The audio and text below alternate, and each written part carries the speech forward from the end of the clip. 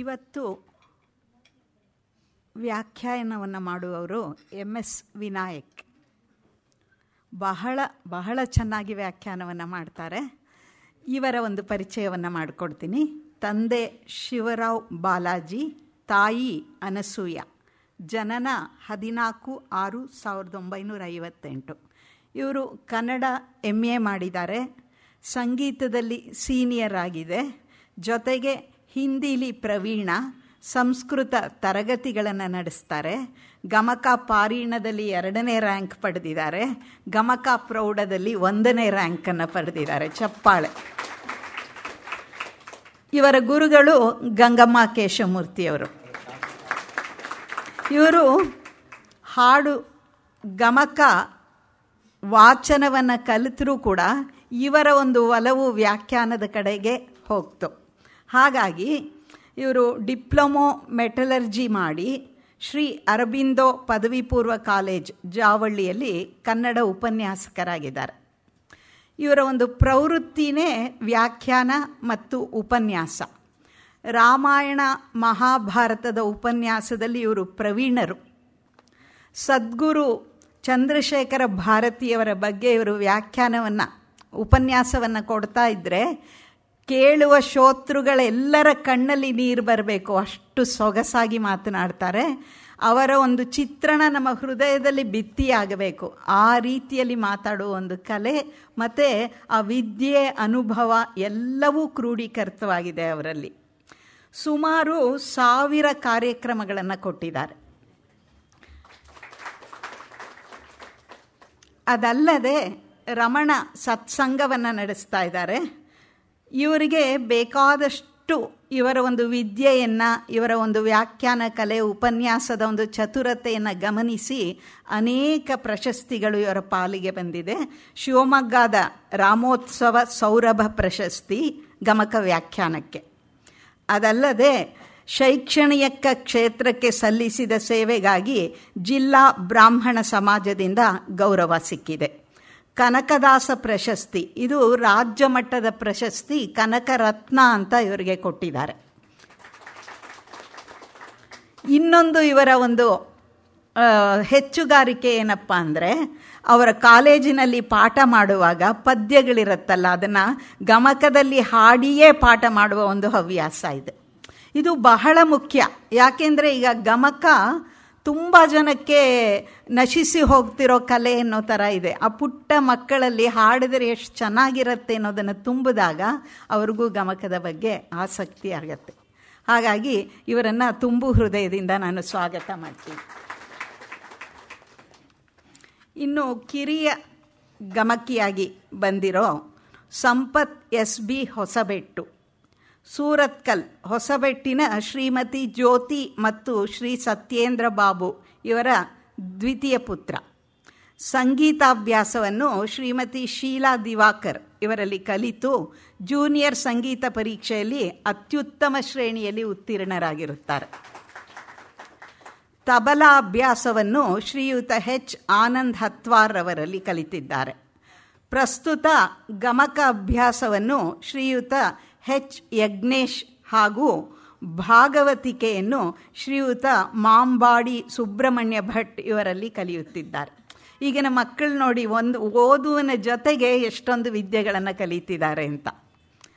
ಇದಲ್ಲದೆ ಇವರು ಹಲವಾರು ಭಜನೆ, ಸಂಗೀತ, ಗಮಕ, ಭಾಗವತಿಗೆ ಹಾಗೂ ಚಂಡೆ ವಾದನದಲ್ಲಿ ಕಾರ್ಯಕ್ರಮಗಳನ್ನು ಕೊಡುವುದರೊಂದಿಗೆ ಹಲವಾರು ಸಂಗೀತ ಹಾಗೂ ಭಜನಾ ಕಾರ್ಯಕ್ರಮಗಳಿಗೆ ತಬಲಾ, ಡೋಲಕ್, ಕಂಜೀರ ನುಡಿಸುವುದರ ಮೂಲಕ ಪಕ್ಕವಾದ್ಯದಲ್ಲಿ ಕೂಡ ಸಹಕಾರವನ್ನು ಕೊಡ್ತಾರೆ. ಪ್ರಸ್ತುತ ಇವರು ಸೂರತ್ಕಲ್ನ ಗೋವಿಂದದಾಸ ಕಾಲೇಜಿನಲ್ಲಿ ಪ್ರಥಮ ವರ್ಷದ BCom ಕಲಿತಿದ್ದಾರೆ. ಈಗ ಮೊನ್ನೆ ತಾನೇ ಹಾಸನದಲ್ಲಿ ಬಹಳ ವೈಭವವಾಗಿ ಯುವ ಸಮ್ಮೇಳನ ನಡೆಯಿತು. ಎಲ್ಲ ಯುವಕರೇ ನಡೆಸ್ಕೊಟ್ಟಿದ್ದು. ಆ ಯುವ ಸಮ್ಮೇಳನದಲ್ಲಿ ಈ ಹುಡುಗ ಕೂಡ ಹಾಡಿ ಎಲ್ಲರ ಪ್ರಶಂಸೆಗೆ ಪಾತ್ರನಾದ. ಇವನನ್ನು ಪರಿಚಯ ಮಾಡಿಸ್ಕೊಡೋದಕ್ಕೆ ಸಂತೋಷವಾಗುತ್ತೆ. ಇವನ ನಂತರ ಬರುವ ಗಮಕಿಗಳ ಪರಿಚಯವನ್ನು ನಾನು ಮಾಡಿಸೋದೇ ಬೇಡ, ಯಾಕೆಂದರೆ ನಮ್ಮ ಗುರುಗಳಾದ ಗಂಗಮ್ಮ ಕೇಶವಮೂರ್ತಿಯವರು. ಸಭೆಗೆ ಅವರ ಪರಿಚಯ ಇದೆ. ಅವರ ಕಂಚಿನ ಕಂಠ, ಗಮಕದ ಮೇಲೆ ಅವರಿಗಿರೋ ಒಂದು ಬದ್ಧತೆ. ಗಮಕವೇ ಉಸಿರು, ಗಮಕವೇ ಜೀವನ. ಎಲ್ಲರನ್ನು, ಇಲ್ಲಿರೋ ಬಹಳಷ್ಟು ಜನಕ್ಕೆ ಅವರು ಗುರುಗಳು. ಹಾಗೆ ಗಮಕಕ್ಕೆ ತನ್ನನ್ನು ಮುಡಿಪಾಗಿಟ್ಟುಕೊಂಡು ಬಹಳ ಸೊಗಸಾಗಿ ಆ ಭಾವವನ್ನು ಹಾಕಿ ಆ ವಾಚನವನ್ನು ಮಾಡ್ತಾರೆ. ಅವರಿಗೂ ಕೂಡ ನಾವು ಸ್ವಾಗತವನ್ನು ಕೋರ್ತೀವಿ. ಈಗ ಕಾರ್ಯಕ್ರಮ ಆರಂಭವಾಗತ್ತೆ. ಶ್ರೀ ಜನಗಜಾರಮಣ ವಿಮಲ ಸರೋಜ ಸಂಭವ ಜನಕನು ಅನುಪಮ ರಾಜಶೇಖರ ವಿನುತ ನಿಖಿಳಾಮರ ಕಿರೀಟ ಜಯ ರಾಜಿತಾಮಲ ಲಲಿತ ಪದ ಪಂಕಜನು ಆನತ ಜನದಯಾ ಸುರಭೂಜ ತ್ವರವೆಯರಾಯ ನರಹರಿ ಪಾಲಿಸುಗೆ ಜಗವ ಜನವ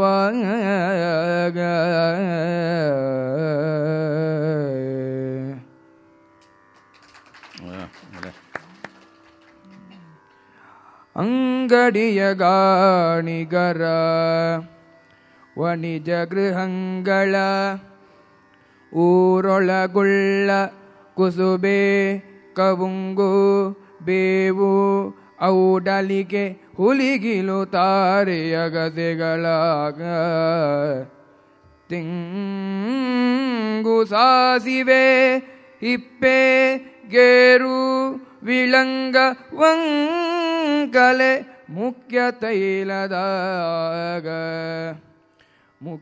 ತೈಲದ ಸಂಗುಡಿಯ ಸಂವರಣೆ ಸವೆದವು ಕಪಿಯ ಬಾಲದಲ್ಲಿ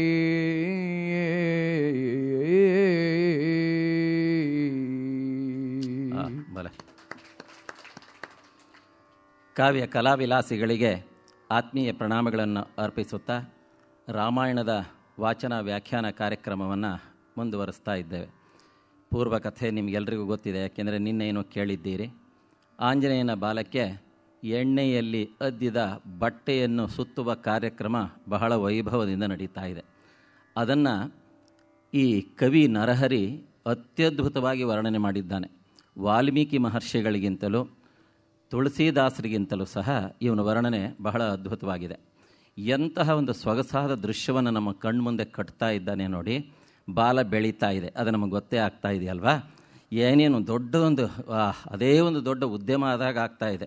ಕೆಲವರು ಏನು ಮಾಡ್ತಾ ಇದ್ದಾರೆ, ಒಂದು ದೊಡ್ಡ ಆ ಕಪ್ಪಿಯನ್ನು ಪಾಪ ನಿಲ್ಲಿಸ್ಬಿಟ್ಟಿದ್ದಾರೆ. ಆಚೆ ಈಚೆಗೆಲ್ಲ ಅದಕ್ಕೆ ಹಗ್ಗ ಹಾಕಿ ಕಟ್ಟಿ ಅದನ್ನು ನಿಲ್ಲಿಸಿದ್ದಾರೆ. ಅದು ಅತ್ಲ ಇತ್ಲ ಪಾಪ ತನ್ನ ಬಾಲನೇ ನೋಡ್ತಾ ಇದೆ, ಏನು ಮಾಡ್ತಾರೋ ಅಂತ ಹೇಳಿ. ಆ ಬಾಲ ಬೆಳೀತಾ ಇದೆ. ಇನ್ನು ಕೆಲವ್ರು ಏನು ಮಾಡ್ತಾರೆ, ತೊಗೊಂಬರ್ರೋ ಎಣ್ಣೆನಾ ಅಂದರು. ಕೊಡಗಟ್ಲೆ ಎಣ್ಣೆಯನ್ನು ತೊಗೊಂಬರ್ತಾ ಇದ್ದಾರೆ. ಅದ್ರ ಕೆಳಗಡೆಗೆ ಅದರ ಬಾಲ ಹತ್ತಿರ ಒಂದು ದೊಡ್ಡದೊಂದು ಕಡಾಯಿ ಇಟ್ಟಿದ್ದಾರೆ, ತಂದು ಎಣ್ಣೆಯನ್ನು ಸುರಿತಾ ಇದ್ದಾರೆ ಕೆಲವರು. ಇನ್ನು ಕೆಲವರು ಅಂಗಡಿಗಳಿಂದ ಮನೆಗಳಿಂದ ಇಟ್ಟಿರುವಂತಹ ಬಟ್ಟೆಗಳನ್ನೆಲ್ಲ ಟಾನ್ ಗಟ್ಟಲೆ ಬಟ್ಟೆಗಳನ್ನೆಲ್ಲ ತೊಗೊಂಬಂದಲ್ಲಿ ರಾಶಿ ಹಾಕ್ತಾ ಇದ್ದಾರೆ. ಕೆಲವರಿಗೆ ಅದೇ ಕೆಲಸ, ತಂದಿರೋದು ಕೆಲಸ. ಇನ್ನು ಕೆಲವ್ರಿಗೆ ಹರಿಯೋದೇ ಕೆಲಸ. ಅದನ್ನು ಎಷ್ಟೆಷ್ಟಾಗಲ್ಲ ಸುತ್ತಲಿಕ್ಕೆ ಹೇಗೆ ಬೇಕೋ ಅದನ್ನೆಲ್ಲ ಹರಿತಾ ಇದ್ದಾರೆ. ಕೆಲವರು ಏನು ಎಣ್ಣೆಯಲ್ಲಿ ಹತ್ತಾರೆ, ಕೆಲವರು ಸುತ್ತಾ ಇರಬೇಕಾದ್ರೆ ಮಧ್ಯದಲ್ಲಿ ಎಲ್ಲರೂ ಗ್ಯಾಪ್ ಉಳ್ಕೊಂಡ್ಬಿಡತ್ತಲ್ಲ, ಅಲ್ಲಿಗೆ ಏನು ಮಾಡ್ತಾ ಇದ್ದಾರೆ, ಇನ್ನು ಕೆಲವರು ಬ್ರಷ್ ತಗೊಂಡು ಅದಕ್ಕೊಂದು ಚೂರು ಎಣ್ಣೆ ಹಚ್ಚುತ್ತಾ ಇದ್ದಾರೆ. ಅದಕ್ಕೆ ಇನ್ನು ಕೆಲವರು ಏನು ಮಾಡ್ತಾ ಇದ್ದಾರೆ, ಇಲ್ಲಿಷ್ಟೇ ಇಲ್ಲ, ಇಲ್ಲಿಗೆಲ್ಲ ಎಣ್ಣೆ ಹತ್ತಲೇ ಇಲ್ಲ, ಹಾಗಾದ್ರೆ ಒಂದು ಕೆಲಸ ಮಾಡಿ ಈ ಬಾಲನೇ ಹತ್ತು ಬಿಡೋಣ ಎಣ್ಣೆ ಕಡಾಯಿಯಲ್ಲಿ ಅಂತ. ಈ ಸೈಕಲ್ ಟ್ಯೂಬಿಗೆ ಪಂಕ್ಚರ್ ಹಾಕಬೇಕಾದ್ರೆ ವಾಟರ್ ಟೆಸ್ಟ್ ಮಾಡ್ತೀವಲ್ಲ, ಹಾಗೆ ಈ ಬಾಲನೇ ಹತ್ತುತ್ತಾ ಇದ್ದಾರೆ. ಅಲ್ಲಲ್ಲೇ ಗ್ಯಾಪ್ ಕಂಡ್ರೆ ಅಲ್ಲಿಗೆಲ್ಲ ಕರ್ಪೂರವನ್ನು ಸವರ್ತಾ ಇದ್ದಾರೆ. ಇದಷ್ಟೂ ಕವಿ ತೊರವೆಯ ನರಹರಿ ಬಹಳ ಅದ್ಭುತವಾಗಿಯೇ ವರ್ಣನೆ ಮಾಡಿದ್ದಾನೆ. ಇದಕ್ಕೆಲ್ಲ ಹಚ್ತಾ ಇದ್ದಾರೆ. ಏನು ಜನಗಳೆಲ್ಲ ನೋಡಿ ಸಂತೋಷ ಪಡ್ತಾ ಇದ್ದಾರೆ.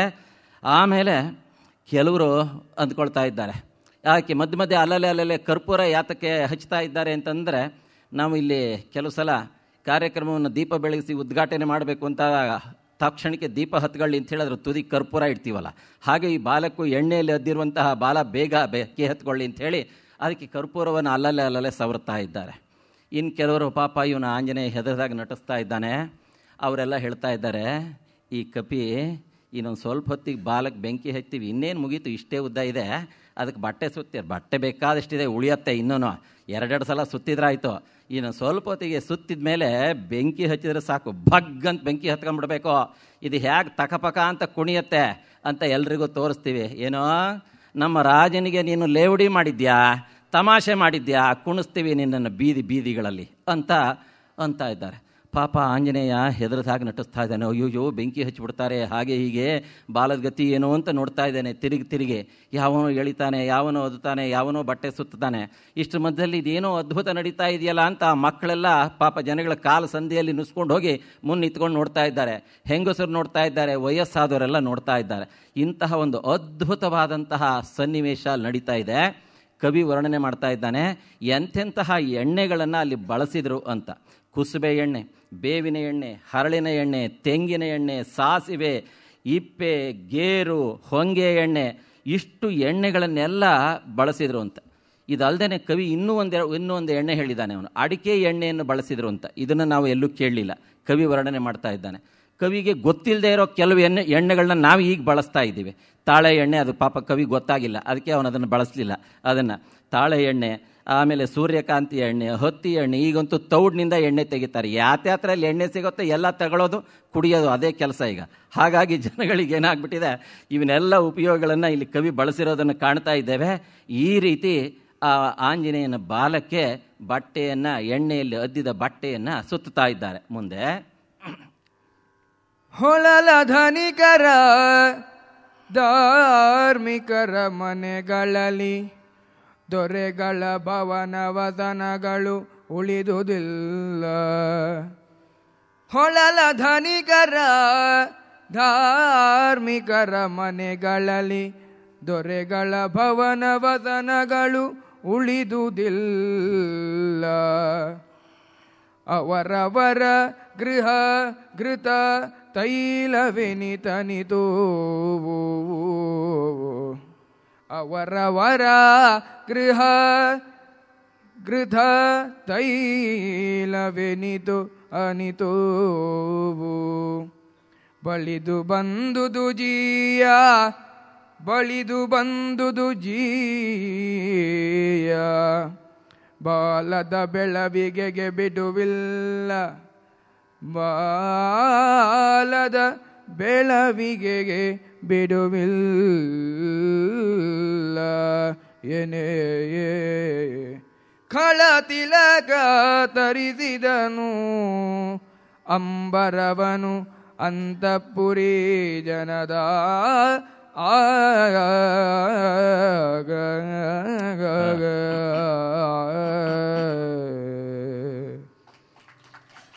ಲಂಕಾನಗರದಲ್ಲಿರುವಂತಹ ಪ್ರತಿಯೊಬ್ಬರ ಮನೆಯಿಂದಲೂ ಕವಿ ಬಹಳ ಚೆನ್ನಾಗಿ ವರ್ಣನೆ ಮಾಡ್ತಾನೆ. ಪ್ರತಿಯೊಬ್ಬರ, ಹೊಳಲು ಅಂತಂದರೆ ಪಟ್ಟಣ ಅಂತ, ಆ ಪಟ್ಟಣದಲ್ಲಿರುವಂತಹ ಪ್ರತಿಯೊಬ್ಬರ ಮನೆಯಿಂದ, ಶ್ರೀಮಂತರಾಗಿರ್ಬೋದು, ಧರ್ಮಿಷ್ಠರು, ಎಲ್ಲರ ಮನೆಗಳಲ್ಲಿ, ರಾಜರ ಮನೆಗಳಿಂದ, ಆಮೇಲೆ ಅಲ್ಲಿರುವಂತಹ ರಾಜಪ್ರಮುಖರ ಮನೆಗಳಿಂದ ಯಾರ್ಯಾರ ಮನೆಯಲ್ಲಿ ಬಟ್ಟೆ ಇದೆಯೋ ಬಟ್ಟೆ, ಎಣ್ಣೆ ಇದ್ದವ್ರು ಎಣ್ಣೆ, ತುಪ್ಪ ಇದ್ದವ್ರು ತುಪ್ಪ, ಎಲ್ಲರೂ ತರಬೇಕು ಅಂತ ರಾಜಾಜ್ಞೆ ಆಗೋಯ್ತು.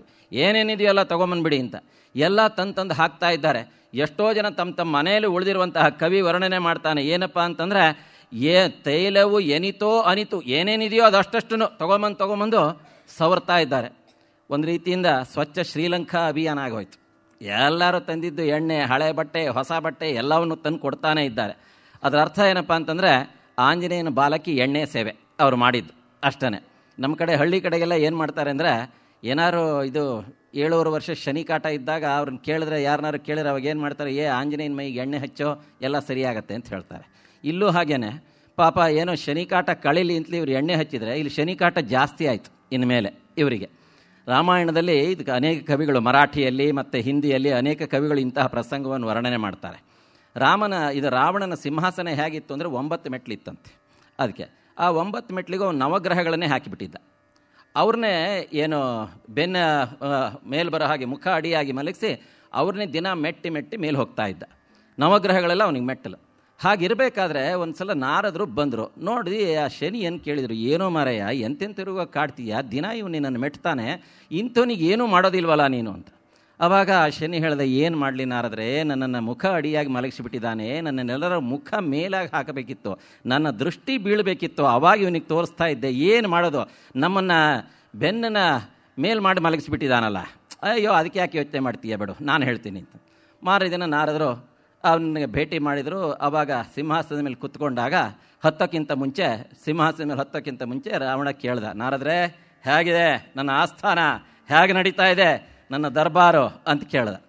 ತುಂಬ ಚೆನ್ನಾಗಿದೆ ಮರೆಯ, ಆದರೆ ಒಂದು ಸ್ವಲ್ಪ ವ್ಯತ್ಯಾಸ ಆಯಿತು. ಏನು? ಶತ್ರುಗಳು ಎದೆ ಮೆಟ್ಟಬೇಕು ಕಣೋ, ಬೆನ್ನನ್ನು ಯಾರ ಮೆಟ್ತಾರ? ಅದು ಹೇಡಿಗಳು ಮಾಡೋ ಕೆಲಸ. ನಿನಗೆ ನವಗ್ರಹಗಳು ಅಂತ ಹೇಳ್ತೀಯ, ದೇವತೆಗಳು ಎದೆ ಮೆಟ್ಟಬೇಕು. ಇದು ಒಂದೇ ಕಡಿಮೆ. ಇವ್ರನ್ನೆಲ್ಲ ಉಲ್ಟಾ ಹಾಕ್ರೋ ಅಂತ ಹಾಕಿದ್ದೆ ತಡ ನೋಡಿ. ಏನು ಶನಿಯ ದೃಷ್ಟಿ ಬಿದ್ದಿದ್ದೆ ತಡ ಆಂಜನೇಯ ಹಾರೇ ಬಂದ ಅಲ್ಲಿಂದ. ಹಾಗಾಗಿ ಅಲ್ಲಿಂದ ರಾವಣನಿಗೆ ಅಪದೇಶ ಶುರುವಾಗಿದ್ದು ಯಾವಾಗ? ಸೀತಾಪಹರಣದಿಂದ ಅಲ್ಲ, ಇವಾಗಿಂದ ಶುರುವಾಗ್ತಾ ಇದೆ. ಹಾಗಾಗಿ ಪಾಪ ಇವರು ಎಣ್ಣೆ ಸೇವೆ ಆಂಜನೇಯನ ಬಾಲಕ್ ಮಾಡಿದ್ರು, ಏನೂ ಉಪಯೋಗವೇ ಆಗಲಿಲ್ಲ. ಹೀಗೆ ಎಲ್ಲರೂ ಪಾಪ ತಂದು ಎಣ್ಣೆಯನ್ನು ಹಚ್ಚುತ್ತಾ ಇದ್ದಾರೆ. ಮುಂದೆ ಬೆಳೆಯುವುದ ಮರಿದ ಸೀರೆ ಹಿಂದ ಕುಳಿಯಲ್ ಅದಕೋರಣಿಸಿ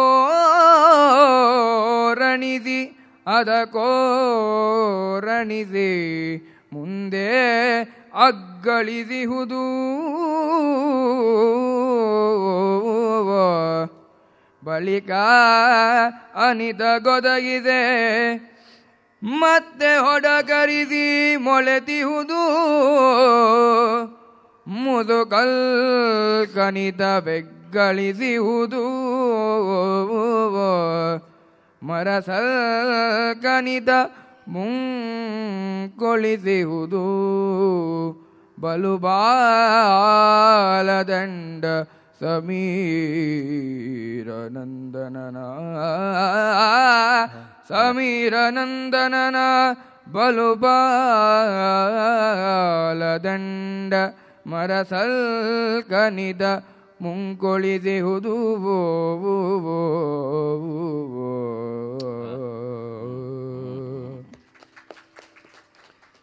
ರಾವಣ ತನ್ನ ಅಂತಃಪುರದಲ್ಲಿರುವಂತಹ ಸ್ತ್ರೀಯರಿಂದ ಎಲ್ಲ ಸೀರೆಗಳನ್ನೆಲ್ಲ ತರಿಸ್ದ, ಬಟ್ಟೆಗಳನ್ನೆಲ್ಲ ತರಿಸ್ದ, ಏನೇನು ಉಪಯೋಗಿಸ್ತಿದ್ರೆ ಅವನ್ನೆಲ್ಲ ತೊಗೊಂಬನ್ನಿ, ಯಾವ್ಯಾವ್ದು ಉಳಿದಿದ್ದನ್ನೆಲ್ಲ ತೊಗೊಂಡು ಬನ್ನಿ ಅಂತ ಅವನ್ನೆಲ್ಲ ಕತ್ತರಿಸಿ ಸುತ್ತಾ ಇದ್ದಾರೆ. ಆದರೆ ಆ ಬೇಲ ಬೆಳೀತಾನೆ ಇದೆ. ವಿಶೇಷ ನೋಡಿ, ಕವಿ ಎಷ್ಟೋ ಅದ್ಭುತವಾಗಿ ವರ್ಣನೆ ಮಾಡ್ತಾನೆ ಅಂದರೆ, ಬಾಲ ಎಲ್ಲಾದರೂ 1 ಕಿಲೋಮೀಟರ್ ತನಕ ಬೆಳೆದು ಬಿಟ್ಟರೆ, 1 ಮೈಲಿ ತನಕ ಬೆಳೆದ್ರೆ ಸುತ್ತಬೇಕು ಅಂತ ಯಾರಿಗೂ ಅನಿಸೋದಿಲ್ಲ. ಎಷ್ಟುದ್ದಾಯ್ತು ಬಿಡ ಮರೆಯ, ಸಾಕು ಈಗ ಸುತ್ತಿದೀವಲ್ಲ, ಇಲ್ಲಿಗೆ ಬೆಂಕಿ ಹಚ್ಚು ಅಂದ್ಬಿಡ್ತಾರೆ. ಆದರೆ ಅದು ಏನು ಮಾಡ್ತಾ ಇದ್ದಾನೆ ಆಂಜನೇಯ, ಇವ್ರನ್ನೆಲ್ಲ ಟೆಂಪ್ಟ್ ಮಾಡ್ತಾ ಇದ್ದಾನೆ. ಆ ಬಾಲ ಒಂದು ಇಷ್ಟೇ ಚೂರು ಸುತ್ತಾ ಹೋದಾಗ 1 ಗೇಣಷ್ಟೋ 1 ಮೊಳದಷ್ಟೋ ಇರುತ್ತೆ. ಅವಾಗ ಏನನ್ಸುತ್ತೆ, ಇಷ್ಟೇ ಸುತ್ತಿದ್ದೀವಿ ಕಣ, ಇದಕ್ಕೊಂಚೂರು ಸುತ್ತಿದ್ರೆ ಆತು, ತಗೊಳ್ಳೋ ನಿಂದು ಯಾವ್ದಾರು ಒಂದು ಖರ್ಚೀಫ್ ಇದ್ರೆ ಕೊಡು ಅಂತಾನೆ. ಅಥವಾ ನೀನು ಯಾವ್ದಾರು ಹಾಕೊಂಡಿದ್ದಿಲ್ಲ ಹೆಗಲ ಮೇಲೆ ಕೊಡ ಇಲ್ಲಿ ಇದನ್ನ ಅಂತಾನೆ. ಅದೇ ತುಂಬ ಜಾಸ್ತಿ ಇದ್ದರೆ ಇದಾಗಲ್ಲ ಬಿಡ, ಎಷ್ಟು ತಂದರೂ ಆಗಲ್ಲ ಅಂತ. ಹಾಗಾಗಿ ಇಲ್ಲಿ ಏನಾಗ್ತಾ ಇದೆ, ಅದು ಸ್ವಲ್ಪ ಬೆಳೀತಾ ಇದೆಯಲ್ಲ, ಈ ರಾಕ್ಷಸರಿ ಸುತ್ತೋರಿಗೆ ಟೆಂಪ್ಟೇಷನ್ ಅನಿಸ್ತಾ ಇದೆ. ಇನ್ನೊಂದು ಚೂರು ಕೊಡು, ಇನ್ಯಾರ ಬಟ್ಟೆ ಇದ್ರೆ ಕೊಡೋ, ನೀ ಉಟ್ಕೊಂಡಿದೆಯಲ್ಲ ಆ ಪಂಚೆನೇ ಕೊಡು, ನೀ ಹಾಕ್ಕೊಂಡಿದೆಯಲ್ಲ ಆ ವೇಲ್ ಅದನ್ನೇ ಕೊಡು ಅಂತಾರೆ. ಹಾಗಾಗಿ ಅದನ್ನು ಎಣ್ಣೆಲಿ ಅದ್ದೋದು ಸುತ್ತೋದು. ಆದರೆ ಆಂಜನೇಯ ಏನು ಮಾಡ್ತಾ ಇದ್ದಾನೆ, ಆ ಬಾಲವನ್ನು ಚೂರೇ ಬೆಳೆಸ್ತಾ ಇದ್ದಾನೆ. ಮನುಷ್ಯನಿಗೆ ಹಾಗೆ 95 ರೂಪಾಯಿ ಇದ್ದರೆ 100 ರೂಪಾಯಿ ಮಾಡಬೇಕು ಅಂತ ಅನಿಸುತ್ತೆ, ಖರ್ಚು ಮಾಡಲಿಕ್ಕೆ ಮನಸ್ಸು ಬರಲ್ಲ. ಎಷ್ಟು ದುಡ್ಡು ಕೊಟ್ಟರು ಅದನ್ನ ಹಾಗೆ ಇಟ್ಕೊಳ್ಳೋಣ ಅಂತ. 105 ರೂಪಾಯಿ ಇದ್ದರೆ 200 ರೂಪಾಯಿ ಮಾಡಬೇಕು ಅಂತ ಅನಿಸಲ್ಲ. 100 ರೂಪಾಯಿ ಇಟ್ಕೊಳ್ತೀವಿ, 5 ರೂಪಾಯಿ ಖರ್ಚು ಮಾಡೋಣ ಅಂತೀವಿ. ಇದು ಆಗಿರೋದು ಹಾಗೆ, 95 ರೂಪಾಯಿ ಬಾಲ ಇದು. ಹಾಗಾಗಿ ಇನ್ನು 5 ರೂಪಾಯಿನ ಹೇಗಾದ್ರೂ ಮಾಡೋಣ ಅಂತ ಅನ್ಸುತ್ತಲ್ಲ, ಹಾಗಾಗಿ ಬಾಲವನ್ನು ಬೆಳೆಸ್ತಾ ಇದ್ದಾನೆ ಕವಿ. ಇಲ್ಲಿ ಬೆಳೆಯಿತು ಅನ್ನೋದಕ್ಕೆ ಅವನು ಬಳಸಿರುವಂತಹ ಶಬ್ದಗಳನ್ನು ನೋಡಿ, ಎಷ್ಟು ಶಬ್ದವನ್ನು ಬಳಸ್ತಾನೆ ಅಂತ. ಬೆಳೆಯುವುದು, ಅಗ್ಗಳಿಸಿದುದು, ಮೊಳೆತಿಹುದು, ವೆಗ್ಗಳಿಸಿದುದು, ಮುಲಕೊಳಿಸಿದುದು, ಹೀಗೆ ಎಷ್ಟು ಶಬ್ದಗಳನ್ನು ಕನ್ನಡದಲ್ಲಿ ಶಬ್ದಗಳನ್ನು ಹಾಕ್ತಾರೆ. ನಿಜವಾಗ್ಲೂ ಮನುಷ್ಯನಿಗೆ ದಾರಿದ್ರ್ಯ ಯಾವುದಪ್ಪ ಅಂತಂದರೆ ಶಬ್ದ ದಾರಿದ್ರ್ಯವೇ ನಿಜವಾದ ದಾರಿದ್ರ್ಯ, ಹಣಕಾಸಿನ ದರಿದ್ರತೆ ಅಲ್ಲ. ನಮ್ಮ ಕನ್ನಡ ಕವಿಗಳು ಆ ವಿಚಾರದಲ್ಲಿ ಅತ್ಯಂತ ಶ್ರೀಮಂತರವರು. ಎಂತೆಂಥ ಒಂದು ಸರಳವಾದ ವಿಷಯಕ್ಕೆ ಎಷ್ಟು ಶಬ್ದಗಳನ್ನೆಲ್ಲಿ ಬಳಸ್ತಾ ಇದ್ದಾರೆ ಅಂತ ನೋಡಿ. ಹೀಗೆ ಆ ರೀತಿ ಅವನ ಬಾಲ ಬೆಳೀತಾ ಹೋಯ್ತು. ಮುಂದೆ ಕಾಣಬರುತ್ತಿದೆ ಬಾಲ ಬಿಲ್ಲ ಪ್ರಮಾಣಿನಷ್ಟು ಅಡಗದಿದೆ, ಪುರ ನಿರ್ವಾಣದಲ್ಲಿ ನಿಲ್ಲಿಸಿದವು ನಿನ್ನ ಕುಮಾರ ವರ್ಗಗಳ ರಾಣಿಯರು ಸಹಿತಿನ್ನುವೋ ಯುಕ್ತಿಯ ಕಾಣೆವೆನಲ್ ಅತಿ ಮೂರ್ಖನ ಮುಂಗಾಣದವನೀಗಿದನು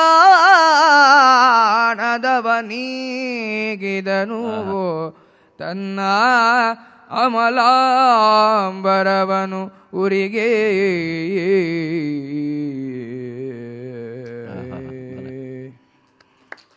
ಓಹ್, ಎಲ್ಲ ಸುತ್ತಾಯಿತು, ಬಟ್ಟೆನ ಮುಗಿದೋಯ್ತು, ಆದರೆ ಬಾಲ ಇನ್ನೆಷ್ಟಿದೆ? ಅಯ್ಯೋ, ಒಂದು ಬಿಲ್ಲಿನಷ್ಟು, ಒಂದೆಷ್ಟಿದೆ, ಒಂದು ಮಾರೋ ಅಥವಾ ಅರ್ಧ ಮಾರೋ ಅಂತ ಹೇಳ್ಬೋದು, ಅಷ್ಟು ಬಾಲ ಇದೆ, ಇನ್ನು ಏನಾದ್ರು ಒಂದು ಬಟ್ಟೆ ಕೊಟ್ಟರೆ ಸಾಕಾದೀತೋ ಏನೋ ಅಂತ ಜನ ಹೇಳ್ತಾ ಇದ್ದಾರೆ. ಇದನ್ನು ನೋಡ್ದ, ಇಷ್ಟರೊಳಗೆ ಯೋಚನೆ ಮಾಡ್ಬೋದಿತ್ತು ರಾವಣ, ಓಹೋ ಇದೇನೋ ಒಂಥರ ಅಕ್ಷಯ ಬಾಲ, ಇದು ಬೆಳೀತಾ ಇದೆ, ಇದನ್ನು ನೋಡಿಯೇ ಗೊತ್ತಾಗುತ್ತೆ, ಈಗಾಗಲೇ ನಮ್ಮ ಲಂಕೆಯಲ್ಲಿರುವಂಥ ಅಷ್ಟು ಎಣ್ಣೆಯನ್ನು ಹೀರಿದೆ, ಬಟ್ಟೆಯನ್ನು ನುಂಗಿದೆ, ಇದು ಇನ್ನಿದು ಆಗಲ್ಲ, ಎಷ್ಟಿದೆಯೋ ಅಷ್ಟಕ್ಕೆ ಬೆಂಕಿ ಹಚ್ಚಿರೋ ಸಾಕು ಅಂತ ಅನ್ಬೋದಿತ್ತು ಅವನು. ಆದರೆ ಅವನಿಗೆ ಹಾಗೆ ಅನ್ಲಿಕ್ಕೆ ಆಗ್ತಾನೇ ಇಲ್ಲ, ಅವನಿಗೆ ಅದೊಂಥರ ಚಾಲೆಂಜ್ ಅನ್ನಿಸ್ಬಿಡ್ತು. ಇವನು ಆಂಜನೇಯ ಆಗಾಗ್ಗೆ ತಿರ್ಕೊಂಡು ನೋಡಿ, ಇಷ್ಟೇನೆ ನಿಮ್ಮೂರಲ್ಲಿ ಬಟ್ಟೆ ಅಂದ. ಇವನು ಇಷ್ಟೇನಾ ಎಣ್ಣೆ? ನಿಮ್ಮ ಯೋಗ್ಯತೆ ಇಷ್ಟೇ, ಮತ್ತು ಸಣ್ಣ ದೇಶ ಹೆಂಗೆ ಮಾಡ್ಲಿಕ್ಕೆ ಸಾಧ್ಯ? ನಮ್ಮ ಕರ್ನಾಟಕಕ್ಕೆ ಬರ್ಬೇಕು ನೀವು, ಎಷ್ಟು ಎಣ್ಣೆ ಇದೆ ತೋರಿಸ್ತಿದ್ದೆ ಅಂತಿದ್ದ ಇವನು. ಹಾಗೆ ಅಂದ್ಕೊಳ್ಳೆ, ಏಯ್ ತಗೊಂಬಾರ ಇನ್ನಿಷ್ಟು ಅಂದ ಅವನು. ಹಾಗಾಗಿ ಇದು ಬೆಳೀತಾ ಹೋಯ್ತು. ಕವಿ ಎಷ್ಟೋ ಅದ್ಭುತವಾಗಿ ವರ್ಣನೆ ಮಾಡ್ತಾ ಇದ್ದಾನೆ ನೋಡಿ. ಅತಿ ಮೂರ್ಖನ ರಾವಣ ಅಂತ, ಆ ರಾವಣನ ಅತಿ ಮೂರ್ಖ ಅಂತ ವರ್ಣನೆ ಮಾಡ್ದ. ಯಾಕೆ ಅತಿ ಮೂರ್ಖ ಅಂತಂದರೆ, ಸಂಸ್ಕೃತದಲ್ಲಿ ಒಂದು ಶ್ಲೋಕ ಹೇಳ್ತಾರೆ, ಜಗತ್ತಿನಲ್ಲಿ ಇಬ್ಬರು ಬಹಳ ಮೂರ್ಖರಂತೆ, ದ್ವಾವಿಮೌ ಪುರುಷೌ ಮೂರ್ಖವು ದುರ್ಯೋಧನ ದಶಾನನವು ಅಂತ. ಇಬ್ಬರು ಮೂರ್ಖರು, ಯಾರು? ಒಬ್ಬ ದುರ್ಯೋಧನ, ಇನ್ನೊಬ್ಬ ದಶಾನನ ರಾವಣ ಅಂತ. ಯಾಕೆ ಇವರಿಬ್ಬರು ಮೂರ್ಖರು ಅಂತಂದರೆ, ಏಕೇನೈವ ಜಿತಂ ಸೈನ್ಯಂ ದೃಷ್ಟ್ವಾಪಿ ಸಮರೋದ್ಯನು, ಒಬ್ಬೊಬ್ಬರಿಂದಲೇ ಸೈನ್ಯ ಹಾಳಾಗಿದೆ ಅಂತ ಗೊತ್ತಿದ್ರು ಮತ್ತು ಯುದ್ಧ ಮಾಡಿದ್ರಲ್ಲ. ಅರ್ಜುನನಿಂದ ಇಡೀ ಸೈನ್ಯ ಹಾಳಾಗಿದೆ ಅಂತ ಗೊತ್ತಿದೆ, ಅನುಭವ ಇದೆ ಅವನಿಗೆ, ದುರ್ಯೋಧನನಿಗೆ. ಅಷ್ಟಾದರೂ ಮತ್ತೆ ಕುರುಕ್ಷೇತ್ರ ಯುದ್ಧಕ್ಕೆ ರೆಡಿಯಾದ. ಕೇವಲ ಆಂಜನೇಯನಿಂದ ಇಷ್ಟೆಲ್ಲ ನಾಶ ಆಗಿದೆ ಅಂತ ಆಗ್ಲೇ ಅಶೋಕವನವನ್ನು ಒಬ್ಬನೇ ನಾಶ ಮಾಡಿದ್ದಾನೆ, ತನ್ನ ಮಗ ಅಕಂಪನನ್ನು ನಾಶ ಮಾಡಿದ್ದಾನೆ ಅಂತ ಗೊತ್ತಿದೆ ಇವನಿಗೆ, ಅಕ್ಷಯ ಕುಮಾರನ ನಾಶ ಮಾಡಿದ್ದಾನೆ ಅಂತ ಗೊತ್ತಿದೆ. ಅಷ್ಟಾದರೂ ಅವನ್ನ ಕೆಣಕಿದ್ದಾನೆ ಅಂತಂದರೆ ಇನ್ನು ಏನು ಹೇಳಬೇಕು? ಇವನಿಗಿಂತಹ ಮೂರ್ಖ ಇನ್ನೊಬ್ಬ ಇಲ್ಲ ಅನ್ನೋದನ್ನು ಕವಿ ಭಾಳ ಚೆನ್ನಾಗಿ ವರ್ಣನೆ ಮಾಡ್ತಾ ಇದ್ದಾನೆ. ಕೊನೆಗೆ ಅವನೇನು ಮಾಡ್ದ? ಎಲ್ಲರ ಅರಮನೆಯಲ್ಲಿರುವಂತಹ ಸ್ತ್ರೀಯರ ಇಟ್ಕೊಂಡಿರುವಂತಹ ಬಟ್ಟೆಗಳೆಲ್ಲ ಮುಗೀತು. ಅವಾಗ ಇನ್ನೇನು ಮಾಡೋದು? ಸ್ವಾಮಿ ಮುಗೀತು ಅಂತ ಕಾಣಿಸುತ್ತೆ, ಹಂಗಾರೆ ಇಷ್ಟಕ್ಕೆ ಬೆಂಕಿ ಹಚ್ಚಿಬಿಡೋಣಮ್ಮ ಅಂತಂದಾಗ, ಓಹೋ ಇಷ್ಟೇನಾ, ದರಿದ್ರ ಬಂದು ಹೋಗಿದೆ ಇದೇ ರಾಜ್ಯಕ್ಕೆ ಅಂತ ಆಂಜನೇಯ ಅಂದ ತಕ್ಷಣಕ್ಕೆ, ಏಯ್ ನಿಲ್ಲೋ, ನನ್ನ ಮೈ ಮೇಲೆ ಇರೋದನ್ನು ಕೊಡ್ತೀನಿ ಅಂದ. ಕವಿ ಎಷ್ಟು ಅದ್ಭುತವಾಗಿ ವರ್ಣನೆ ಮಾಡಿದ ನೋಡಿ. ರಾಮನ ಬಂಟನಿಗೆ ಇಲ್ಲಿಯ ತನಕ ಲಂಕೆ ಎಲ್ಲರ ಮನೆಯ ಕಾಣಿಕೆ ಆಯಿತು ರಾಮನ ಪ್ರತಿನಿಧಿಗೆ, ಈಗ ರಾಜ ಕಾಣಿಕೆ ಒಪ್ಪಿಸ್ತಾ ಇದ್ದಾನೆ, ರಾವಣ ಕಾಣಿಕೆಯನ್ನು ಒಪ್ಪಿಸ್ತಾ ಇದ್ದಾನೆ. ಈಗ ಅವನು ಏನು ಕೊಟ್ಟ ರಾವಣ? ಅದ್ಭುತ ವರ್ಣನೆ ನೋಡಿ. ಪಟ್ಟೆ ಪಟ್ಟಾವಳಿಯ ಸುರಪತಿ ಕೊಟ್ಟ ಕೈಗಾಣಿಕೆಯ, ಧನಪತಿ ಮುಟ್ಟಿ ಹೊದಿಸಿದ ಚೀನಿ ಬರವನು, ಅಜಹರಿಸಿ ಕೊಟ್ಟ ದಿವ್ಯದು ಕೂಲಗಳ, ಯಮ ಕೊಟ್ಟ ಝಗೆಗಳ ವರುಣ ಕಾಣಿಕೆ ಕೊಟ್ಟ ಅರುಣವಸನಗಳಾಗ, ಪೆಟ್ಟಿಗೆ ತೀರಿದವು ಬಳಿಕ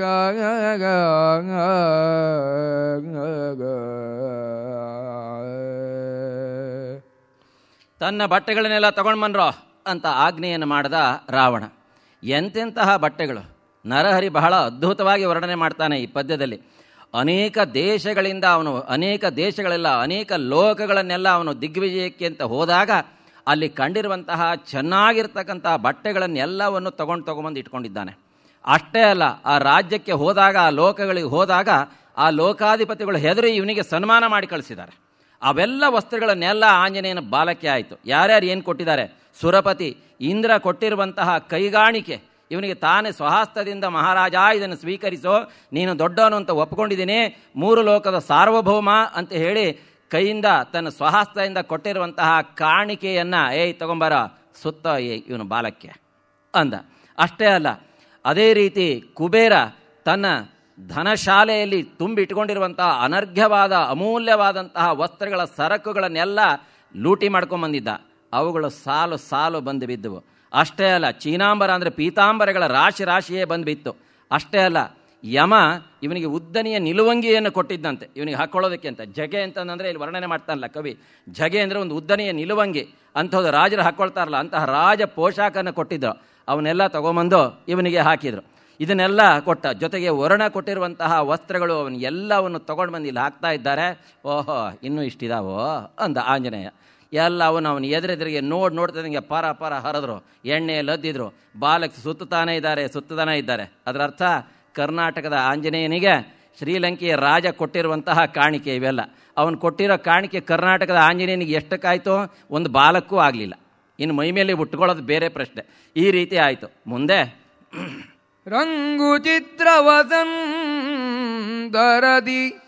ಸಾಳಂಗ ಗುಜ್ಜರಿ ರತುನಾರವೆಯ ಭುಜಂಗವಲ್ಲರಿ ಪಲ್ಲವಾವಳಿ ಮಕರ ಚಿತ್ರಲತೆ ಪೃಂಗಲತಿಗೆ ಸುವರ್ಣಪಳಿ ಮದನಾಂಗಲೇಕೆ ಸುರಾಗರಚಿತ ತುರಂಗ ವಿಲದಿತ ವದನಾಗ ಬಾಲಕೆ ಸೇರಿದವು ಕಪಿಯ ಬಾಲಕೆ ಸೇರಿದವು. ಅನೇಕ ರೀತಿಯ ಅವನ ಬಾಲವನ್ನು ನೋಡಿದರೆ ಸಾಕು ವೈವಿಧ್ಯಮಯವಾಗಿ ಕಾಣಿಸ್ತಾ ಇದೆ. ಏನು ಬಣ್ಣ ಬಣ್ಣದ ಬಟ್ಟೆಗಳನ್ನು ತುಂಡು ಮಾಡಿ ಮಾಡಿ ಮಾಡಿ ಮಾಡಿ ಸುತ್ತಾ ಇದ್ದಾರೆ. ಬಿಳಿ ಬಣ್ಣದ್ದು, ಬೇರೆ ಬೇರೆ ಬಣ್ಣದ್ದು, ಅವುಗಳಲ್ಲೆಲ್ಲ ಅನೇಕ ಡಿಸೈನ್ಗಳು, ಚಿತ್ರಗಳನ್ನು ಇರುವಂತಹದ್ದು. ಕವಿ ಬಹಳ ವರ್ಣನೆ ಮಾಡ್ತಾ ಇದ್ದಾನೆ. ವಸಂತ ಋತುವಿನ ಚಿತ್ರ ಇರೋದು, ಪ್ರಕೃತಿಯ ಚಿತ್ರಗಳಿರೋದು, ರತಿ ಮನ್ಮಥರ ಚಿತ್ರ ಇರೋದು, ಸಣ್ಣ ಸಣ್ಣ ರತ್ನಗಳನ್ನು ಅದರಲ್ಲಿ ಹುದುಗಿಸಿರೋದು, ಹಾವಿನ ಚಿತ್ರ ಇರೋ, ಬಳ್ಳಿಯ ಚಿತ್ರಗಳಿರೋವಂಥವು, ಎಂತೆಂಥವೋ. ಹಾಗೆ ಅಷ್ಟೇ ಅಲ್ಲ, ಮೊಸಳೆ, ದುಂಬಿ, ಬಳ್ಳಿ, ಆನೆ, ಕುದುರೆ. ನಾವು ಬೇಲೂರು ಹಳೆಬೀಡು ದೇವಸ್ಥಾನ ನೋಡಿದ್ರೆ ಅಲ್ಲಿ ಪಟ್ಟಿಕೆಗಳನ್ನು ಹಿಂಗೆ ಸಾಲ ಹಾಕಿರ್ತಾರಲ್ಲ, ಅವೆಲ್ಲ ಡಿಸೈನ್ಗಳಿರುತ್ತಲ್ಲ, ಅಂಥವೆಲ್ಲ ಬಟ್ಟೆಗಳಿದ್ವು. ಅವನ್ನೆಲ್ಲ ಕತ್ತರಿಸಿ ತುಂಡು ಮಾಡಿ ಮಾಡಿ ಮಾಡಿ ಎಣ್ಣೆ ಲದ್ದೋದು, ಬಾಲಕ್ಕೆ ಸುತ್ತೋದು, ಹೀಗೆ ಮಾಡ್ತಾ ಇದ್ದಾರೆ. ಇವೆಲ್ಲ ಚಿತ್ರಗಳು ಸಹ ಆಂಜನೇಯನ ಬಾಲದಲ್ಲಿ ಐಕ್ಯ ಆದವು ಅನ್ನೋ ಹಾಗೆ ಕಾಣಿಸ್ತಾ ಇದ್ದಾವೆ. ಹಳದಿ ಸಂಧ್ಯಾ ರಾಗ ಹರಿಣಾವಳಿ ಹಯಾವಳಿ ಹಸ್ತಿ ಹರಿಮುಖ ವಿಲಸಿತಾವಳಿ ವಿವಿಧ ಚಿತ್ರಲತಾಂತಲತಿಕೆಗಳ ಪಳಿಸುರೇಗೆ ಮಯೂರ ಹಂಸಾವಳಿ ಸುರಾವಳಿ ಮೇಘಬಣ್ಣಿಗೆಗಳ ನವೀನದ ನಿವಸನಗಳುಪ್ಪಿದವು ಬಾಲದಲ್ಲಿ.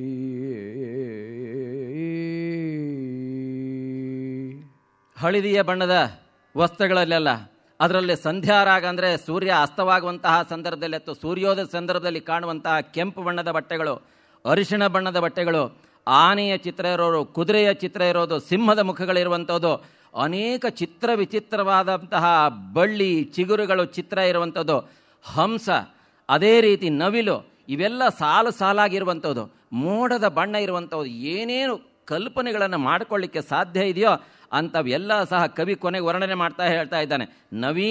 ನವನವೀನ ಹೊಸ ಥರದ ಅದ್ಭುತವಾದಂತಹ ಚಿತ್ರಗಳ ವಿನ್ಯಾಸಗಳಿರುವಂತಹ ವಸ್ತ್ರಗಳು ಎಲ್ಲವೂ ಸಹ ಆಂಜನೇಯನ ಬಾಲದಲ್ಲಿ ಬಹಳ ಚೆನ್ನಾಗಿ ಕಾಣ್ತಾ ಇದ್ದಾವೆ. ಅವನ್ನೆಲ್ಲ ಸುತ್ತಿದ್ದಾರೆ. ಮಾದಳಿರು ಮಂಜಟಿಗೆ ಮಾಧವಿ ಮೈದೊಡವ ಸಾವಂತ ಸೊಗಸಿನ ಬೀದಿ ಬಿಳಿದೆಳೆಗಾವಿ ಸಂಪಗೆಗಾವಿ ತೆಳುಗಾವಿ ಐದೆ ದೇಜಿದರೋ ಜವಲ್ಲರಿ ಪಾದ ಪಾವಳಿ ಪಟ್ಟೆಗಳು ಮೊದಲಾದ ವಿವಿಧಾಂಬರಗಳು ಎಸೆದವು ಕಪಿಯ ಬಾಲದಲ್ಲಿ.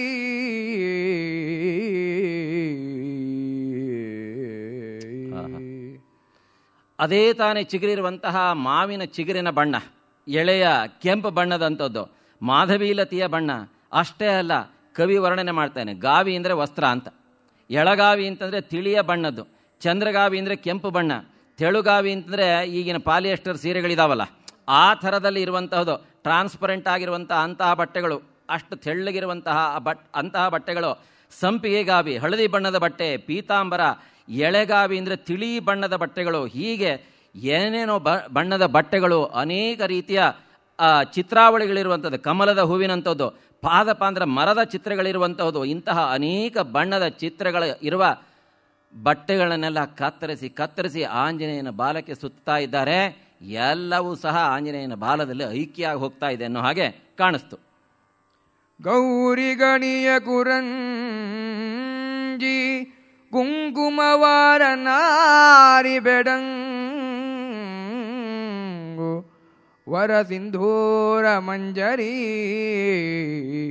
ಮನ್ಮತಾವಳಿ ಮಕರ ಚಿತ್ರಲತೆ ಚಾರು ಚಾಪಲ ಚತುರತರ ಶೃಂಗಾರ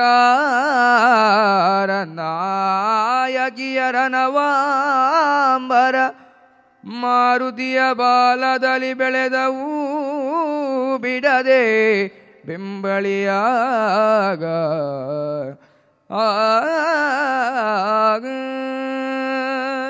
ಎಲ್ಲರ ಮನೆಯ ಬಟ್ಟೆಗಳು ಮುಗಿದ ಮೇಲೆ ಈ ನಾಟ್ಯರಂಗದಲ್ಲಿ ಅಥವಾ ನೃತ್ಯ ಇತ್ಯಾದಿಗಳನ್ನು ಮಾಡಲಿಕ್ಕೆ ಅಂತ ಹೇಳಿ ಕಲಾವಿದರು ತಾವು ಏನೇನೋ ಬಟ್ಟೆಗಳನ್ನೆಲ್ಲ ಇಟ್ಕೊಂಡಿರ್ತಾರಲ್ಲ, ವಿಚಿತ್ರವಾದಂತಹ ಡಿಸೈನ್ ಇರೋವಂಥದ್ದು, ಇನ್ನೇನೋ ಅಲಂಕಾರಗಳು ಮಾಡ್ಕೊಂಡಿರೋವಂಥದ್ದು, ಅಂಥವನ್ನೆಲ್ಲ ತೊಗೊಂಬರ್ರಿ ಇಂದ ಇನ್ನೇನು ಉಳಿದಿರಬಾರ್ದು, ಎಲ್ಲವನ್ನು ತೊಗೊಂಬನ್ನಿ ಅಂತ ಹೇಳಿ.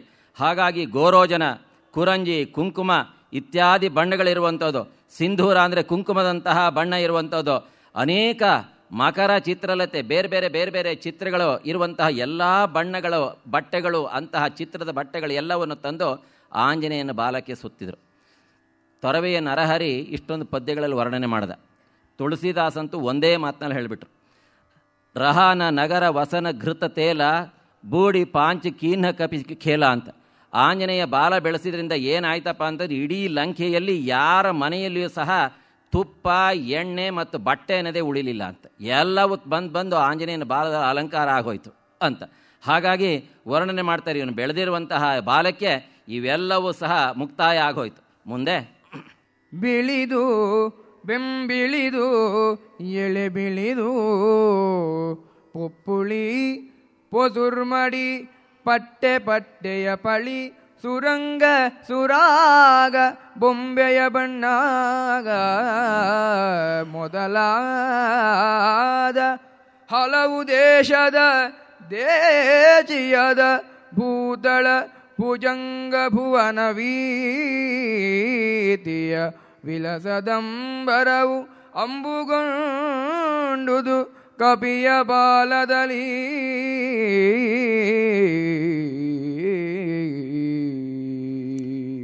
ಆ ಬಾಲಕ್ಕೆ ಬಟ್ಟೆಯನ್ನು ಸುತ್ತಿದಾಗ ಅದು ಹೇಗೆ ಕಾಣಿಸ್ತು ಅನ್ನೋದನ್ನು ಕವಿ ವರ್ಣನೆ ಮಾಡ್ತಾನೆ. ಬಾಲದಂಡ ಅಂತ ವರ್ಣನೆ ಮಾಡಿದ್ನಲ್ಲ, ನಾವೆಲ್ಲರೂ ಒಂದು ಪೆಂಡಾಲ್ ಹಾಕಿದರೆ ಆ ಕಂಬಕ್ಕೆ ಬಟ್ಟೆಗಳನ್ನೆಲ್ಲ ಸುತ್ತೀವಲ್ಲ, ಕೆಂಪುದು ಬಿಳಿದು ಹೀಗೆಲ್ಲ ಬಟ್ಟೆ ಸುತ್ತೀವಲ್ಲ, ಇಲ್ಲೂ ಹಾಗೇನೆ ಏನು ಬಿಳಿಯ ಬಣ್ಣದ್ದು ಬೇರೆ ಬಣ್ಣದ ಬಟ್ಟೆಗಳು ಆ ಪಟ್ಟೆಗಳನ್ನು ಸುತ್ತಿದ್ದು ಅದ್ಭುತವಾಗಿ ಕಾಣಿಸ್ತಾ ಇತ್ತು.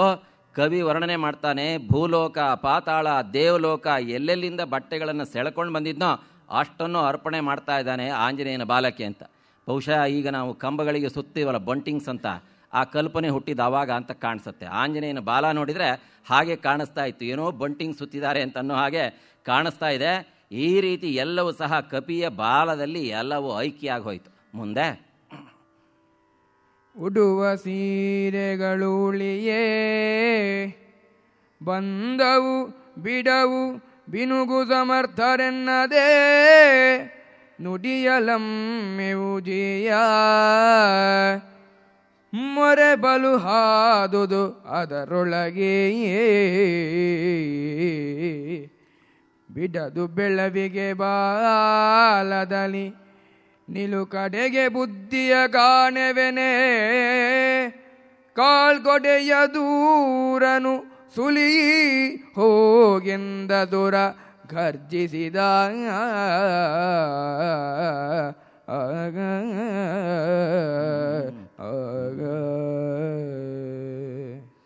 ಆಮೇಲೆ ಇದಷ್ಟು ರಾವಣನ ಎದುರಿಗೆ ನಡೀತಾ ಇದೆ. ಇದನ್ನೇನೋ ಆಜ್ಞೆ ಮಾಡಿ ರಾವಣ ಎತ್ತಲಾಗ ಕೂತ್ಕೊಂಡಿಲ್ಲ. ಅವನು ಯಾವನ ರಾಮನನ್ನು ಕಳಿಸಿದಾನಲ್ಲ, ಇವನಿಗೆ ಏನು ಆಗತ್ತೆ, ಅವನು ಕಳಿಸಿರುವಂತಹ ಅವನ ಬಂಟನಿಗೆ ಏನಾಗತ್ತೆ ಅನ್ನೋದು ತೋರಿಸ್ತೀವಿ. ಲಂಕೆಗೆ ಯಾವನಾರು ಬಂದರೆ, ಒಬ್ಬ ದೂತನೋ ಬೇಹುಗಾರನೋ ಬಂದರೆ ಅವನ ಸ್ಥಿತಿ ಏನಾಗತ್ತೆ ಅಂತ ತೋರಿಸ್ತೀವಿ. ನನ್ನ ಎದುರಿಗೆ ಮಾಡ್ರೋ ಇವೆಲ್ಲ ಅಂತ ಹೇಳಿದ್ದ. ಹಾಗಾಗಿ ಅವನ ಎದುರಿಗೆ ನಡೀತಾ ಇದೆ. ಆಮೇಲೆ ನೋಡಿದ್ರೆ ಇನ್ನೂ ಇಷ್ಟುದ್ದ ಬಾಲ ಉಳ್ಕೊಳ್ತು. ಪ್ರತಿ ಸಲ ಆಂಜನೇಯನು ಕೇಳ್ದ, ಅದಷ್ಟು ಲಾಟ್ ಮುಗಿದ್ಮೇಲೆ ಇಷ್ಟೇನೆ ಓ ಸಾಕ ಬಿಡಿ ಹೋಗ್ಲಿ ಅಂತಿದ್ದ. ಹಾಗಂದು ಕೂಡಲೇ ಅವಾಗ ಅವ್ನು ನೋಡ್ದ ಸುತ್ತಮುತ್ತಲು ಇರೋರನ್ನ. ರಾವಣ ಭಾಳ ಚೆನ್ನಾಗಿ ನರಹರಿ ವರ್ಣನೆ ಮಾಡ್ತಾನೆ. ಯಾರ್ಯಾರ ಮೈ ಮೇಲೆ ಎಕ್ಸ್ಟ್ರಾ ಬಟ್ಟೆಗಳಿದಾವೆ ಅವೆಲ್ಲ ಕೊಡ್ರಿ ಅಂತ. ಉಟ್ಕೊಂಡಿರೋದಲ್ದೇನೆ. ಮೊದಲೆಲ್ಲ ಎಲ್ಲರೂ ಹೆಣ್ಮಕ್ಳು ಸಣ್ಣ ಮಕ್ಕಳು ಎಲ್ಲ ನಮಗೊಂಚೂರು ದಾರಿ ಬಿಡೋ, ನಾವು ನೋಡ್ತೀವಿ, ಇತ್ಲಾಗ ಸರ್ಕೊಳ್ತಿದ್ರು. ಯಾವಾಗ ಹಿಂಗೆ ಅನ್ನಿಕ್ಕೆ ಶುರು ಮಾಡಿದ್ರು ಅವರೆಲ್ಲ ಹಿಂದೆ ಸರ್ಕೊಂಡ್ಬಿಟ್ರು. ಕೊನೆ ಮೈ ಮೇಲಿರೋ ಬಟ್ಟೆಗಳನ್ನ ಸೆಳ್ಕೊಂಡ್ಬಿಟ್ರೆ ಕಷ್ಟ ಅಂತೇಳಿ. ಹಾಗಾಗಿ ಕವಿ ಇಲ್ಲಿ ಭಾಳ ಚೆನ್ನಾಗಿ ವರ್ಣನೆ ಮಾಡ್ತಾನೆ. ಉಡುವ ಸೀರೆಗಳು ಉಳಿಯೇ ಬಂದವು. ಸೀರೆ ಅಂತಂದರೆ ಹೆಂಗಸರು ಉಡುವಂತಹ ಸೀರೆ ಅಂತ ಅರ್ಥ ಅಲ್ಲ. ಸೀರೆ ಅಂದರೆ ಚೀರ ಅಂತ ಅರ್ಥ, ವಸ್ತ್ರ ಅಂತ. ಚೀರ ಕೃಷ್ಣ ಜಿನಾಂಬರಂ ಅಂತ ಹೇಳಿ ಇಲ್ಲೇ ರಾಮಾಯಣದಲ್ಲಿಯೇ ವರ್ಣನೆ ಮಾಡ್ತಾನೆ. ವೃಕ್ಷೇ ಚ ಪಚ್ಚಾಮಿ ಚೀರ ಕೃಷ್ಣ ಜಿನಾಂಬರಂ ಅಂತೇಳಿ ವರ್ಣನೆ ಮಾಡ್ತಾನೆ. ಚೀರ ಅನ್ನೋದ್ರು ತದ್ಭವ, ಸೀರೆ ಅಂತ ಅಷ್ಟೇ. ಚೀರ ಅಂದರೆ ವಸ್ತ್ರ ಅಂತ. ಹಾಗಾಗಿ ಯಾರ್ಯಾರ ಮೈ ಮೇಲೆ ಅನಾವಶ್ಯಕವಾಗಿ ಏನೇನು ಹಾಕ್ಕೊಂಡಿದ್ದೀರಾ ತೊಗೊಂಬರೋ ಇಲ್ಲಿ ಅಂತ. ಎಷ್ಟೋ ಜನ ನೋಡ್ಲಿಕ್ಕೆ ಬಂದವರೆಲ್ಲ ಶಾಲ್ ಹೊತ್ಕೊಂಡು ಬಂದಿದ್ರು. ಇನ್ನು ಕೆಲವರು ಎಂತೆಂಥದೋ ಹೊತ್ಕೊಂಡು ಬಂದಿದ್ರು. ಬೇರೆ ಬಟ್ಟೆಗಳೆಲ್ಲ ಇದ್ವು. ಯಾಕ್ರೋ ಅಷ್ಟು ಬಟ್ಟೆ ಸಾಕೊಂಡ್ರೋ, ನಿಮ್ಮ ಮರ್ಯಾದೆ ಮುಚ್ಚೋದಕ್ಕೆ ಎಷ್ಟು ಬೇಕೋ ಅಷ್ಟು, ಉಳಿದಿದ್ದೆಲ್ಲ ಕೊಡ್ರೋ, ನಮ್ಮ ಮರ್ಯಾದೆ ಹೋಗುತ್ತೆ ಅಂತಾನೆ. ಆಂಜನೇಯನ ಬಾಲ ಮುಚ್ಚಲಿಲ್ಲ ಅಂದರೆ ನಮ್ಮ ಮರ್ಯಾದೆ ಹೋಗುತ್ತೆ, ತೊಗೊಂಬರ್ರ ಇಲ್ಲಿ ಬಟ್ಟೆನ ಅಂತಾನೆ. ಹಾಗಾಗಿ ಎಲ್ಲರೂ ಬರ್ತಾ ಇದ್ದಾರೆ, ಆ ಬಾಲಕಿಯ ಬಟ್ಟೆನ ಸುತ್ತಾ ಇದ್ದಾರೆ ಅವನ ಇವರೆಲ್ಲ. ಕೊನೆಗೆ ಯಾವಾಗ ಇಷ್ಟಾದರೂ ಸಹ ಬಾಲ ಮುಚ್ಚಲಿಲ್ಲ, ಆವಾಗ ಅವನಿಗೆ ಸಿಟ್ಟು ಬಂದ್ಬಿಡ್ತು. ಇನ್ನೇನೋ ಯೋಚನೆ ಮಾಡ್ತಾ ಇದ್ದೀರಾ ಅಂತ ಹೇಳಿ, ಊರಲ್ಲಿ ಯಾರ್ಯಾರಿದ್ದೀರಿ ನೋಡಿ, ಯಾರ್ಯಾರ ಮನೆಯಲ್ಲಿ ಜಾಸ್ತಿ ಬಟ್ಟೆಗಳಿದ್ದಾವೆ, ಯಾರಾದರೂ ಮೈ ಮೇಲೆ ಬಟ್ಟೆಗಳಿದ್ರೆ ಅವನು ಎಲ್ಲ ಸುಲ್ಕೊಂಬಂದ್ಬಿಡ್ರಿ ಅಂತ. ಮನೇಲಿ ಯಾರು ಹೊರಗಡೆ ಹೋಗದಿದ್ದಂಗೆ ಮನೇಲೇ ಕುತ್ಕೊಂಡಿದ್ರೆ ಅವರ ಬಟ್ಟೆಗಳೆಲ್ಲ ಸುಲ್ಕೊಂಡು ಬನ್ನಿ. ಹೇಗೂ ಅವ್ರು ಹೊರಗಡೆ ಹೋಗಲ್ಲ. ಊಟ ತನ್ನಿಚ್ಛೆ, ನೋಟ ಪರರಿಚ್ಛೆ ಅಂತ ಮೊದಲೇಗಾದೆ. ನಾವು ಬಟ್ಟೆ ಹಾಕ್ಕೊಳ್ಳೋದು ಯಾರಿಗಾಗಿ ಅಂದರೆ ನಮಗಾಗಿ ಅಲ್ಲ, ಬೇರೆಯವ್ರು ನೋಡಲಿ ಅಂತ. ನಾವು ಯಾವಾಗಲೂ ಬಟ್ಟೆ ಹಾಕ್ಕೊಳ್ಳೋದು. ಯಾರು ಬಟ್ಟೆ ಹಾಕ್ಕೊಂಡು ರೂಮ್ ಬಾಗಿಲು ಹಾಕೊಂಡು ಕೂತ್ಕೊಳ್ಳಲ್ಲ, ಒಂದು ರೌಂಡ್ ಹೋಗ್ಬರೋಣ ಅಂತಾರೆ, ನೋಡೋಣ ಹೆಂಗೆ ಕಾಣಿಸ್ತೀವಿ ಅಂತ. ಹಾಗಾಗಿ ಅವ್ರು ಯಾರು ಮನೇಲೆ ಕೂತ್ಕೊಂಡಿರೋರು ಅವ್ರು ಎಂಥ ಬಟ್ಟೆ ಹಾಕ್ಕೊಂಡಿದ್ರೇನೆ, ಅವ್ರ ಮೈ ಮೇಲಿರೋ ಬಟ್ಟೆ ಎಲ್ಲ ಎಳ್ಕೊಂಬಾರೋ ಅಂತ ರಾಜಾಜ್ಞೆಯನ್ನು ಮಾಡ್ದ. ಅದನ್ನು ಕೇಳಿದ್ದೆ ತಡ ಆಂಜನೇಯ. ಕೇಳಿದನು ಹನುಮಂತನ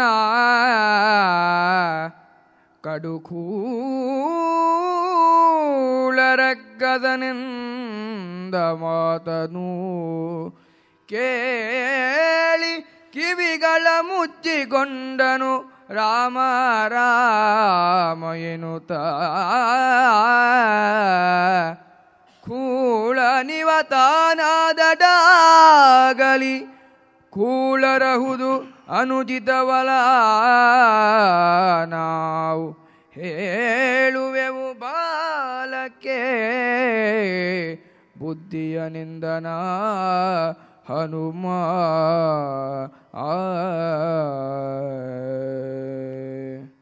ಯಾರು ಮನೇಲಿ ಬಟ್ಟೆ ಇಲ್ದವ್ರು ಏನಂತೆ, ಮೈ ಮೇಲೆ ಇದೆಯಲ್ಲ, ಮೈ ಮೇಲಿರೋ ಬಟ್ಟೆಗಳನ್ನೆಲ್ಲ ಸುಲ್ಕೊಂಬಂದು ಬಾಲಕ್ಕೆ ಸುತ್ತಿ ಅಂತ. ಇದು ರಾಜಾಜ್ಞೆ ಅಂತ ಹೇಳಿದ್ದೆ ತಡ. ಕೇಳಿ ಆಂಜನೇಯ ಕಿವಿ ಮೇಲೆ ಕೈ ಇಟ್ಕೊಂಡ. ರಾಮ ಎಂಥ ಕೆಲಸ ಆಗೋಗುತ್ತೆ. ನಾವು ಈ ರೀತಿ ಬಿಟ್ಟುಬಿಟ್ರೆ ಇನ್ನೂ ಬಾಲ ಬೆಳೆಸಿದ್ರೆ ಹೆಂಗಸರು ಮೈ ಮೇಲಿರೋ ಬಟ್ಟೆಗಳನ್ನು ಸೆಳೆಯೋದಕ್ಕೂ ನಾಚಿಕೊಳ್ಳಲ್ಲ ಈ ಅಯೋಗ್ಯ ಇವನು, ಭಂಡ ಇವನು. ಕವಿ ಭಾಳ ಚೆನ್ನಾಗಿ ವರ್ಣನೆ ಮಾಡ್ತಾನೆ ಅವನು. ಆದ್ದರಿಂದ ನಾವಿನ್ನು ಕೂಳನಿವ ತಾನಾದಡೆ ಆ ಅತಿ ಕೂಳರು. ನಾವೇನೋ ಇವನಿಗಿಂತ ಭಂಡರು ನಿಜ, ಆದರೆ ನಾವು ಇನ್ನು ಬಾಲವನ್ನು ಬೆಳೆಸಿದರೆ ಜನಸಾಮಾನ್ಯರಿಗೆ ತೊಂದರೆ ಆಗತ್ತೆ, ಹೆಂಗಸರಿಗೆ ಅಪಮಾನ ಆಗತ್ತೆ. ಆದ್ದರಿಂದ ಬಾಲಕ್ಕೆ ಬುದ್ಧಿ ಹೇಳ್ತೇನೆ. ಎಲ್ಲಾದರೂ ಇವನು ಸ್ತ್ರೀಯರ ಮೈ ಮೇಲಿರೋ ಬಟ್ಟೆಯನ್ನು ಸೆಳ್ಕೊಂಬಂದ್ಬಿಟ್ರೆ ಕಷ್ಟ ಅಂತ ಆಲೋಚನೆ ಮಾಡ್ತಾನೆ. ಒಂದು ಯುಗದಲ್ಲಿ ಎಷ್ಟು ಬದಲಾವಣೆ ನೋಡಿ. ತನ್ನ ಬಾಲಕ್ಕೆ ಬಟ್ಟೆಯನ್ನು ಸುತ್ತಲಿಕ್ಕೆ ಸಾಲದಾಯಿತು, ಬೇರೆ ಮೈ ಮೇಲಿನ ಬಟ್ಟೆಯನ್ನು ಸುಲಿತೀನಿ ಅಂದರೆ ಆಂಜನೇಯ ಏನು ಮಾಡ್ತಾನೆ, ಬೇಡ ಬಾಲವನ್ನು ಬೆಳೆಯೋದು ನಿಲ್ಲಿಸೋಣ ಅಂತಾನೆ. ಅದೇ ದ್ವಾಪರ ಯುಗಕ್ಕೆ ಬಂದಾಗ ಮೈ ಮೇಲಿರೋ ಬಟ್ಟೆಯನ್ನು ರಾಜಸಭೆಯಲ್ಲಿ ಎಳೆಯೋ ನಮ್ಮ ದಾಸಿ ಅಂತಾನೆ. ಒಬ್ಬ ನೋಡಿದರೆ ಅತ್ಯಂತ ಸುಸಂಸ್ಕೃತ ರಾಜಮನೆತನದಲ್ಲಿ ಹುಟ್ಟಿದನು, ಇನ್ನೊಂದು ನೋಡಿದರೆ ಸಂಸ್ಕೃತಿ ಇಲ್ಲದೆ ಇರುವಂಥ ಮಂಗ, ಇದು ಕೋತಿ. ಆದರೆ ಇದರಲ್ಲಿರುವ ಸಂಸ್ಕೃತಿ ನೋಡಿ, ರಾಜಮನೆತನದಲ್ಲಿರುವಂತಹ ಸಂಸ್ಕೃತಿಯನ್ನು ನೋಡಿ. ಕವಿ ಇಂಥ ಸನ್ನಿವೇಶಗಳನ್ನ ಚಿತ್ರಣವನ್ನು ಕೊಡಬೇಕಾದ್ರೆ ಹೇಗೆ ಯುಗ ಯುಗಕ್ಕೂ ಸಂಸ್ಕೃತಿಗಳು ಅಥವಾ ಚಿಂತನೆಗಳು ಕುಸಿತಾ ಇದೆ ಅನ್ನೋದನ್ನು ಹೇಳ್ತಾ ಇದ್ದ.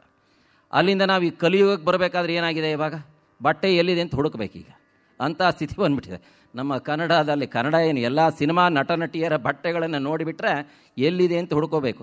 ಕಾಸ್ಟ್ಯೂಮ್ ಡಿಸೈನರ್ ಅಂತ, ಅದ್ರಲ್ಲಿ ಕಾಸ್ಟ್ಯೂಮ್ ಇದ್ದರೆ ಡಿಸೈನು, ಕಾಸ್ಟ್ಯೂಮ್ ಮೇಲೆ ಡಿಸೈನ್ ಎಂಥದ್ದು ಬಂತು. ಇದು ಮೌಲ್ಯಗಳ ಕುಸಿತ ಅನ್ನೋದಕ್ಕೆ ಹೇಗೆ ಗೊತ್ತಾಗತ್ತೆ ನೋಡಿ ಅಂತ ಅಲ್ವಾ. ಅದಕ್ಕೆ ಇಲ್ಲಿ ಕವಿ ಹೇಳ್ತಾ ಇದ್ದಾನೆ ಹೇಗಾಗಿದೆ ಅಂತ. ಇದನ್ನು ನೋಡಿದರೆ ಮನುಷ್ಯರಿಗಿಂತ ಪ್ರಾಣಿಗಳ ಚಿಂತನೆ ಎಷ್ಟು ಸೊಗಸಾಗಿದೆ ಅನ್ನೋದು ಗೊತ್ತಾಗತ್ತೆ ಮುಂದೆ. ಭಂಡನಿವನೀ ಖಳನು ಲೋಕದ ಭಂಡರಿಗೆ ಗುರು, ನಾನು ನದಿಗರ ಚಂಡಿ ಇವನಲೇ ಬಾಲವೇ ಸಾಗಿನ್ನು ಬೆಳೆಯದಿರು, ಕಂಡವರ ನಿವ ಸುಲಿಯದಿರನು ಈ ಭಂಡತನದವರೆಲ್ಲ ನಾವು ಕೈಗೊಂಡ ಕೆಲಸದ ಕಡೆಯ ನಿನಗಿನ್ನರು ಹಲೆ ನೆಂಡ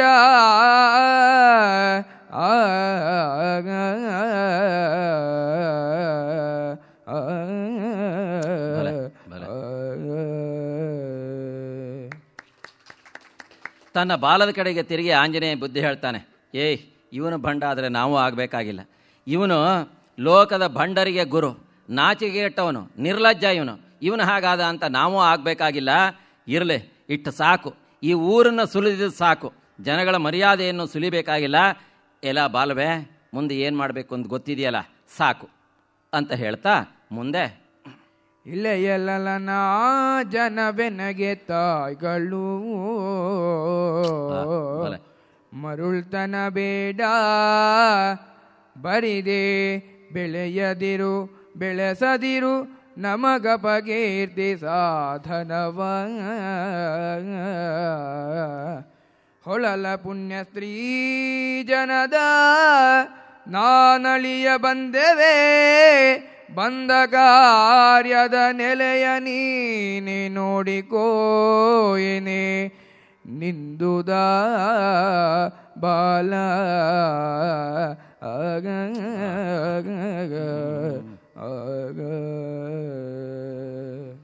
ಎಲೈ ಬಾಲವೇ, ಸಾಕು, ಬೆಳೆದಿದ್ದು ನಿಲ್ಲಿಸ್ಬಿಡು. ಯಾಕೆ ಗೊತ್ತಾ, ಆಂಜನೇಯ ಹೇಳುವ ಮಾತು ನೋಡಿ ಹೇಗಿದೆ. ಇಳೆಯ ಲಲಾಂಜನನವು ಎನಗೆ ತಾಯಿಗಳು. ಈ ಭೂಮಿಯಲ್ಲಿರುವಂತಹ ಪ್ರತಿಯೊಬ್ಬ ಸ್ತ್ರೀಯೂ ನನಗೆ ತಾಯಿಯ ಸಮಾನ. ಹಾಗಿರಬೇಕಾದ್ರೆ ನೀನಿನ್ನು ಬಾಲ ಬೆಳೆದೆ ಅಂದರೆ ಅವ್ರ ಮೈ ಮೇಲಿರೋ ಬಟ್ಟೆ ಎಲ್ಲ ಸೆಳೆದು ಬಿಡ್ತಾನೆ ಇವನು, ಅಯೋಗ್ಯ. ಆದ್ದರಿಂದ ಬೇಡ, ಎಲ್ಲ ಬರಿದೇ ಬಾಲವೇ ಬೆಳೆಯದಿರು ಬೆಳೆಸದಿರು. ನೀನು ಬೆಳಿಬೇಡ. ನೀ ಬೆಳೆದ್ರೆ ಏನಾಗತ್ತೆ ಅಂದರೆ, ನೀನು ಬೆಳೆದ್ರೆ ಬೆಳೆಸ್ತಾ ಇದೆಯಾ ಏನು ಅಂದರೆ ನಮಗೆ ಅಪಕೀರ್ತಿಯನ್ನು ಬೆಳೆಸ್ತಾ ಇದೆಯಾ, ನನಗೆ ಕೆಟ್ಟ ಹೆಸರನ್ನು ಬೆಳೆಸ್ತಾ ಇದೆಯಾ. ಆ ಕೆಲಸ ಮಾಡಬೇಡ, ನಿಲ್ಲು. ಭಾರತೀಯರ ಚಿಂತನೆ ಎಷ್ಟೋ ಅದ್ಭುತ ಅನ್ನೋದು ಇದರಲ್ಲಿ ಗೊತ್ತಾಗುತ್ತೆ. ವಿವೇಕಾನಂದರವರು ಅಮೇರಿಕಾದಲ್ಲಿ ಚಿಕಾಗೋಗೆ ಹೋದಾಗ ಅವರ ಭಾಷಣ ಇವೆಲ್ಲ ಮಾಡಿ ಬಹಳ ಪ್ರಸಿದ್ಧರಾದರು. ನೋಡಲಿಕ್ಕೂ ಬಹಳ ಸುಂದರವಾದ ವ್ಯಕ್ತಿ. ಅವ್ರ ಹತ್ರಕ್ಕೆ ಒಬ್ಬ ವಿದೇಶಿಯ ಮಹಿಳೆ ಬಂದು ಹೇಳ್ತಾಳೆ, ಸ್ವಾಮೀಜಿ, ನೀವು ತುಂಬ ಸುಂದರವಾಗಿದ್ದೀರಿ, ನನಗೆ ನಿಮ್ಮಂತಹದೇ ಒಬ್ಬ ಮಗುವನ್ನು ಪಡೀಬೇಕು ಅಂಥೇಳಿ ಇನ್ನೂ ಅವ್ರ ಮಾತು ಮುಗಿಸಿಲ್ಲ ಆ ತಾಯಿ. ಅವಾಗ ಇವ್ರು ಹೇಳ್ತಾರೆ, ಅಯ್ಯೋ ಅದಕ್ಕೆ ಯಾಕೆ ಯೋಚನೆ ಮಾಡ್ತೀಯಮ್ಮ, ನನ್ನನ್ನೇ ನಿನ್ನ ಮಗ ಅನ್ಕೋ. ಚಿಂತನೆ ನೋಡಿ ಹೇಗಿದೆ ಅಂತ. ಹಾಗಾಗಿ ಇಲ್ಲಿ ಹೇಳ್ತಾ ಇದ್ದಾನೆ ಇವನು, ಅಯ್ಯೋ ನಾವು ಏನು ಭೂಮಿಯಲ್ಲಿರುವಂತಹ ಪ್ರತಿಯೊಬ್ಬರು ನನ್ನ ತಾಯಿಗೆ ಸಮಾನ, ಹಾಗಾಗಿ ಎಲ್ಲರೂ ಸೀತಾ ಮಾತೆಯರೇ ಅಂತ ಹೇಳಿ ನಮಗೆ ಅಪಕೀರ್ತಿ ಬರುತ್ತೆ. ಆದ್ದರಿಂದ ಪುಣ್ಯ ಸ್ತ್ರೀ ಜನ, ಪುಣ್ಯ ಸ್ತ್ರೀಯರು ಅಂತಂದರೆ ರಾಕ್ಷಸರಿಗೆ ಪುಣ್ಯ ಜನ ಅಂತ ಹೆಸರು. ಹಾಗಾಗಿ ಅವ್ರ ಮೈ ಮೇಲಿನ ಬಟ್ಟೆಯನ್ನು ಸುರಿದ ಮಾತ್ರಕ್ಕೆ ಶತ್ರುಗಳಿರ್ಬೋದು ಅವರು, ಆದರೆ ಅವರಿಗೆ ಅಪಮಾನ ಮಾಡಿದರೆ ತಾಯ್ತನಕ್ಕೆ ಹೆಣ್ತನಕ್ಕೆ ಅಪಮಾನ ಮಾಡಿದ ಹಾಗೆ. ಆದ್ದರಿಂದ ಈ ಕೆಲಸ ಬೇಡ, ನಿಲ್ಲಿಸು, ಬಾಳ ಬೆಳೆಯೋದು ನಿಲ್ಲಿಸ್ಬಿಡು ಇನ್ನು ಅಂತ ಹೇಳಿದ್ದೆ ತಡ ಬಾಲ ಬೆಳೆಯೋದು ನಿಲ್ತು. ಇದಕ್ಕೆ ಕನ್ನಡದಲ್ಲಿ ಒಂದು ಗಾದೆ ಹುಟ್ಟುಕೊಳ್ತು. ನಾವು ಯಾರಿಗಾರೊಬ್ರು ಕೆಲಸ ಹೇಳ್ತೀವಿ, ಅವ್ರು ಇನ್ನೊಬ್ರಿಗೆ ಹೇಳಿದರೆ ನಾವು ಒಂದು ಮಾತು ಹೇಳ್ತೀವಲ್ಲ, ಆಂಜನೇಯನ ಕೆಲಸ ಹೇಳಿದ್ರೆ ಆಂಜನೇಯ ತನ್ನ ಬಾಲಕ್ಕೆ ಹೇಳಿದ್ದ ಅಂತ. ಅದು ಈ ಸಂದರ್ಭದಲ್ಲಿ ಹುಟ್ಟಿರೋದು ಗಾದೆ. ಅದಕ್ಕೆ ಹಾಗಾಗಿ ಮುಂದೆ ಕಟ್ಟಿದೀ ಗೌಪಿದನು ಕಮಲಜ ಕೊಟ್ಟ ನೋವು ಇನಿತಕ್ಕೆ ಪೂರ್ವ ಭವದಲ್ಲಿ ಕೊಟ್ಟು ಹುಟ್ಟಿದುದಿಲ್ಲವಾಗಿ ನಿಧಾನವಿದು ನಮಗೆ ನೆಟ್ಟನಾದಿಯಲಿ ಆವದು ಕೃತವ ಮುಟ್ಟಿ ನೀ ಮಾಡಿದೆಯೋ ನಿನ್ನವಲುಟ್ಟು ಮೆರೆದವರಾರು ಸಾಕಿಂದು ಅದಟುತನವೆಂದಾಗ.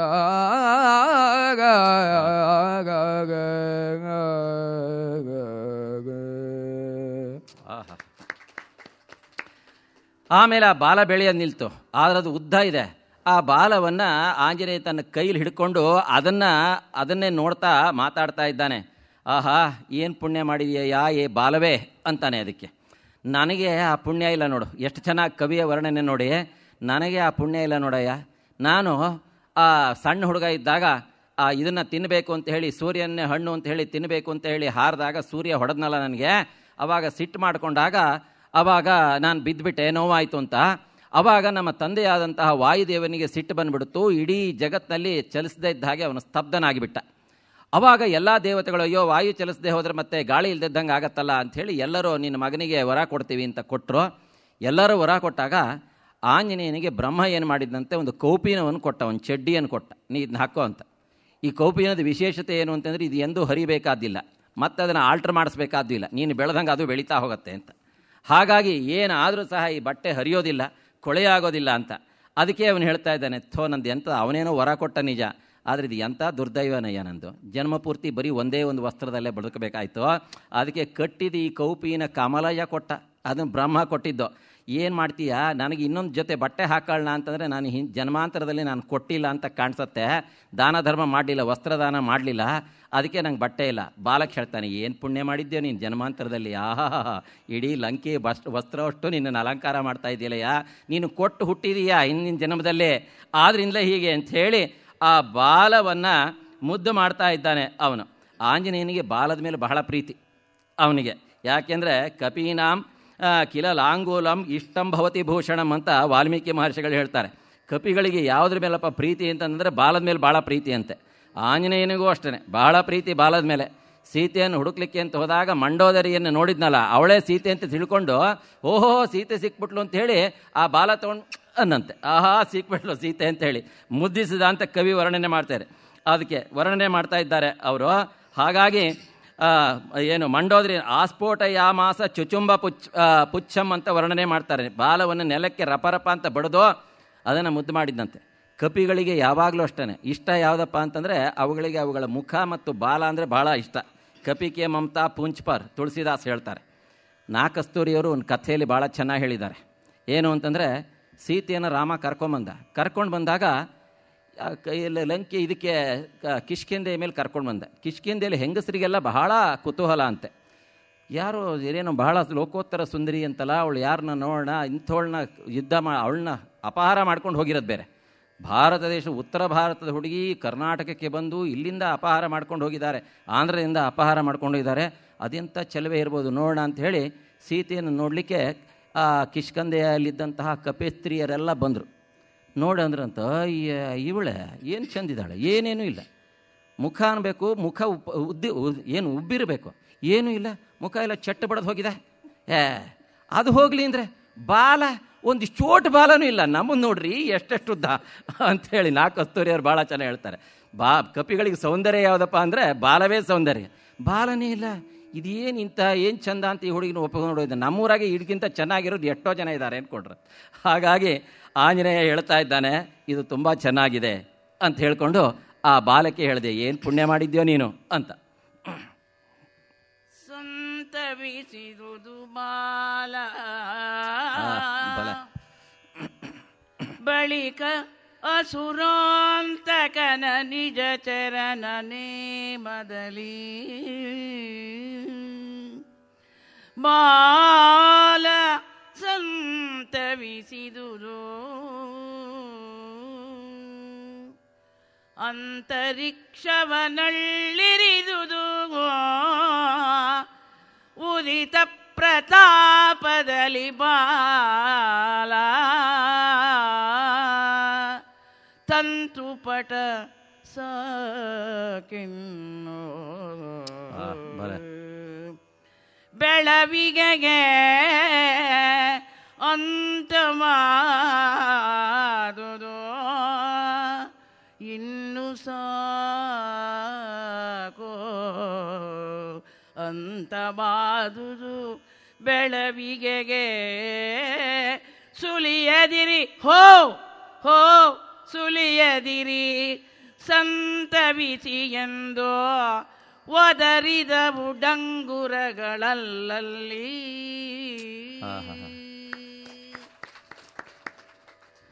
ಇವರ ಪರಿಚಯವನ್ನು ನಮ್ಮ ಸೋದರಿಯವರು ಮಾಡಿಕೊಟ್ಟಿದ್ದಾರೆ. ಶಿವಮೊಗ್ಗ ಇದು ಏನು ಬೆಂಗಳೂರಿನಲ್ಲಿ ಇಲ್ಲಿಯವ್ರಿಗೆ ಏನು ಮಾಡೋದು ಬೇಡ ಗೊತ್ತೇ ಇದೆ ಅಂತ ಅವರಂದರು. ಒಂದು ಪರಿಚಯ ನಮ್ಮ ಗುರುಗಳ ವಿಚಾರದಲ್ಲಿ ನಾನು ಮಾಡಲೇಬೇಕು. ಇದನ್ನು ನೀವು ರೆಕಾರ್ಡ್ ಮಾಡಿ ಆದರೂ ಮಾಡಿ ಬಿಟ್ಟಾರೋ ಬಿಟ್ರಿ ಅದು ಬೇರೆ ಪ್ರಶ್ನೆ. ಅವ್ರದ್ದೆಲ್ಲ ಅವ್ರಿಗೆ ಎಷ್ಟೊಂದು ಪ್ರಶಸ್ತಿ ಬಂದಿದೆ ಅವೆಲ್ಲ ನಿಮಗೆ ಗೊತ್ತೇ ಇದೆ. ಈ ಊರಿನಲ್ಲಿ ಅವ್ರು ಮಾಡ್ತಾ ಇರೋ ಕೆಲಸ, ಗಮಕಕ್ಕೆ ಅವ್ರು ಸಲ್ಲಿಸಿರೋ ಸೇವೆ ಎಲ್ಲ ಗೊತ್ತೇ ಇದೆ ನಿಮಗೆ. ನಾನು ಅದನ್ನೆಲ್ಲ ಹೇಳ್ತಾ ಇರೋದು. ಇವರು ಹರಿಹರದಲ್ಲಿ ನಮ್ಮ ಗುರುಗಳಾಗಿ ಸಿಕ್ಕಾಗ ಒಂದು ಸಲ ಇವರಿಗೆ ಶಿವಮೊಗ್ಗದಿಂದ ಒಂದು ಪತ್ರ ಬಂತು. ಅದೊಂದು ಪ್ರಸಂಗ ನಾನು ಗುರುಗಳೇ ನಿಮ್ಮನ್ನ ಕೇಳಿ ಹೇಳ್ತೇನೆ. ಶಿವಮೊಗ್ಗದಿಂದ ಒಂದು ಪತ್ರ ಬಂತು, ಅನ್ನೋನ್ ಪರ್ಸನ್ ಬರೆದಿರೋದೇನು ಅಂತಂದರೆ, ನಿಮ್ಮ ಗಮಕವನ್ನು ಭದ್ರಾವತಿ ಆಕಾಶವಾಣಿ ಕೇಂದ್ರದಿಂದ ಕೇಳಿ ನಿಮ್ಮ ಗಮಕದ ಬಗ್ಗೆ ನಾನು ಆಕರ್ಷಿತನಾಗಿದ್ದೇನೆ. ಅವ್ರು ಹೇಳಿರೋ ಮಾತು ನೋಡಿ, ನಾನೀಗ ಡೆತ್ ಬೆಡ್ಡಲ್ಲಿದ್ದೇನೆ. ನಾನು ಇನ್ನು ಡಾಕ್ಟ್ರ್ ಹೇಳಿದ್ದಾರೆ, ನನಗೆ ಆಯುಸ್ ಎಷ್ಟಿದೆ ಅಂತ ಗೊತ್ತಿಲ್ಲ, ಒಂದು 5-6 ತಿಂಗಳು ಅಂತ ಹೇಳಿದ್ದಾರೆ ನನಗೆ. ನಂದು ಒಂದೇ ಒಂದು ಆಸೆ ಅಂತಂದರೆ, ಸಾಯಬೇಕಾದ್ರೆ ಸಾಯೋ ತನಕ ನಿಮ್ಮ ಗಮಕವನ್ನು ಕೇಳಿ ಸಾಯಬೇಕು ಅಂತ ನನ್ನ ಮನಸ್ಸಿನಲ್ಲಿ ಆಸೆ. ಶಿವಮೊಗ್ಗದಿಂದ ನಾನು ಯಾರನ್ನಾರೋ ಒಬ್ಬರನ್ನ ಕಳಿಸ್ಕೊಡ್ತೇನೆ, ಕ್ಯಾಸೆಟ್ಟು ನಾನು ಕಳಿಸ್ತೇನೆ. ಮುಖ್ಯವಾಗಿ ಹರಿಶ್ಚಂದ್ರ ಕಾವ್ಯದಲ್ಲಿ ಚಂದ್ರಮತಿಯ ಪ್ರಲಾಪ ಭಾಗವನ್ನು ನೀವು ವಾಚನ ಮಾಡಿ ಅದನ್ನು ಕಳಿಸ್ಕೊಡ್ಬೇಕು. ಇಷ್ಟರ ಮೇಲೆ ನಿಮಗೆ ಯಾವುದು ಇಷ್ಟವೋ ಅದನ್ನು ವಾಚನ ಮಾಡಿ ನನ್ನ ಕಳಿಸ್ಕೊಡಿ.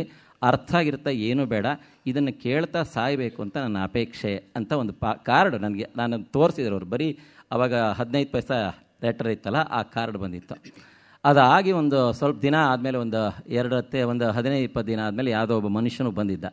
ಅದನ್ನು ಇವರು ನನಗೆ ತೋರಿಸಿದ್ರು ಆ ಕಾರ್ಡನ್ನು. ಆಮೇಲೆ ಅದನ್ನೆಲ್ಲ ಆವಾಗ ಇಷ್ಟೆಲ್ಲ ಸೋಫಿಸ್ಟಿಕೇಟೆಡ್ ಸ್ಟುಡಿಯೋ ಅವೆಲ್ಲ ಇರಲಿಲ್ಲ. ಮನೆಯಲ್ಲಿರುವ ಟೇಪ್ ರಿಕಾರ್ಡರಲ್ಲೇ ಯಾವುದೋ ಆ ಭಾಗಗಳು ಮತ್ತು ಇನ್ನಿಷ್ಟು ಯಾವುದಾದ್ರು ಹೀಗೆ ಈಗ ಹೇಳಿದ್ರಲ್ಲ ಇಂತಹ ರಾಗ ಸೂಟ್ ಆಗುವಂಥ ಭಾಗಗಳನ್ನು ಹಾಕಿ ಅವರು ರೆಕಾರ್ಡ್ ಮಾಡಿ ಕಳಿಸಿದರು.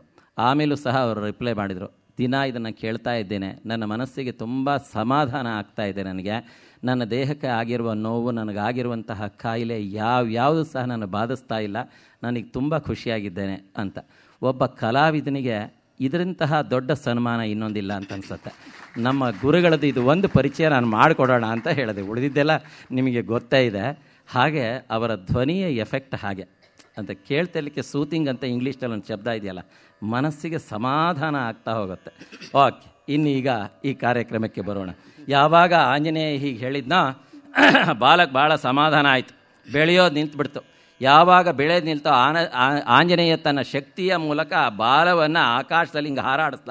ಅದು ಅವಾಗ ಎಲ್ಲರಿಗೂ ಖುಷಿ ಆಯಿತು. ಓಹೋ, ಬಾಲ ಬೆಳೆಯೋದು ನಿಂತುಬಿಡ್ತು ಕಣೋ, ನಿಲ್ಲಿಸಿ, ಇನ್ಯಾರು ಬಟ್ಟೆನೂ ತರಬೇಕಾಗಿಲ್ಲ, ಎಣ್ಣೆನೂ ತರಬೇಕಾಗಿಲ್ಲ, ಬೆಣ್ಣೆನೂ ಬೇಕಾಗಿಲ್ಲ, ಕರ್ಪೂರ ಹತ್ತಿ ಏನೂ ಬೇಕಾಗಿಲ್ಲ, ನಿಲ್ಲಿಸಿ, ಮುಗೀತು ಬಾಲ ಬೆಳೆದಿದ್ದು, ಇನ್ನು ಏನಿದ್ರು ದೀಪ ಬೆಳಗ್ಸೋದು ಅಷ್ಟೇ ಅಂತ ಅವ್ರು ಹೇಳ್ತಾ ಇದ್ದಾರೆ. ಮುಂದೆ ಕುಮತಿ ರಾವಣನೆದ್ದು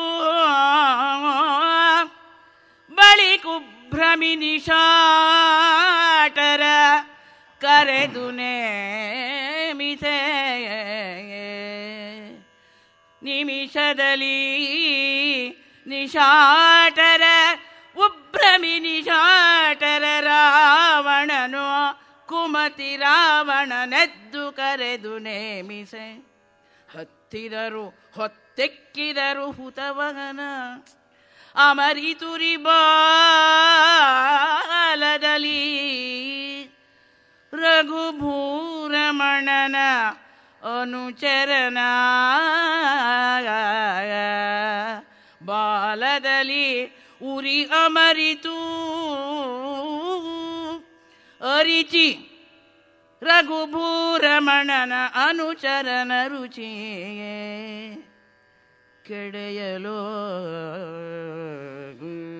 ತಮಗೆ ಘೊಳ್ಳೆಂದು ಗುಹಿಲಿಕ್ಕಿತು ಭಟಸ್ತೋಮ. ಆಮೇಲೆ ಎಲ್ಲ ವ್ಯವಸ್ಥೆ ಆದಮೇಲೆ ಮುಖ್ಯ ಅತಿಥಿಗಳು ಬಂದು ದೀಪವನ್ನು ಬೆಳಗಬೇಕು ಅಂತ ನಾವು ಹೇಳ್ತೀವಲ್ಲ, ಹಾಗೆ ಇದಕ್ಕೆಲ್ಲ ಬಾಲಕ್ಕೆ ಬಟ್ಟೆ ಸುತ್ತಿ ಎಣ್ಣೆ ಎಲ್ಲ ಸುರಿದು ಆಮೇಲೆ ಅದಕ್ಕೆಲ್ಲ ಕರ್ಪೂರದ ಪುಡಿಯೆಲ್ಲ ಹಾಕಿದ್ಮೇಲೆ ರಾವಣ ಎದ್ದು ಮುಂದೆ ನಿಂತ್ಕೊಂಡ. ಏಯ್, ಎಲ್ಲ ಆಯ್ತು ಕಣ್ರ, ಇನ್ನು ಹಚ್ಚರ ಬೆಂಕಿನ, ಗೊತ್ತಾಗತ್ತೆ ಇಲ್ಲಿಂದ ಅದು ಎಲ್ಲಿಂದ ಬಂತೋ ಅಲ್ಲಿ ತನಕನೂ ಕುಣಿತಾನೆ ಹೋಗಬೇಕು, ಉರಿ ತಡಿಲಾರದೆ ಅಂತ ಹೇಳಿದ್ದೆ ತಡ. ಕಾಯ್ತಾ ಇದ್ದವ್ರು ಎಲ್ಲರೂ ಸಹ ದೊಡ್ಡದೊಂದು ದೊಂದಿಯನ್ನು ತಗೊಂಡು ಬಂದು ಆಂಜನೇಯನ ಬಾಲಕ್ಕೆ ನಿಮಿಷದಲ್ಲಿ ಹತ್ತಿದವರು ಹೊತ್ತಿಕ್ಕಿದರು. ಅದಕ್ಕೆ ಬೆಂಕಿಯನ್ನು ಹಚ್ಚಿದ್ದೆ ತಡ. ಆ ಹುತವಹನ ಆಮರೀತು ಉರಿ, ಆ ಬೆಂಕಿ ಅನ್ನೋದು ಅದರ ಬಾಲಕ್ಕೆ ಹತ್ತಿ ಉರಿಲಿಕ್ಕೆ ಶುರುವಾಯಿತು. ನೋಡಿದ ತಡ ಆಂಜನೇಯ ಬೇಕಂತೆ ನಾಟಕ ಆಡ್ದ, ನಟನಾ ಚತುರ ಅವನು. ಹಾಗಾಗಿ ಅವನೇನು ಮಾಡ್ದ, ಉರಿ ಉರಿ ಅಂತ ಕೂಗ್ದ. 1-2 ಸಲ ಪಾಪ ಲಗಾಟ ಹೊಡಿಲಿಕ್ಕೆ ಪ್ರಯತ್ನ ಮಾಡ್ದ. ಇವರು ಅವನ ಹಗ್ಗ ಹಾಕಿ ಹಿಡಿದು ಬಿಟ್ಟಿದ್ದಾರೆ, ಅಲ್ಲಿ ಕುಣಿತಾ ಇದ್ದಾನೆ. ನೋಡ್ತಿರ್ಲಿಕ್ಕೆ ಅವನು ಯಾಕೆ ಇಷ್ಟು ಕುಣಿದ ಉರಿ ಉರಿ ಅಂತಂದ ಅಂದರೆ, ಇನ್ನೊಂದು ಸ್ವಲ್ಪ ಹೊತ್ತಿಗೆ ನಿಮಗೂ ಇದೇ ಮುಟ್ಟತ್ತೆ ತಡೀರಿ ಅಂತ ತೋರಿಸೋದಕ್ಕೆ. ನೀವು ಹೀಗೆ ಕುಣಿತೀರಾ, ಹ್ಯಾಕೆ ಕುಣಿಬೇಕು ಅನ್ನೋದು ತೋರಿಸ್ಬೇಕಲ್ಲ, ಅದಕ್ಕಾಗಿ ಅವನು ಹೇಳ್ತಾ ಇದ್ದಾನೆ. ಹೀಗೆ ಮಾಡಿದ್ದ ತಡ ಜನಗಳೆಲ್ಲ ಏನು ಗೊಳ್ಳಂತ ಜೋರಾಗಿ ನಗ್ತಾ ಇದ್ದಾರೆ. ರಾಜ ಗಾಂಭೀರ್ಯವನ್ನು ಮರೆತು ರಾವಣ 10 ಮುಖದಿಂದ ನಕ್ಕ. ನಾವೆಲ್ಲ 1 ಮುಖದಿಂದ ನಕ್ಕರೆ ಅವನು 10 ಮುಖದಿಂದ ಗಹಗಹಿಸಿ ನಕ್ಕ. ಆಗ ಜಾಣರೈ ಶಕ್ರಾರಿ ಮರ್ಮವ ಕಾಣಿಸಿದನು, ಕಪಿಗೆ ಚಕ್ರಾರಿ ಮರ್ಮವ ಕಾಣಿಸಿದನೆನುತ ಗೀರ್ವಾಣ ರಿಪು ಅಡಬಿದ್ದು ತಂಬುಲ ಸೂಸಲ್ ಎಡ ಬಲಕೆ ತಂಬುಲ ಸೂಸಲೋ ಗೋಣುಗಳ ನೊರಗಿಸುತ್ತ ನಗಲು ಅಕ್ಷೀಣ ಬಲನದ ಕಂಡು ಅದ ಕಂಡು ಮನದಲ್ಲಿ ಅಕ್ಷೀಣ ಬಲನೋ ಮಣಿಸುವೆ ನೀನಗೆಯ ಸೈರಿಸು ತವಕವೇಕೆ ಎಂದ ಮನದಲ್ಲಿ. ಬಹಳ ವರ್ಷ ಆಗೋಗಿತ್ತು ನಮ್ಮೂರಿನಲ್ಲಿ ಈ ಥರ ಆಟ ನೋಡಿದೆ ಅಂತ ಇದ್ದಾನೆ ರಾವಣ. ಏನೋ ಬರೀ ಯಾರು ನಮ್ಮ ಜೊತೆ ಯುದ್ಧಕ್ಕೆ ಬರ್ತಿರಲಿಲ್ಲ, ಎಲ್ಲರೂ ಹೆದರ್ಕೊಂಡು ಓಡ್ತಾ ಇದ್ರು. ನಾವು ಈ ಥರದ ಒಂದು ದೊಂಬರಾಟನೋ ಮಂಗನಾಟನೋ ನಮ್ಮ ಊರಲ್ಲಿ ಆಡಿಸ್ದೆ ಭಾಳ ವರ್ಷ ಆಗಿತ್ತು. ಭಾಳ ದಿನದ ಮೇಲೆ ಸಿಕ್ಕಾಗಾಯಿತು. ನನ್ನ ಮಗ ಭಾಳ ಒಳ್ಳೆ ಕೆಲಸ ಮಾಡ್ದ, ಶಕ್ರಾರಿ ಇಂದ್ರಜಿತು ಭಾಳ ಒಳ್ಳೆ ಕೆಲಸ ಮಾಡ್ದ, ಈ ಮಂಗನ ಹಿಡ್ಕೊಂಡು ಬಂದು ಅಂತ ಹೇಳ್ತಾ ಅವನು ತಾಂಬೂಲವನ್ನು ಹಾಕ್ಕೊಳ್ತಾ ಇದ್ದವನು ತನ್ನ 10 ಮುಖದಿಂದಲೂ ತಾಂಬೂಲ ಆಚೆ ಈಚೆ ಚೆಲ್ತಾ ಇದೆ. ಅದನ್ನು ನೋಡಿ ಗೊಳ್ಳಂತ ನಕ್ಕ, ಭಾಳ ಒಳ್ಳೆ ಕೆಲಸ ಮಾಡ್ದ ಅಂತ. ಬೇರೆಯವರು ನಕ್ಕರೆ ಆಂಜನೇಯನಿಗೆ ಅಷ್ಟು ಬೇಜಾರಾಗ್ತಿರ್ಲಿಲ್ಲ, ಯಾಕೆಂದರೆ ಅವ್ರ ಮಟ್ಟವೇ ಅಂಥದ್ದು. ಆದರೆ ರಾಜ ಆಗಿರುವಂಥವನು ತನ್ನ ಕಣ್ಣೆದುರಿಗೆ ಅನ್ಯಾಯವನ್ನು ನಡೀತಾ ಇದ್ರೆ ಅದನ್ನು ನೋಡ್ಕೊಂಡು ಇವ್ನು ನಗ್ತಾ ಇದ್ದಾನೆ ಅಂತಂದರೆ ಓಹೋ ಎಷ್ಟು ಭ್ರಷ್ಟನಾಗಿದ್ದಾನೆ ಅಂತ ಅಂದ್ಕೊಂಡು ಹೇಳ್ತಾ ಇದ್ದಾನೆ. ಹಸ ಹಸ ಕ್ಷಣಂ ಮೂಢ ಪಶ್ಯಮಾಂ ಕಿಂ ಕರೋಮ್ಯಹಂ.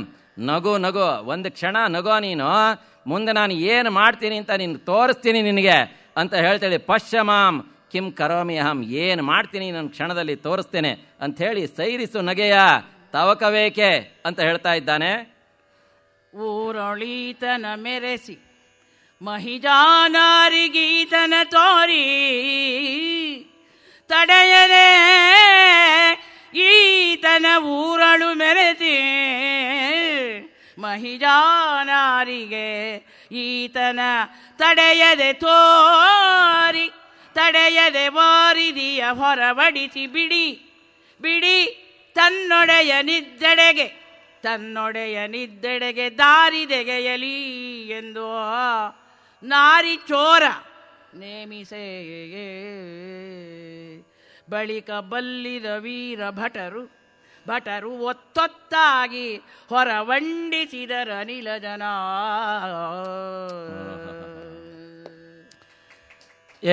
ಇದನ್ನು ಹಾಗೆ ಇದನ್ನು ಬಾಲ ಉರಿಯೋ ತನಕ ಇದನ್ನ ಇಲ್ಲೇ ನಿಲ್ಲಿಸ್ಕೋಬೇಡ ಕಣ್ರೋ, ಇಡೀ ಊರಿನಲ್ಲೆಲ್ಲ ಇದರ ಮೆರವಣಿಗೆ ಮಾಡಿಸಿ.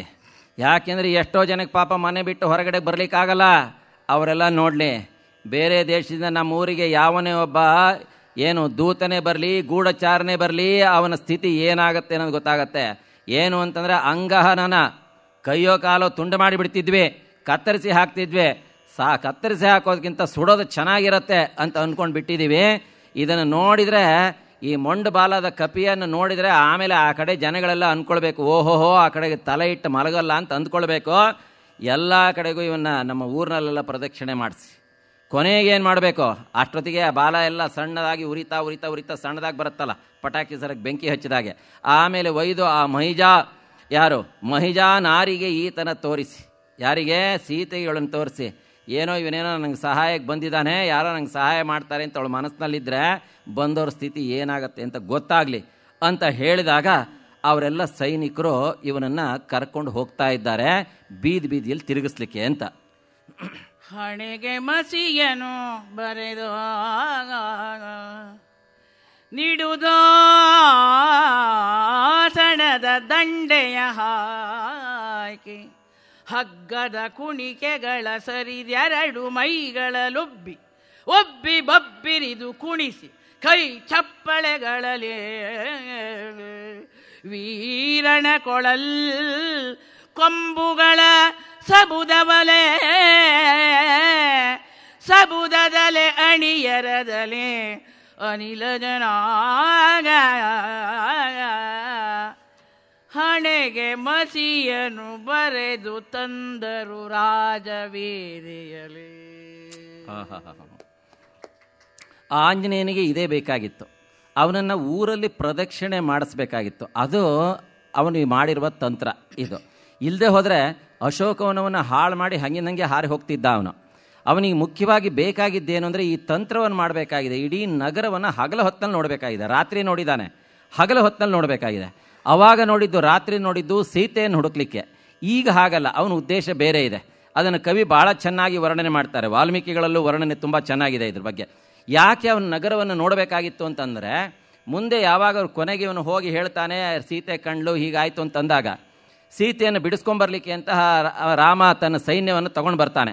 ಬಂದಾಗ ಇಲ್ಲಿ ಹೊರಗಡೆ ನಾವು ಬಿಡಾರ ಬಿಟ್ಟಾಗ ಯಾವಾಗಾರು ಒಂದು ಸಲ ಕೇಳ್ಬೋದು, ಆಂಜನೇಯ ನೀನು ತಾನೇ ಲಂಕೆಯನ್ನು ನೋಡಿದವನು, ಹೇಗಿದೆಯಪ್ಪ ಈ ನಗರದ ರಚನೆ, ಇದರಲ್ಲಿ ಮುಖ್ಯವಾದಂತಹ ಜಾಗ ಯಾವುದು, ಎಲ್ಲೆಲ್ಲಿಂದ ರಸ್ತೆ ಹೋಗುತ್ತೆ, ಅರಮನೆ ಎಲ್ಲಿ ಕೊನೆ ಆಗುತ್ತೆ, ಮುಖ್ಯ ರಸ್ತೆ ಈಗ ಕೋಟೆ ಬಾಗಿಲು ತೆಗೆದ್ರೆ ಇದು ಎಲ್ಲಿ ಹೋಗುತ್ತೆ, ಆಮೇಲೆ ಅವರೆಲ್ಲ ಸೇನಾಧಿಪತಿಗಳೆಲ್ಲ ಇದ್ದಾರಲ್ಲ, ಪ್ರಹಸ್ತ, ಅಕಂಪನ, ಅವರೆಲ್ಲ ಅವ್ರವ್ರ ಮನೆಗಳು ಎಲ್ಲಿದ್ದಾವೆ, ಏನು ಎಂತು ಅಂತ ಕೇಳಿದಾಗ ಇವು ನಾವೆಲ್ಲ ವಿವರಣೆ ಕೊಡಲಿಕ್ಕಾಗತ್ತೆ. ನಾನು ನೋಡಿದ್ದೀನಿ, ಇಂಥಲ್ಲಿದೆ, ಹೀಗೆ ರಸ್ತೆ, ಅಲ್ಲಿ ಹೋಗಿ ಇಲ್ಲಿ ಟರ್ನಾಗ, ಅಲ್ಲಿ ಹೋಗಿ ಇಲ್ಲಿ ಹೋದರೆ ಅಲ್ಲಿ ಇಂಥವ್ರ ಮನೆ ಸಿಗತ್ತೆ, ಅರಮನೆ ಇಂಥಲ್ಲಿದೆ ಅಂತ ಹೇಳೋದಕ್ಕೆ.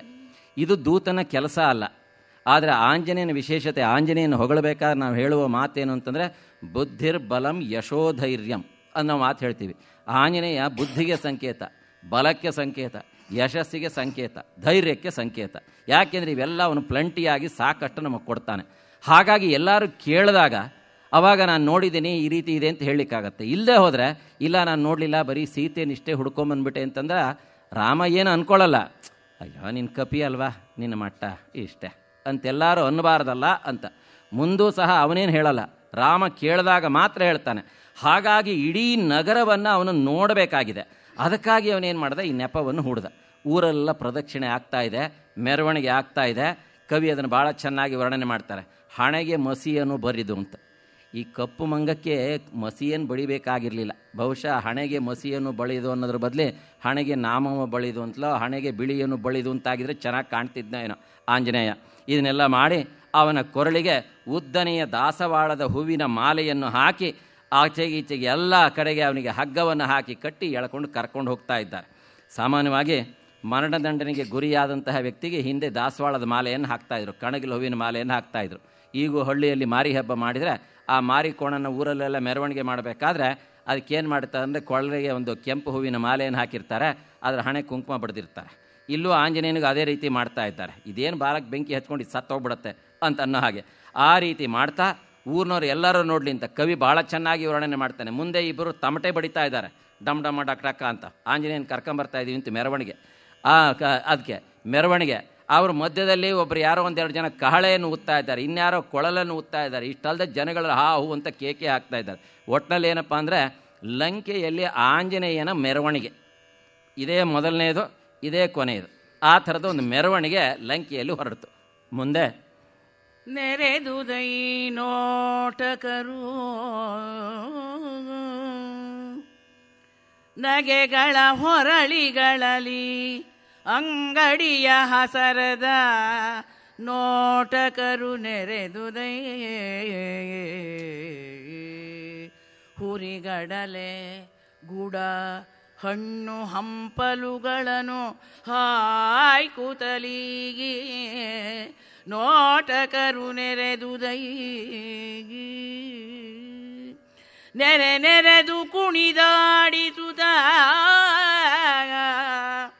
ನಿಜಪುರದ ಕಡೆಗೋಟೆಯ ಕವಾಟದ ಹೊರಗೆ ತಂದು ಅಲ್ಲಿಂದ ಬೊಬ್ಬಿರಿದು ಎಬ್ಬಿದರು ಕಪಿಯ. ಇಡೀ ಊರಲ್ಲೆಲ್ಲ ಮೆರವಣಿಗೆ ಮಾಡಿದ್ರು. ಇವನು ಅತ್ಲ ಹೋಗ್ತಾನೆ, ಆ ಕಡೆ ಈ ಕಡೆಗೆಲ್ಲ ನೋಡ್ತಾ ಇದ್ದಾನೆ. ಎಲ್ಲರೂ ಅಂತಾರದು ನೋಡಲೇ ಈ ಮಂಗ ಹೆಂಗೆ ಮಾಡ್ತಾ ಇದೆ ಅಂತಾರೆ. ಅವನು ನೋಡ್ತಾ ಇರೋದು ಇದು ಯಾವ ರಸ್ತೆ, ಎಷ್ಟು ದೂರ ಬಂದಿದ್ದೀನಿ, ಏನು ಅಂತ. ಯಾವುದೋ ಒಂದು ಮನೆ ಮೇಲೆ ಯಾವನೊಬ್ಬ ಮನುಷ್ಯ ನಿಂತ್ಕೊಂಡಿದ್ದ, ಎಲ್ಲರೂ ಅವನಿಗೆ ನಮಸ್ಕಾರ ಮಾಡ್ತಾ ಇದ್ದಾರೆ. ಇವನು ಅವನ್ನೇ ಗಮನ ಇಟ್ಟು ನೋಡ್ದ. ಯಾಕೆಂದರೆ ಇದು ಯಾರ ಮನೆ ಅಂತ ತಿಳ್ಕೊಳ್ಳೋದಕ್ಕೆ. ಪ್ರಹಸ್ತನ ಮನೆ ಎಲ್ಲಿದೆ, ಪ್ರಹಸ್ತ ಮುಖ್ಯ ಸೇನಾಧಿಪತಿ, ಅವನು ಮಹಾದಂಡನಾಯಕ. ಇವನ ಮನೆ ಎಲ್ಲಿದೆ, ಯಾವ ಕಡೆಗೆ ಬರುತ್ತೆ, ಇದನ್ನೆಲ್ಲವೂ ತಿಳ್ಕೊಂಡ ಅವನು. ಅರಮನೆಯ ಮಾರ್ಗ, ರಾಜಮಾರ್ಗ ಎಲ್ಲಿದೆ, ಇವೆಲ್ಲವೂ ಅವನ ಮನಸ್ಸಿನಲ್ಲಿ ಚೆನ್ನಾಗಿ ಮೂಡ್ತು. ಓಹೋ, ಇನ್ನೇನು ತಿಳ್ಕೊಬೇಕಾದ್ದಿಲ್ಲ ಅಂತ ಪೂರ್ತಿ ಚಿತ್ರ ಅವನ ಮನಸ್ಸಿನಲ್ಲಿ ಮೂಡ್ತಾ ಇದೆ, ತಲೆಯಲ್ಲಿ ಮೂಡ್ತಾ ಇದೆ. ಇವನು ಬರ್ತಾ ಇರಬೇಕಾದ್ರೆ ಎಷ್ಟೋ ಜನ ಇವನ ಮೇಲೆ ಹಣ್ಣನ್ನು ಎರಚಿದ್ರು. ಇದನ್ನೆಲ್ಲ ಕವಿ ವರ್ಣನೆ ಮಾಡ್ತಾ ಇದ್ದಾನೆ. ಹಣ್ಣನ್ನು, ಬೆಲ್ಲವನ್ನು, ಸುರಿಗಡ್ಲೆಯನ್ನು ಎರಚಿದ್ರು. ದೇವರ ರಥೋತ್ಸವ ಬರಬೇಕಾದ್ರೆ ದೇವ್ರ ಮೇಲೆಲ್ಲ ಹಣ್ಣು ಹಂಪಲುಗಳನ್ನ ಎರಚ್ತಾರಲ್ಲ, ಹಾಗೆ ಎರಚ್ತಾ ಇದ್ದಾರೆ. ಎಲ್ಲ ಕಡೆಗೂ ತಿರುಗಾಡಿ ಇವನು ಅತ್ಲಾಗಿತ್ಲ ಎಲ್ಲ ನೋಡ್ಕೊಂಡು ಬಂದ ಮೇಲೆ ಊರ ಹೊರ ಬಾಗಿಲಿಗೆ ತಗೊಂಡು ಬಂದರು. ಬಾಗಿಲನ್ನು ತೆಗೆದ್ರು. ಇವನು ಹೋಗಲಿಕ್ಕೆ ಸಂಕೋಚ ಪಡೋ ಹಾಗೆ ಮಾಡ್ತಾ ಇದ್ರೆ ಕವಿ ವರ್ಣನೆ ಮಾಡ್ತಾ ಇದ್ದಾರೆ. ಬಬ್ಬಿರೋದು ಎಬ್ಬಿದರು ಅಂತ ಕಿತ್ತು ಎಸೆದು ಬಿಟ್ರು. ಅವನ್ನ ತೆಗೆದು ಆ ಕಡೆಗೆ ಕೋಟೆಯ ಬಾಗಿಲಿನ ಆಚೆಗೆ ತಳ್ಳಿ ಧಡಾರಂತ ಬಾಗಿಲು ಹಾಕಿ ಒಳಗಡೆಯಿಂದ ಚಿಲಕ ಹಾಕಿದ್ರು. ಮುಂದೆ ಅಧಿಕ ಬಲ ಅಧಿಕ ಬಲನ ಸುನಗುತ್ತಲೀ ಅಲ್ಲಿಯೇ ವಿಧಿಯ ಪಾಶವ ಹರಿದೋ ಕೋಪದ ಕದವ ಕಳಚಿದೋ ಕೆಕ್ಕಳಿಸಿ ಕೈ ಇಕ್ಕಿ ಪರಿಗರಲಿ ನಿಧನಗೊಳಿಸಿದ ನೆಡಬಲದ ವೈಭುದ ವಿರೋಧಿಗಳನ್ನು ಬಳಿಕ ಅರಿವದಗೆ ಹೇಸರೆ ಹನುಮ ತಿರುಗಿದ ನಟ್ಟುತ ಅರಿಬಲವ. ಆಮೇಲೆ ಹೊರಗಡೆಗೆ ಬಂದ. ನೋಡಿದ್ದೆ ತಡ ಅವನ ಮೈಗೆಲ್ಲ ಹಗ್ಗ ಹಾಕಿ ಕಟ್ಟಿದ್ರಲ್ಲ, ಹಾಗೆ ಬಿಟ್ಟಿದ್ರಲ್ಲ. ಇನ್ನೂ ಅವನ ಜೊತೆಗೆಲ್ಲ 4-6 ಜನ ರಾಕ್ಷಸರೆಲ್ಲ ಇದ್ದಾರೆ. ತನ್ನ ದೇಹವನ್ನು ಅಣಿಮಾದಿ ಅಷ್ಟಸಿದ್ಧಿಗಳಿರ್ತಕ್ಕಂಥವನು ಇವನು ಏನು ಮಾಡ್ದ ಅಂತಂದರೆ ಪರ್ವತದ ಹಾಗೆ ಎತ್ತರಕ್ಕೆ ಬೆಳೆಸಿದ್ದೇ ತಡ ಇವನಿಗೆ ಕಟ್ಟಿರುವಂತಹ ಬ್ರಹ್ಮಪಾಶ ಕವಿ ವರ್ಣನೆ ಮಾಡ್ತಾನೆ. ವಿಧಿಯ ಪಾಶವ ಹರಿದುದು ಅಂತ. ಅವನಿಗೆ ಹಾಕಿರೋ ಬ್ರಹ್ಮಪಾಶದ ಕಟ್ಟೆಲ್ಲ ಫಟ್ ಫಟ್ ಅಂತ ಹರ್ಕೊಂಡೋಯ್ತು. ಎದ್ದು ನಿಂತ್ಕೊಂಡ ತಡ ಇವನು ಏನು ಮಾಡ್ದ, ಕೈಲಿ ಏನೂ ಆಯುಧ ಇಲ್ಲ, ಏನು ಮಾಡಲಿ ಅಂತ ಯೋಚನೆ ಮಾಡ್ದ. ಒಂದು ಸಲ ಬಾಗಿಲನ್ನು ಜಾಡಿಸಿ ಒದ್ದ. ಆ ಬಾಗಿಲು ಧಡಾರಂತ ತೆಕ್ಕೊಳ್ತು. ಅಲ್ಲಿ ನೇತಾಡ್ತಾ ಇರುವಂತಹ ಲಾಳವಿಂಡಿಗೆ ಕವಿ ವರ್ಣನೆ ಮಾಡ್ತಾನೆ. ಪರಿಗ ಲಾಳವಿಂಡಿಗೆ ಅಂದರೆ ಅಗಳಿ. ಆ ಅಗಳಿಯನ್ನೇ ಉದ್ದಕ್ಕೊಂದು ಮೊಳದಷ್ಟಿತ್ತು. ಅದನ್ನೇ ತಗೊಂಡು ಅಕ್ಕಪಕ್ಕದಲ್ಲಿರುವಂತಹ ರಾಕ್ಷಸರಿಗೆ 2 ಬಡ್ದಿದ್ದೇ ತಡ ಗಿರ್ಗಯ ಅವ್ರ ಮರ್ಗಯ ಅಷ್ಟೇ ಆಗಿತ್ತು. ಮುಗದೇ ಹೋಯ್ತು ಅವ್ರ ಕಥೆ ಅಂತ. ಈಗ ಒಂದು ಪ್ರಶ್ನೆ, ಅಲ್ಲ ಆಂಜನೇಯನ ಹತ್ರ ಗದೆ ಇತ್ತಲ್ಲ, ಅದು ಎತ್ಲಾ ಹೋಗ್ಬಿಡ್ತು ಅಂತ ನಮಗೆ ಪ್ರಶ್ನೆ ಅಲ್ವಾ?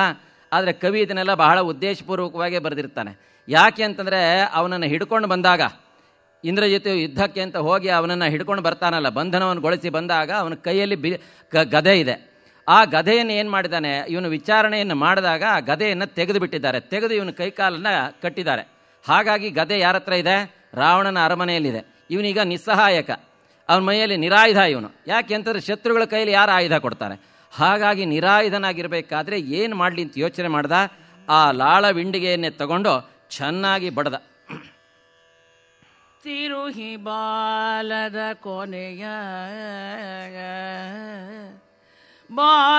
ಕೊನೆಯ ವನ್ಹಿಯನು ಉರಿಗೊಳಿತೀಗಿ ಪುಟನೆಗೆದು ನಿಂದನೋ ಸರಿಸದಲಿ ಸುರನರ ಭುಜಂಗಮ ಭುವನ ದಲ್ಲಣನ ಸರಿಸದಲಿ ನಿಂದನೋ ಮರಳಿ ಬಂದುದೆ ಮಾರಿ ಕೊಯ್ದನು ಕೊರಳನೋಗ ಇಂದ್ರಾರಾತಿ ಕೊರಳನು ಕೊಂದನೆನುತ ಉಬ್ಬರದ ಭೀತಿಯಲೇ ಓಡಿದುದು ದೆಸೆ ದೆಸೆಗೆ ಪೌರಜನು. ನಂತರ ಆಮೇಲೆ ಏನು ಮಾಡ್ದ ಅಂತಂದರೆ ಮತ್ತೆ ಇದ್ರ ಲಂಕಿಯ ಒಳಗೆ ಕಾಲಿಟ್ಟ. ಬಾಲವನ್ನು ತನ್ನ ಕೈಲಿ ಹಿಡ್ಕೊಂಡು ಜೋರ ಹೀಗೆ ಅಲಗಾಡಿಸಿದ್ನಂತೆ. ಕವಿ ವರ್ಣನೆ ಮಾಡ್ತಾ ಇದ್ದಾನೆ. ತಿರುಹಿ ಬಾಲದ ಕೊನೆಯ ಊದಿನ ಕಡ್ಡಿ ಜೋರಾಗಿ ಉರಿಲಿ ಅಂತ ನಾವು ಹಿಂಗೆ ಅಂತೀವಲ್ಲ, ಹಾಗೆ ತನ್ನ ಬಾಲವನ್ನು ಹೀಗೆ ಅಲಗಾಡಿಸ್ತಾ ಪ್ರಜ್ವಲಿಸಲಿ ಅಂತ ಹೇಳಿ ಹಾಗೆ ಅಲಗಾಡಿಸಿದ್ದೆ ತಡ ಏನು ಧಗ ಧಗ ಧಗ ಅಂತ ಆ ಬಾಲ ಉರಿ ಹತ್ಕೊಳ್ಳಿಕ್ಕೆ ಶುರುವಾಯಿತು. ಇವನು ಹೊಡಿರೋ ಅಂತ ಹತ್ರ ಬರ್ತಾ ಇದ್ದಾರೆ. ಅವ್ರಿಗೆಲ್ಲರಿಗೂ ತನ್ನ ಬಾಲದಿಂದ ಮುಟ್ಟಿಸ್ತಾ ಇದ್ದಾನೆ. ಅವ್ರಿಗೆಲ್ಲರಿಗೂ ಏನು ಎಲ್ಲ ಕಡೆಗೂ ಬೆಂಕಿ ಬೀಳಲಿಕ್ಕೆ ಶುರುವಾಯಿತು. ಸುರನರ ಭುಜಂಗ ಭವನ ತಲ್ಲಣಿಸಿತು ಅಂತ. ದೇವಲೋಕ, ಮನುಷ್ಯಲೋಕ, ಪಾತಾಳ ಲೋಕದ ಅಯ್ಯೋ ಏನೋ ಆಗೋಗ್ಬಿಡತ್ತೆ ಅಂತ ಹೇಳಿ ಆ ರೀತಿ ಆ ಬೆಂಕಿಯ ಉರಿ ಎಲ್ಲ ಕಡೆಗೂ ಹತ್ತುತ್ತಾ ಇದೆ. ಒಂದೊಂದು ಕಡೆಗೆ ತಾಕಿಸ್ತಾ ಇದ್ದಾನೆ. ಅದನ್ನು ನೋಡಿದ ತಡ ಎಷ್ಟೋ ಜನ ಆಹಾ ಪುನರಾಯಾನ್ ಮಹಾಕಪಿಹಿ ಅಂದ್ರಂತ. ಅಯ್ಯೋಯ್ಯೋ ಮತ್ತೆ ಬಂದ್ಬಿಡ್ತು ಈ ದೊಡ್ಡ ಮಂಗ ಅಂತ. ಮೊದಲು ಇವನು ಸಣ್ಣವನಾಗಿದ್ದವನು ಅಶೋಕವನವನು ಕೊಂದ ಇದರಲ್ಲಿ ಅದನ್ನು ಹಾಳು ಮಾಡಿದಾಗ ದೊಡ್ಡವನಾಗಿದ್ದ. ಇವನು ಹಿಡ್ಕೊಂಡು ಬಂದಾಗ ಇಂದ್ರಜಿತ್ ಹಿಡಿದಾಗ ಮತ್ತೆ ಸಣ್ಣವನಾಗಿದ್ದ. ಈಗ ಮತ್ತೆ ಆಗಿರೋದು ನೋಡಿ ವಾಲ್ಮೀಕಿ ಮಹರ್ಷಿಗಳ ವರ್ಣನೆ. ಪುನರಾಯಾನ ಮಹಾಕಪಿ ಅಂತ. ಅಯ್ಯೋ ಮತ್ತೆ ವಾಪಸ್ ಬಂದ್ಬಿಡ್ತು ಈ ದೊಡ್ಡ ಮಂಗ ಇದೇನೋ ಅಂತ. ಹಾಗೆ ಬರ್ತಾ ಇದ್ದಾರೆ. ಅವಾಗ ಜೋರಾಗಿ ಅವನು ಗಾಳಿಯನ್ನು ಬೀಸಿದ ತಡ, ಬಾಲವನ್ನು ಬೀಸಿದ ತಡ ಏನು ಬಾಲ ಧಗ ಧಗ ಧಗ ಅಂತ ಹತ್ಕೊಂಡು ಉರಿತಾ ಇದೆ. ತುಳಸಿದಾಸ್ ಭಾಳ ಚೆನ್ನಾಗಿ ವರ್ಣನೆ ಮಾಡ್ತಾರೆ.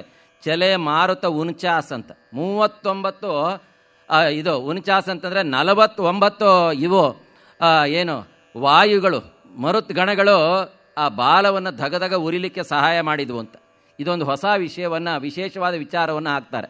ಮರುತ್ಗಣಗಳು ಅಂತಂದರೆ ಕಶ್ಯಪನ ಹೆಂಡತಿ ದಿತಿ. ಆ ದಿತಿಯ ಗರ್ಭದಲ್ಲಿ ಒಂದು ಮಗು ಆಗ್ತಾ ಇದೆ. ದಿತಿಯ ಮಕ್ಕಳೆಲ್ಲ ದೈತ್ಯರಾಗ್ತಾರಲ್ಲ ಅಂಥೇಳಿ ಇಂದ್ರ ಏನು ಮಾಡ್ದ, ಆ ಗರ್ಭದ ಒಳಗೆ ಪ್ರವೇಶ ಮಾಡಿ ಅದನ್ನು ತುಂಡು ಮಾಡಬೇಕು ಅಂಥೇಳಿ 7 ತುಂಡನ್ನು ಮಾಡ್ದ. ಅದನ್ನು 7 ತುಂಡು ಮಾಡಿದಾಗ ಮತ್ತೆ ಇವೆಲ್ಲರೂ ಹಾಗೆ ಇದ್ದು ಬಿಟ್ಟರೆ ಮತ್ತೇನಾದ್ರು ದೊಡ್ಡವಾಗಿ ತೊಂದರೆ ಮಾಡ್ಬೋದು ಅಂತ ಆ 7 ತುಂಡನ್ನು ಮತ್ತೆ ಒಂದೊಂದನ್ನು 7 ತುಂಡು ಮಾಡ್ದ. 7 49 ಆಯಿತು. ಅದಕ್ಕೆ ಅವೆಲ್ಲ ಅಯ್ಯೋ ನಮಗೆ ತೊಂದರೆ ಮಾಡ್ತಾ ಇದಲ್ಲ ಅಂತ ಅಳ್ತಾ ಇದ್ದಾಗ ಅವಾಗ ಇವನು ಮಾರುದ ಅನ್ನಂತೆ, ಅಳಬೇಡಿ ಅಂತ. ಅಂತಹ ಸಂದರ್ಭದಲ್ಲಿ ಆ ದಿತಿ ಇಂದ್ರನ ಪ್ರಾರ್ಥನೆ ಮಾಡ್ತಾಳೆ, ಅಯ್ಯೋ ನನ್ನ ಮಕ್ಕಳು ಒಳ್ಳೆಯರಾಗಲಿ ಅಂತ ನಾನು ಅಂದ್ಕೊಂಡಿದ್ದೆ, ನೀನು ಹೀಗೆ ಮಾಡಿದೆಲ್ಲ ಅಂತಂದಾಗ, ಅಮ್ಮ ನಿನ್ನ ಮನಸ್ಸು ಚೆನ್ನಾಗಿದೆ, ಆ ಮಕ್ಕಳು ಒಳ್ಳೆಯರಿದ್ದಾರೆ ಅಂತ ಗೊತ್ತು ನನಗೆ, ಇವರು ಮುಂದೆ ಇವರು ಇಷ್ಟು ಜನ ಒಳ್ಳೆಯವರಾಗೆ ಹುಟ್ಟುತ್ತಾರೆ, ಇವರು ಹುಟ್ಟಿದ ಮೇಲೆ ಅವ್ರನ್ನ ದೇವ ಕಾರ್ಯಕ್ಕೆ ನಾನು ಬಳಸ್ಕೊಳ್ತೀನಿ ಅಂತ ಅವ್ರನ್ನೇ ಮರುತ್ಗಣಗಳು ಅಂತ ಕರೆದಿದ್ದಾರೆ. 49 ಮರುತ್ಗಣಗಳು ಅಂತ. ಇದನ್ನು ವಾಲ್ಮೀಕಿಗಳು ಬಳಸಲಿಲ್ಲ, ತುಳಸಿದಾಸ್ ಮಾತ್ರ ಚಲೆ ಮರುತ ಉನ್ಚಾಸ್ ಅಂತ ಬಳಸ್ತಾರೆ. ಆಂಜನೇಯನಿಗೆ ಸಹಾಯಕ್ಕಾಗಿ, ರಾಮ ಕಾರ್ಯಕ್ಕಾಗಿ ಆ 49 ಮರುತ್ಗಣಗಳು ಗಾಳಿಯೂ ಸಹ ಜೋರಾಗಿ ಬೀಸ್ತಾ ಇದೆ ಈ ಬೆಂಕಿ ಉರಿಯೋದಕ್ಕೆ ಸಹಾಯ ಮಾಡೋಕ್ಕೆ. ಮುಂದೆ ತರಣಿ ವಂಶಜ ಕೇಳೋ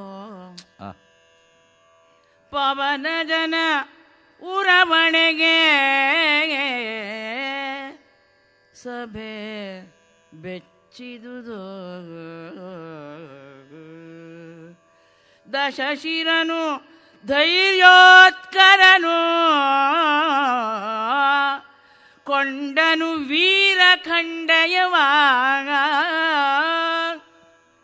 ಹರಿಬಬಲು ಯಮಗೆ ಎಲೆ ವಿಭೀಷಣ ಯಮಗೆ ಹರಿಬಬಲಹು ವಿಭೀಷಣ ತೆರಳು ಕೈ ತಪ್ಪಹುದೆನು ತಕಪಿಗೆ ಕರದ ಖಂಡಯದ ಸುರನ ಆನನಕೆ ಏರಿಸಿದನು ಉರಿಯ.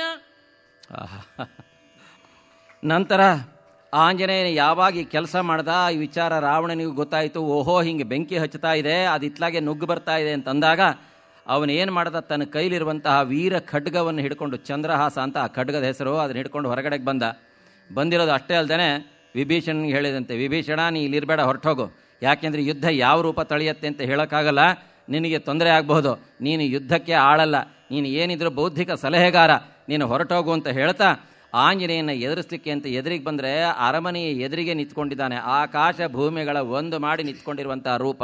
ಅವನ ರೂಪವನ್ನು ನೋಡೋಣವೋ, ಅವನ ಕೈಲಿ ಹಿಡಿದು ಬೀಸ್ತಾ ಇರುವಂತಹ ಆ ಲಾಳವಿಂಡಿಗೆ ಆ ಇದನ್ನು ನೋಡೋಣ, ಚಿಲುಕವನ್ನು ನೋಡೋದೋ ಅಂತ ಅವನು ಯೋಚನೆ ಮಾಡ್ತಾ ಇದ್ದೆ. ಹೇಗೆ ಎದುರಿಸಬೇಕು ಅಂತ ಯೋಚನೆ ಮಾಡೋ ಇಷ್ಟೊತ್ತಿಗೆ ಕವಿ ವರ್ಣನೆ ಮಾಡ್ತಾನೆ. ಆಂಜನೇಯ ತನ್ನ ಬಾಲದ ಬೆಂಕಿಯಿಂದ ಇವನ ರಾವಣನ 10 ಮುಖಗಳಿಗೂ ಬೆಳೆದಿರುವ ಗಡ್ಡಕ್ಕೆಲ್ಲ ಬೆಂಕಿ ಹಚ್ಚಿದಂತೆ. ಕವಿ ವರ್ಣನೆ ಮಾಡ್ತಾ ಇದ್ದಾನೆ. ಆನನಕ್ಕೆ ಏರಿಸಿದನು ಉರಿಯ. ನೋಡಿ, 10 ಮುಖ ಇದ್ದರೆ ನಾವೇನೋ ಅಂದ್ಕೊಳ್ತೀವಿ, ಆಹಾ ಭಾಳ ಒಳ್ಳೆಯದು ಅಂತ. ಇವೇ ಸಮಸ್ಯೆಗಳು. ಯಾವುದನ್ನು ಒರೆಸ್ಕೋಬೇಕು, ಯಾವುದನ್ನು ಬಿಡಬೇಕು ಅಂತ ಗೊತ್ತಾಗಲಿ. ಒಂದು ಉಪಚಾರ ಮಾಡ್ಕೊಳ್ಳೋಷ್ಟಿಗೆ ಇನ್ನೊಂದಕ್ಕೆ ತೊಂದರೆ. 20 ಕೈಗಳೇನೋ ಇದ್ದಾವೆ, ಆದರೆ ರಕ್ಷಣೆಯನ್ನು ಮಾಡ್ಕೋಬೇಕಲ್ಲ, ಈ ರೀತಿ ಆಗ್ತಾ ಇದೆ.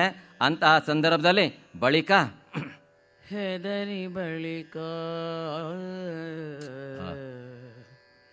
ಅಸುರೇಂದ್ರ ಬಳಿಕ ಹೆದರಿ ಗಡ್ಡವನದುರಿಸುತ್ತ ಬೆದರಿ ಗಗನಕ್ಕೆ ಹಾಯ್ದನು ಹೊದಕೆಗಳ ಬಿಸುಟು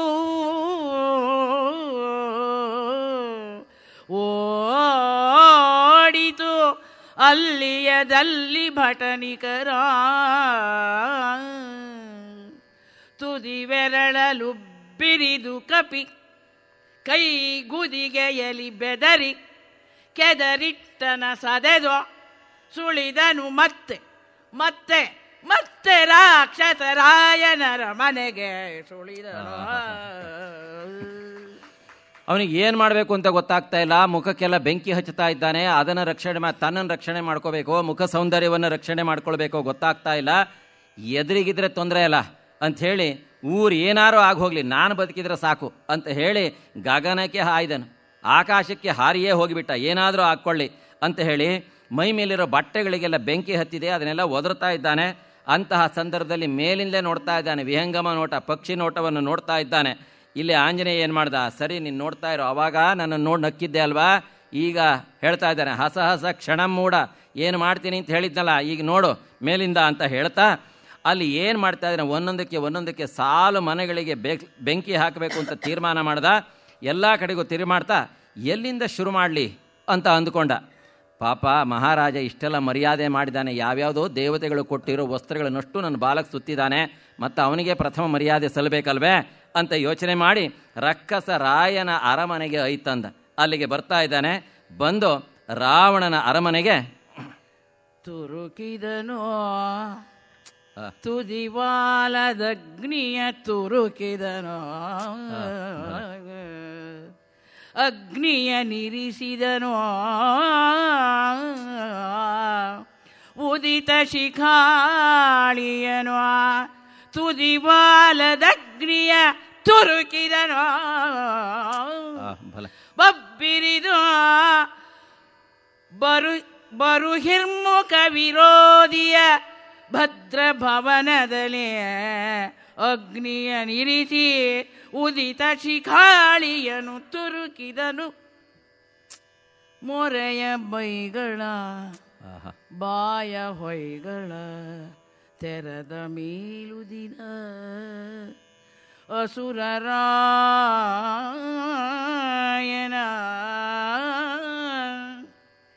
ಬೈಗಳ ಮೊರೆಯ ಹೊಯ್ಗಳ ಬಾಯ ಮೇಲುದಿನ ತೆರೆದ ಸುರರಾಯನ ಕುರುಹಿ ನರಸಿಯರ ಅರಿಕೆ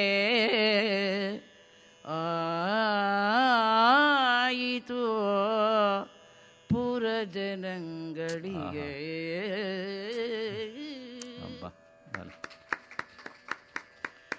ಅರಮನೆಗೆ ಬೆಂಕಿಯನ್ನು ಹಚ್ಚಲಿಕ್ಕೆ ಅಂತ ಹೋಗಿ ಮುಂದೆ ನಿಂತ್ಕೊಂಡ. ವಾಲ್ಮೀಕಿ ಮಹರ್ಷಿಗಳು ಅದ್ಭುತವಾಗಿ ವರ್ಣನೆ ಮಾಡಿದ್ದಾರೆ. ಮಹಾತ್ಮನೋ ಮಹಾದ್ವೇಷ್ಮಃ ಮಹಾರತ್ನ ಪರಿಚ್ಛದಂ, 2 ಶ್ಲೋಕಗಳಲ್ಲಿ ರಾವಣನ ಅರಮನೆ ಎಷ್ಟೋ ಅದ್ಭುತವಾಗಿತ್ತು ಅಂತ ವರ್ಣನೆ ಮಾಡಿದ್ದಾರೆ ಅವರು. ಮಹಾತ್ಮನೋ ಮಹಾದ್ವೇಷ್ಮಃ, ಇಡೀ ನಗರಕ್ಕೆ ಅಲಂಕಾರವಾಗಿತ್ತು. ಲಂಕಾ ನಗರಭೂಷಣಂ ಅಂತ ವರ್ಣನೆ ಮಾಡಿದೆ. ಲಂಕಾಭರಣಂ ಇತ್ಯೇವ ಅಂತ, ಲಂಕೆಗೆ ಆಭರಣ ಸದೃಶವಾಗಿತ್ತು. ಬೆಂಗಳೂರು ಇಷ್ಟು ವಿಸ್ತಾರವಾಗಿದೆ, ಈ ಊರಿಗೆ ಇಡೀ ಊರಿಗೆ ಅಲಂಕಾರಿಕವಾಗಿರುವಂತಹ ಬಿಲ್ಡಿಂಗ್ ಯಾವುದು ಅಂತಂದರೆ ವಿಧಾನಸೌಧ, ಅನುಮಾನವೇ ಇಲ್ಲ ಅಲ್ವಾ. ಅದಲ್ಲ ಏನು ಬೆಂಗಳೂರಿನ ಪದಕ ಇದ್ದ ಹಾಗೆ. ಮೈಸೂರು ಎಂತಹ ಅದ್ಭುತವಾದ್ದು, ಅಲ್ಲಿ ಅರಮನೆ ಅಲ್ಲಿಯ ಮುಖ್ಯನ ಇದು ಅಂತ ಹೇಳ್ತೀವಲ್ಲ, ಹಾಗೆ ಇದು ಅಷ್ಟೇ ಲಂಕಾಭರಣ. ರಾವಣನ ಅರಮನೆ ಅಂತಂದರೆ ಅತ್ಯದ್ಭುತವಾಗಿರುವಂಥದ್ದು. ಮಹಾದ್ವೇಷ್ಮ ಅಂತ ವರ್ಣನೆ ಮಾಡಿದ್ದಾರೆ ವಾಲ್ಮೀಕಿ ಮಹರ್ಷಿಗಳು. ಮಹಾದ್ವೇಷ್ಮಂ ಮಹಾರತ್ನ ಪರಿಚ್ಛದಂ, ಇಡೀ ಜಗತ್ತನ್ನೆಲ್ಲ ಲೂಟಿ ಮಾಡಿ 3 ಲೋಕಗಳನ್ನು ಲೂಟಿ ಮಾಡಿ ಯಾವ್ಯಾವುದು ಶ್ರೇಷ್ಠವಿದಾವೋ ಅವನ್ನೆಲ್ಲವನ್ನು ತಗೊಂಬಂದು ತನ್ನ ಮನೆಗೆ ಅಲಂಕಾರ ಮಾಡಿದ್ದ ಅವನು. ಮಹಾರತ್ನ ಸಮಾಕೀರ್ಣಂ, ಶ್ರೇಷ್ಠವಾದ ರತ್ನಗಳು ಜಗತ್ತಿನಲ್ಲಿ ಎಲ್ಲೆಲ್ಲಿದ್ದಾವೋ 3 ಲೋಕದಲ್ಲಿರುವುದು ಎಲ್ಲವನ್ನು ತಂದು ತುಂಬಿ ಅವುಗಳಿಗೆಲ್ಲ ಅಲಂಕಾರವನ್ನು ಮಾಡಿದ್ದ. ಮೊದಲು ಇದರಿಂದಲೇ ಶುರು ಮಾಡೋಣ. ಅಗ್ನಿಗೆ ಹೇಗೋ ಆಹುತಿಯನ್ನು ಕೊಡ್ತಾ ಇದ್ದೇನೆ, ಕೊಡೋದನ್ನು ಒಳ್ಳೆಯದೇನೆ ಕೊಟ್ಟುಬಿಟ್ರಾಯ್ತು ಅಂತ ಯೋಚನೆ ಮಾಡಿ ಮೊಟ್ಟ ಮೊದಲಿಗೆ ಆ ಲಂಕೆಯ ಅರಮನೆಯ ಮಹಾದ್ವಾರಕ್ಕೆ ಬೆಂಕಿಯನ್ನಿಟ್ಟ. ಅದನ್ನು ಇಟ್ಟಿದ್ದಲ್ದೇ ಅಕ್ಕಪಕ್ಕದ ಕಿಟಕಿಗಳಿಗೆ ಅಲ್ಲಿ ಇಲ್ಲಿ ತನ್ನ ಬಾಲ ಎಲ್ಲೆಲ್ಲಿ ಹೋಗುತ್ತಾ ಮೂಲೆಯಲ್ಲಿ ತುರುಕ್ತಾ ಬೆಂಕಿ ಹತ್ತಾ ಇದ್ದಾನೆ. ಏನು ಧಗ ಧಗ ಧಗ ಧಗ ಉರಿತಾ ಇದೆ. ಅಲ್ಲಿ ತನಕ ಅರಮನೆಯ ಸ್ತ್ರೀಯರು ತಂಪಾಡಿಗೆ ತಾವು ಅಂತಃಪುರದಲ್ಲಿ ಆರಾಮಾಗಿದ್ರು. ಯಾವಾಗ ಬೆಂಕಿ ಹತ್ಕೊಂಡ್ಬಿಡ್ತಾ ಮೊರೆಯ ಬಾಯಿಗಳ ಏನು ಹೋ ಬೆಂಕಿ ಅಂತ ಕೂಗ್ತಾ ಇದ್ದಾರೆ. ಬಾಯ ಹೊಯ್ಗಳ ಬಾಯಿ ಬಡ್ಕೊಳ್ತಾ ಇದ್ದಾರೆ. ಅವರೆಲ್ಲರೂ ಸಹ ಅವ್ರ ಮೇಲುದಿನ ಅಂತಂದರೆ ಅವ್ರು ಹಾಕ್ಕೊಂಡಿರುವಂತಹ ಏನು ಮೇಲುದಿನ ಅಂತಂದರೆ ಮೇಲ್ವಸ್ತ್ರ, ಅದಕ್ಕೆಲ್ಲ ಅವಕುಂಠನ ಅಂತ ಹೇಳ್ತೀವಲ್ಲ, ಅದಕ್ಕೆಲ್ಲ ಬೆಂಕಿ ಹತ್ತಿಬಿಡ್ತವೋ ಅದನ್ನೆಲ್ಲ ಹೊರಗೆ ಅದನ್ನೇ ಎರಚಿ ಬಿಟ್ಟು ಇವರು ಓಡಿ ಬರ್ತಾ ಇದ್ದಾರೆ. ಅಯ್ಯೋ ನಮಗೆ ಹಾಗಾಯಿತು ಹೀಗಾಯಿತು ಅಂತ. ಎಂದೂ ಅವರ ಅರಮನೆ ಬಿಟ್ಟು ಹೊರಗೆ ಬಂದಿದ್ದಿಲ್ಲ. ಕವಿ ಭಾಳ ಚೆನ್ನಾಗಿ ವರ್ಣನೆ ಮಾಡಿದ್ದಾನೆ. ಅದನ್ನು ಬಂದಿರೋದು ನೋಡಿ ಜನಗಳೆಲ್ಲ ಅಂದ್ಕೊಂಡ್ರಂತೆ, ಓಹೋ ಇವಳೇ ಮಂಡೋದ್ರಿ, ಇವಳೇನೆ ಧಾನ್ಯ ಮಾಲಿನಿ, ಹೆಸರು ಕೇಳಿದ್ವಿ ಇವತ್ತು ನೋಡ್ದಂಗೆ ಆಯಿತು ಅಂತ. ಅದರ ಅರ್ಥ ಮಹಾರಾಜನ ರಾಣಿಯರೆಲ್ಲ ಬೀದಿಗೆ ಬಿದ್ದರು ಅಂತ. ಆಂಜನೇಯ ಮಾಡಿರೋ ಕೆಲಸ ಏನು ಅಂತಂದರೆ ಜನಸಾಮಾನ್ಯರ ಮಟ್ಟಕ್ಕೆ ಇಳಿಸಿಬಿಟ್ಟ ಅವನು. ಹಾಗಾಗಿ ಎಲ್ಲರೂ ಕುರುಹಿನ ಅರಸಿಯರ ಅರಿಕೆಯಾಯಿತು ಪುರ ಜನಗಳಿಗೆ. ಗೊತ್ತೇ ಇರಲಿಲ್ಲ, ಯಾರು ನೋಡೇ ಇರಲಿಲ್ಲ. ಯಾಕೆಂದರೆ ಅರಮನೆಯಲ್ಲಿ ಅಂತಃಪುರದಲ್ಲಿರೋರು ರಾಜಸ್ತ್ರೀಯರ ದರ್ಶನವೇ ಆಗ್ತಾ ಇರಲಿಲ್ಲ. ಅಂಥದ್ದು ಅವರೆಲ್ಲ ಜೀವ ಉಳಿಸ್ಕೊಳ್ಳಿಕ್ಕೆ ಹೊರಗಡೆಗೆ ಬಂದಿರೋದು ನೋಡಿ, ಓಹೋ ಇವ್ರು ಇಂಥವ್ರು ಅಂತ ಗೊತ್ತಾಯಿತು ಜನಗಳಿಗೆ. ಅವರೆಲ್ಲ ಜನಸಾಮಾನ್ಯರ ಹಾಗೆ ಬಾಯಿ ಬಡ್ಕೊಳ್ತಾ ಇದ್ದಾರೆ, ತಲೆ ಕೂದಲೆಲ್ಲ ಕೆದರು ಹೋಗ್ಬಿಟ್ಟಿದೆ, ಬಟ್ಟೆ ಎಲ್ಲ ಅಸ್ತವ್ಯಸ್ತವಾಗಿಬಿಟ್ಟಿದೆ.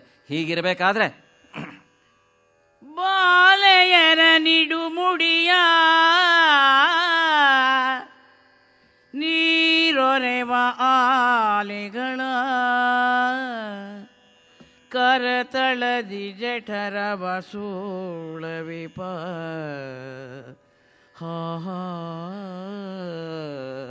ರವದ ಬಾಲೆಯರ ನಿಡುಮುಡಿಯ ಬಾಲೆಯರ ನೀರೊರೆವ ಆಲಿಗಳ ಕರತಳದಿ ಬಾಲೆಯರು ಜಠರ ವಸೂಳವಿಪ ಬಾಲೆಯರ ಹಾರವದ ಕಳಕಳದ ಕಳಕಳವ ಕೇಳಿ ಬಳಿಕ ಅಸುರೇಂದ್ರನು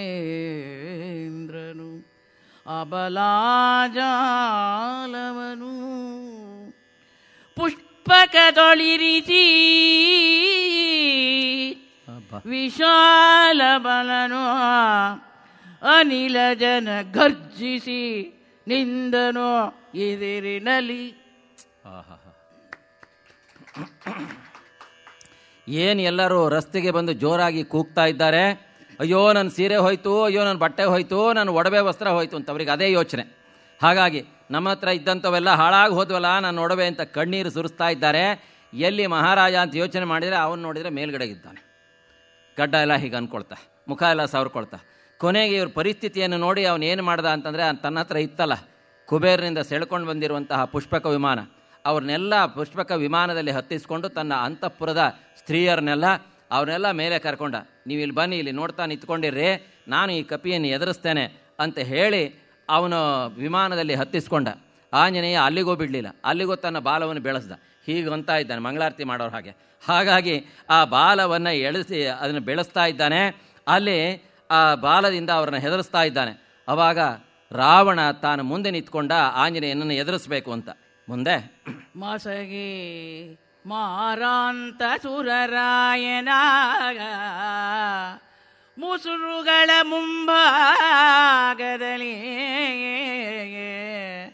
ಝಾಡಿಸಿದನು ಉರಿಯ ವಿಮಾನದ ಅಗ್ರದ ಪ್ರಮಂಡಲಕ್ಕೆ ವಸತಿಯನಿತನಿತನು ಮಹಾಗ್ನಿಯ ಬಸುರೊಳಗೆ ಬೈಚಿಟ್ಟೋ ಬೊಬ್ಬಿರಿದು ಅಸಮಬಲ ತಿರುಗಿದನು ತಿರುವುತಲಾಳವಿಂಡಿಗೆಯ. ಆಂಜನೇಯ ರಾವಣನ ಮುಖದ ಮುಂದ್ಗಡೆಗೆ ಮತ್ತೆ ಬಾಲವನ್ನು ಅಲ್ಲಾಡಿಸ್ತಾ ಇದ್ದಾನೆ, ಹೆದರಿಸ್ತಾ ಇದ್ದಾನೆ ಅವನನ್ನು. ಅವನು ತನ್ನ ವಿಮಾನವನ್ನು ಇನ್ನಿಷ್ಟು ಮೇಲಕ್ಕೆ ಎತ್ತಿದ. ಆವಾಗ ಆಂಜನೇಯ ಏನು ಮಾಡ್ದ, ಅಲ್ಲಿರುವಂತಹ ಅಕ್ಕಪಕ್ಕದ ಮನೆಗಳಿಗೆಲ್ಲ ಬೆಂಕಿ ಇಟ್ಟ. ಅಲ್ಲಿಂದ ತಪ್ಪಿಸ್ಕೊಂಡು ಹೋಗಲಿಕ್ಕೆ ಪ್ರಯತ್ನ ಮಾಡ್ತಾ ಇದ್ದಂಥ ಅನೇಕ ಜನಗಳಿದ್ರಲ್ಲ, ಯಾರು ಬೆಂಕಿಯಲ್ಲಿ ಸುಡಲಿಲ್ಲೋ ಅಂಥವ್ರನ್ನ ತನ್ನ ಕೈಲಿರ್ತಕ್ಕಂತಹ ಲಾಳವಿಂಡಿಗೆ, ಅಂದರೆ ಆ ಸರಪಳಿ ಇತ್ತಲ್ಲ ಚಿಲಕ, ಆ ಚಿಲಕದಿಂದ ಅವರನ್ನೆಲ್ಲರನ್ನು ಬಡಿತಾ ಇದ್ದಾನೆ. ಇಲ್ಲ ಬೆಂಕಿಯಲ್ಲಿ ಬಿದ್ದು ತಾವಾಗೇ ಸಾಯಬೇಕು, ಇಲ್ಲ ಇವನ ಹತ್ರ ಹೊಡೆತ ತಿನ್ನಿಸ್ಕೊಂಡು ಸಾಯಬೇಕು, ಅದು ಬಿಟ್ಟರೆ ಬೇರೆ ಅವಕಾಶವೇ ಇಲ್ಲ. ಆ ರೀತಿ ಆಗ್ತಾ ಇದೆ.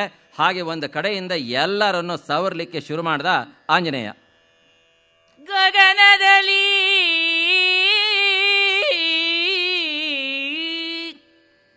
ಬಳಿಕ ಅಸುರಪತಿಗೆ ಧಗಧಗಿಪ ಕಿಚ್ಚನು ಕಂಡು ಬೆಚ್ಚಿದು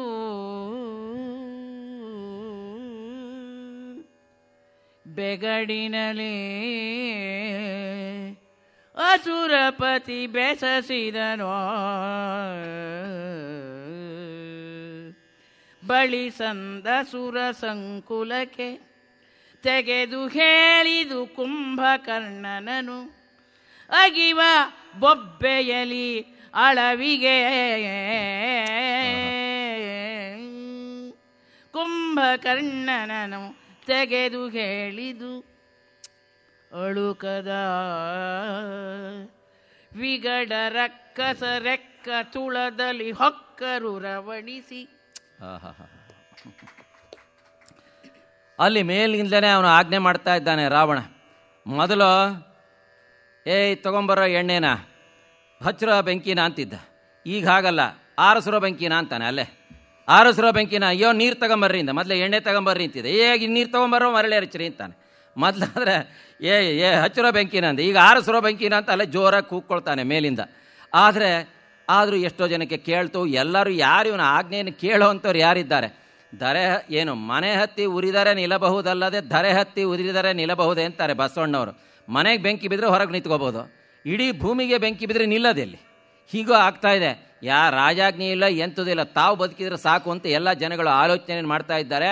ಮೇಲಿಂದ ನೋಡ್ದ ಎಲ್ಲರೂ ಮನೆಯಿಂದ ಹೊರಗಡೆ ಬಂದು ದಿಕ್ಕಾಪಾಲಾಗಿ ಚದುರ್ತಾ ಇದ್ದಾರೆ. ಅಯ್ಯೋ ಬೆಂಕಿ ಬೆಂಕಿ, ಅದು ಸುಡ್ತು ಇದು ಸುಡ್ತು ಅಂತ. ಇಷ್ಟರಲ್ಲಿ ನೋಡಿದಾಗ ಯಾರೋ ಒಬ್ರು ಕಾಣಲೇ ಇಲ್ವಲ್ಲ ಅನ್ನಿಸ್ತು ರಾವಣನಿಗೆ. ಯಾರು ಕಾಣಲಿಲ್ಲ ಅಂತ ಯೋಚನೆ ಮಾಡೋದು. ಅಯ್ಯೋಯ್ಯೋ ನಮ್ಮ ತಮ್ಮ ಮಲಗಿದವನು ಎದ್ದೇ ಇಲ್ಲ ಅಂತ ಗೊತ್ತಾಯ್ತು ಅವನಿಗೆ. ಇನ್ನೊಂಚೂರು ಎಬ್ಬಿಸ್ಬೇಕಲ್ರಪ್ಪ ಅಂತ. ಎಬ್ಸಕ್ಕಂತೂ ಸಾಧ್ಯ ಇಲ್ಲ. ಅದಕ್ಕಾಗಿ ಅವನು ಹೇಳ್ದ, ಕುಂಭಕರ್ಣನ ಹೆಂಗಾದ್ರೂ ಮಾಡಿ ತೊಗೊಂಬಂದು ಹೊರಗೆ ಎಸಿರೋ ಅಂತ. ಅವನನ್ನು ಎಬ್ಸಕ್ಕಂತೂ ಸಾಧ್ಯ ಇಲ್ಲ, ಎಬ್ಸಿ ನಡ್ಕೊಂಬರ್ಲಿಕ್ಕೆ ಸಾಧ್ಯ ಇಲ್ಲ ಅವನನ್ನು. ಆದ್ದರಿಂದ ಆಜ್ಞೆಯನ್ನು ಮಾಡ್ತಾ ಇದ್ದಾನೆ. ಕುಂಭಕರ್ಣನನ್ನು ಎತ್ಕೊಂಡು ಬಂದು ಕೋಟೆಯ ಹೊರಗಡೆಗೆ ಹೆಸರು ಉಪಲಂಕೆ ಅಂತ. ಆ ಕೋಟೆಯ ಹೊರಭಾಗವನ್ನು ಉಪಲಂಕೆ ಅಂತ ಕರೆದಿದ್ದಾರೆ ವಾಲ್ಮೀಕಿ ಮಹರ್ಷಿಗಳು. ಆ ಉಪಲಂಕೆಯಲ್ಲಿ ಎಸಿರಿ ಅಂದ. ಅವನು ಎತ್ಕೊಂಬರೋದು ಅಷ್ಟು ಸುಲಭ ಅಲ್ಲಲ್ಲ, ಅದಕ್ಕೂ ಎಲ್ಲರೂ ಪ್ರಯತ್ನವನ್ನು ಮಾಡ್ತಾ ಇದ್ದಾರೆ. ಅದನ್ನು ಕವಿ ಬಹಳ ಅದ್ಭುತವಾಗಿ ವರ್ಣನೆ ಮಾಡ್ತಾನೆ ನರಹರಿ. ಮುರಿದು ಬಾಗಿಲುಗಳನ್ನು ಸಂಧಿಸಿ ಸರಿಗ ರಕ್ಕಸ ಕಿಂಕರರು ನೆಲ ನರಿಚೆ ಹೂಣಿಸಿ ಹೊತ್ತರು ಹೊಸಿತಾಚಲವ ಹೊರುವಂತೆ ತೊರೆದ ಜೀವದ ಹೆಣನ ನಗರದ ಹೊರಗೆ ಬಿಸುಡುವ ಓಲು ಬಿಸುಟರು ಮುರಿಗೆಡೆದು ಕೆಳರು ಓಡಲು ಉಪಲಂಕೆಯಲಿ ರಕ್ಕಸನ ಬಿಸುಟರು. ಸರಿ, ಅಲ್ಲಿ ಹೋಗಿ ಅವನು ಎಬ್ಸೋಣ ಅಂತಂದ್ರೆ ಅವನೇನು ಬಾಗಿಲಿಗೆ ಹಾಕೊಂಡು ಆರಾಮಾಗಿ ಮಲ್ಕೊಂಡ್ಬಿಟ್ಟಿದ್ದಾನೆ. ಯಾರೂ ತೊಂದರೆ ಕೊಡಬಾರ್ದು ಅಂತ. ಬಾಗಿಲೆಲ್ಲ ಆಡಿಸಿದ್ರೆ ಕೂಗಿದ್ರೆ ಹೇಳೋ ಅಂಥ ಸಾಧ್ಯತೆಯೇ ಇಲ್ಲ. ಮುಂದೆ ಅದ್ರ ವರ್ಣನೆ ನಿಮ್ಗೆ ಹೆಂಗೂ ಬರುತ್ತೆ. ಕುಂಭಕರ್ಣನ ಎಬ್ಬಿಸಿಮ್ ಅಂತ ಹೇಳಿ ಕುವೆಂಪು ಅವರು ಭಾಳ ಚೆನ್ನಾಗಿ ವರ್ಣನೆ ಮಾಡಿದ್ದಾರೆ ಯುದ್ಧ ಪ್ರಸಂಗದಲ್ಲಿ. ಅದಕ್ಕೆ ಸಂಬಂಧಪಟ್ಟವ್ರು ಹೇಳ್ತಾರೆ. ಇವನು ಮಲ್ಕೊಂಡಿದ್ದಾನೆ, ಇವನು ಎಬ್ಬಿಸ್ಲಿಕ್ಕೆ ಸಾಧ್ಯನೇ ಆಗ್ತಾ ಇಲ್ಲ. ಮೊದಲೇನು ಮಾಡಿದ್ರು, ಕೂಗಿದ್ರೆ ಅವನು ಕಿವಿಗೆ ಬೀಳಿಲ್ಲ, ಮನೆಯನ್ನು ಒಡೆದೇ ಬಿಟ್ರು. ಒಳ್ಳೇದಾಯಿತು ಒಂದು ಆಂಜನೇಯ, ನೀ ಇದಕ್ಕೊಂದು ಬೆಂಕಿ ಹಚ್ಚಬೇಕಾಗಿತ್ತು, ಅವರೇ ಹಾಳು ಮಾಡಿಕೊಂಡ್ರು, ಒಳ್ಳೇದಾಯಿತು ಅಂತ. ಮತ್ತು ಇದಕ್ಕೊಂದು ಬೆಂಕಿ ಹಚ್ಚ ತಪ್ಪಿತು ಅಂತ ಬಾಗಿಲನ್ನು ಮುರಿದು ಒಳಗಡೆಗೆ ನುಗ್ಗಿದ್ರು. ನೋಡಿದ್ರೆ ಏನು ಪರ್ವತಾಕಾರವಾಗಿ ಉದ್ದಕ್ಕೆ ಮಲ್ಕೊಂಡ್ಬಿಟ್ಟಿದ್ದಾನೆ ಇವನು. ಅವ್ರಿಗೆ ಯೋಚನೆ ಶುರು ಆಯಿತು, ಇವನು ಹೆಂಗೆ ಹೊತ್ಕೊಂಡು ಹೋಗೋದು ಅಂತ. ಅದಕ್ಕೆ ಆದರೂ ಏನಾದ್ರು ಮಾಡೋಣಪ್ಪ, ರಾಜಾಜ್ಞೆ ಮತ್ತು ಬಿಡೋ ಹಾಗಿಲ್ಲ ಅಂಥೇಳಿ ಏನು ಸಾವಿರಾರು ಸಂಖ್ಯೆಯಲ್ಲಿ ಅವನನ್ನು ಹೊತ್ಕೊಂಡು ಹೋಗ್ತಾ ಇದ್ದಾರೆ. ಹೊತ್ಕೊಂಡು ಹೋದರೂ ಅವನಿಗೆ ಎಚ್ಚರವೇ ಇಲ್ಲ. ಭಾಳ ಚೆನ್ನಾಗಿ ನರಹರಿ ವರ್ಣನೆ ಮಾಡ್ತಾನೆ. ಜೀವವ ತೊರೆದ ಹೆಣವನ್ನು ಹೊತ್ತ ಹಾಗೆ ಅಂತ. ಜೀವ ಇಲ್ದರೆ ಹೆಣ ಹೊತ್ಕೊಂಡಾಗ ಅದಕ್ಕೆ ಏನು ಗೊತ್ತಿಲ್ಲ. ನಾವು ಅನ್ಕೋಬೇಕು ರಾಮ್ ನಾಮ್ ಸಾಥ್ ಹೈ, ರಾಮ್ ನಾಮ್ ಸಾಥ್ ಹೈ ಅಂತ. ಎಂಥದಿಲ್ಲ, ಸುಮ್ಮನೆ ಹೊತ್ಕೊಂಡು ಹೋದ್ರು. ಅದನ್ನು ತಗೊಂಡು ಹೋಗಿ ಲಂಕೆಯ ಹೊರಗೆ, ನಗರದ ಹೊರಗಡೆಗೆ ಉಪಲಂಕೆಯಲ್ಲಿ ದಡ್ಡಂತ ಎಸೆದು ಅವ್ರು ಓಡೋಬೇಕಲ್ಲ ಮೊದಲು. ಹಾಗಾಗಿ ಅವನಿಗೆ ಎತ್ಲಾಗೋ ಎಸೆದ್ರು. ಬಿದ್ದಿದ್ರೆ ಅವನಿಗೆ ಜ್ಞಾನವೇ ಇಲ್ಲ ಅವನಿಗೆ. ಆ ರೀತಿ ಅವನು ಅತ್ಲಾಗೆ ಬಿದ್ದಿದ್ದಾನೆ. ಇವನು ಎಲ್ಲ ಕಡೆಗೂ ಆಂಜನೇಯ ತಿರುಗ್ತಾ ಇದ್ದಾನೆ, ಎಲ್ಲೆಲ್ಲಿಗೆ ಬೆಂಕಿ ಹಚ್ಚಬೇಕು ಅಂತ. ಮುಂದೆ ಎಡೆ ಎಡೆಗೆ ಮಾರಾಂತು ತರುವಿದ ದಡಿಗ ರಕ್ಕಸ ಭಟರ ಬೀದಿಯೊಳಡತಿ ಸರೆಬುದೋಗ ಸದನದೊಳನಿಲ ಬಾಂಧವನ ಬಿಡಿಸುತ್ತತಿ ವೇಗದಲ್ಲಿ ಕೋಪದ ಕಿಡಿಯ ನುಗುಳುತ್ತ ಬಂದನು ಇಂದ್ರನ ಹಿಡಿದು ತಂದ ನಿಶಾಚರನ ಮನೆಗಾಗಿ. ಕಲಿಗನು ಮಗ ಕೋಪದ ಕಿಡಿಯ ನುಗುಳುತ್ತ ವೇಗದಲ್ಲಿ ನಿಶಾಚರನ ಮನೆಗಾಗಿ ಬಂದನು. ಆಂಜನೇಯ ಏನು ಕೆಲಸ ಮಾಡ್ದ ಅನ್ನೋದನ್ನು ಕವಿ ಭಾಳ ಚೆನ್ನಾಗಿ ವರ್ಣನೆ ಮಾಡ್ತಾನೆ. ಎಡೆ ಎಡೆಗೆ ಮಾರ ಅಂತೂ ಲಂಕೆಯ ಮೂಲೆಯನ್ನು ಹುಡುಕಿದ್ದಾನೆ ಅವನು. ಸೀತೆಯನ್ನು ಹುಡುಕಬೇಕಾದ್ರೂ ಇಷ್ಟು ಸಮಯ ಕಳೆದ್ನೋ ಇಲ್ವೋ, ಈಗ ಹಾಗಲ್ಲ, ಮೂಲೆಯನ್ನು ಹುಡುಕಿ ಎಲ್ಲ ಮನೆಗೂ ಬೆಂಕಿ ಹಚ್ತಾ ಇದ್ದಾನೆ. ಆ ಬೆಂಕಿಯನ್ನು ಹಚ್ಚೋದನ್ನು ತಪ್ಪಿಸ್ಬೇಕು ಅಂತ ಬಂದಿರುವಂತಹ ಪ್ರತಿಯೊಬ್ಬ ರಾಕ್ಷಸರನ್ನು ಏನು ದಡಿಗ ರಕ್ಕಸ ಭಟರ ತನ್ನ ಕೈಲಿರುವಂತಹ ಲಾಳವಿಂಡಿಗೆಯಿಂದ ರಪ್ ರಪ್ ಅಂತ ಹೊಡಿತಾ ಇದ್ದಾನೆ. ಅವ್ರನ್ನ ಸಾಯಿಸಿದ, ಮನೆಗಳಿಗೆಲ್ಲ ಬೆಂಕಿ ಹಚ್ಚಿದ, ಸದನದೊಳಗೆ ಅನಿಲ ಬಾಂಧವನ ಹುಗಿಸಿದ ಅಂತ. ಅನಿಲ ಅಂತಂದರೆ ಗಾಳಿಯ ಗೆಳೆಯ ಬೆಂಕಿ. ಅವನ ಮನೆಗೆ ಪ್ರತಿಯೊಂದು ಮನೆಗೂ ಸಹ ಆ ಬೆಂಕಿಯನ್ನು ಪ್ರವೇಶವನ್ನು ಮಾಡಿಸ್ದ. ಅಲ್ಲಿ ಇಲ್ಲಿ ತಿರುಗಾಡ್ತಾ ಎಲ್ಲಿಗೋ ಒಂದು ಕಡೆಗೆ ಬಂದ. ಓಹೋ, ಇದ್ಯಾವುದೋ ಇನ್ನಿಷ್ಟು ಭವ್ಯವಾದ ಮನೆ, ಅದು ಬಿಟ್ಟರೆ ಎರಡನೇ ದೊಡ್ಡ ಮನೆ, ಇದು ಯಾರ್ದು ಇರ್ಬೋದಪ್ಪ? ಓ ಗೊತ್ತಾಯ್ತು ಅಂದ್ಕೊಂಡ. ಯಾರ್ದೋ? ಇಂದ್ರಜಿತಿಯವನ ಮನೆ. ಇವನೇ ಅಲ್ವೇ ನನ್ನನ್ನು ಬ್ರಹ್ಮಾಸ್ತ್ರದಿಂದ ಕಟ್ಟಿದವನು, ಬಹಳ ದೊಡ್ಡ ಪರಾಕ್ರಮಿ ಅಂತ ಹೇಳ್ಕೊಳ್ತಾ ಇದ್ದಾನಲ್ಲ ಅಂತ ಹೇಳ್ತಾ ತನ್ನನ್ನು ಹಿಡ್ಕೊಂಡು ಬಂದಿರುವಂತಹ ಅವನ ಮನೆಗೆ, ನಿಶಾಚರನಾದಂಥ ಇಂದ್ರಜಿತುವಿನ ಮನೆಗೆ ಆಂಜನೇಯ ಬಂದ. ಮುಂದೆ ಕೆಡಹಿ ಕಟ್ಟಿದನೆಮ್ಮನು ಆಗ ಈ ಮೊನೆಯೊಡೆಯನು ಎಮ್ಮನು ಕೆಡಗೆ ಕಟ್ಟಿದನು ಈ ನಿಳಯವನು ಮೆಲ್ಲನೆ ಸುಡಿ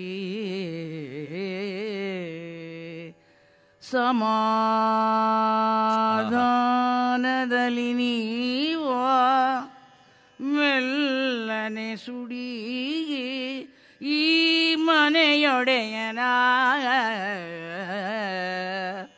ಎಂದಗ್ನಿದೇವರಿಗೆ ನುಡಿದು ಕೈ ಮುಗಿದೋ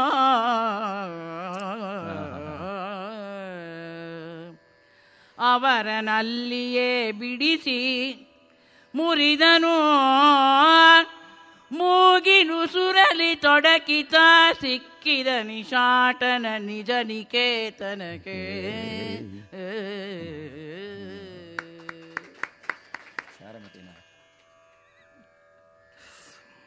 ಎಷ್ಟು ಅದ್ಭುತವಾಗಿ ಆ ಸಾರಮತಿಯ ಸಾರವನ್ನು ಈ ಪದ್ಯದಲ್ಲಿ ಹೇಗೆ ಹಿಂಡಿದ್ದಾರೆ ಅನ್ನೋದನ್ನು ನೋಡಿ ಅದ್ಭುತವಾಗಿ ಹಾಡಿದ್ದಾರೆ. ಆ ಮನೆಗೆ ಬೆಂಕಿಯನ್ನಿಟ್ಟ.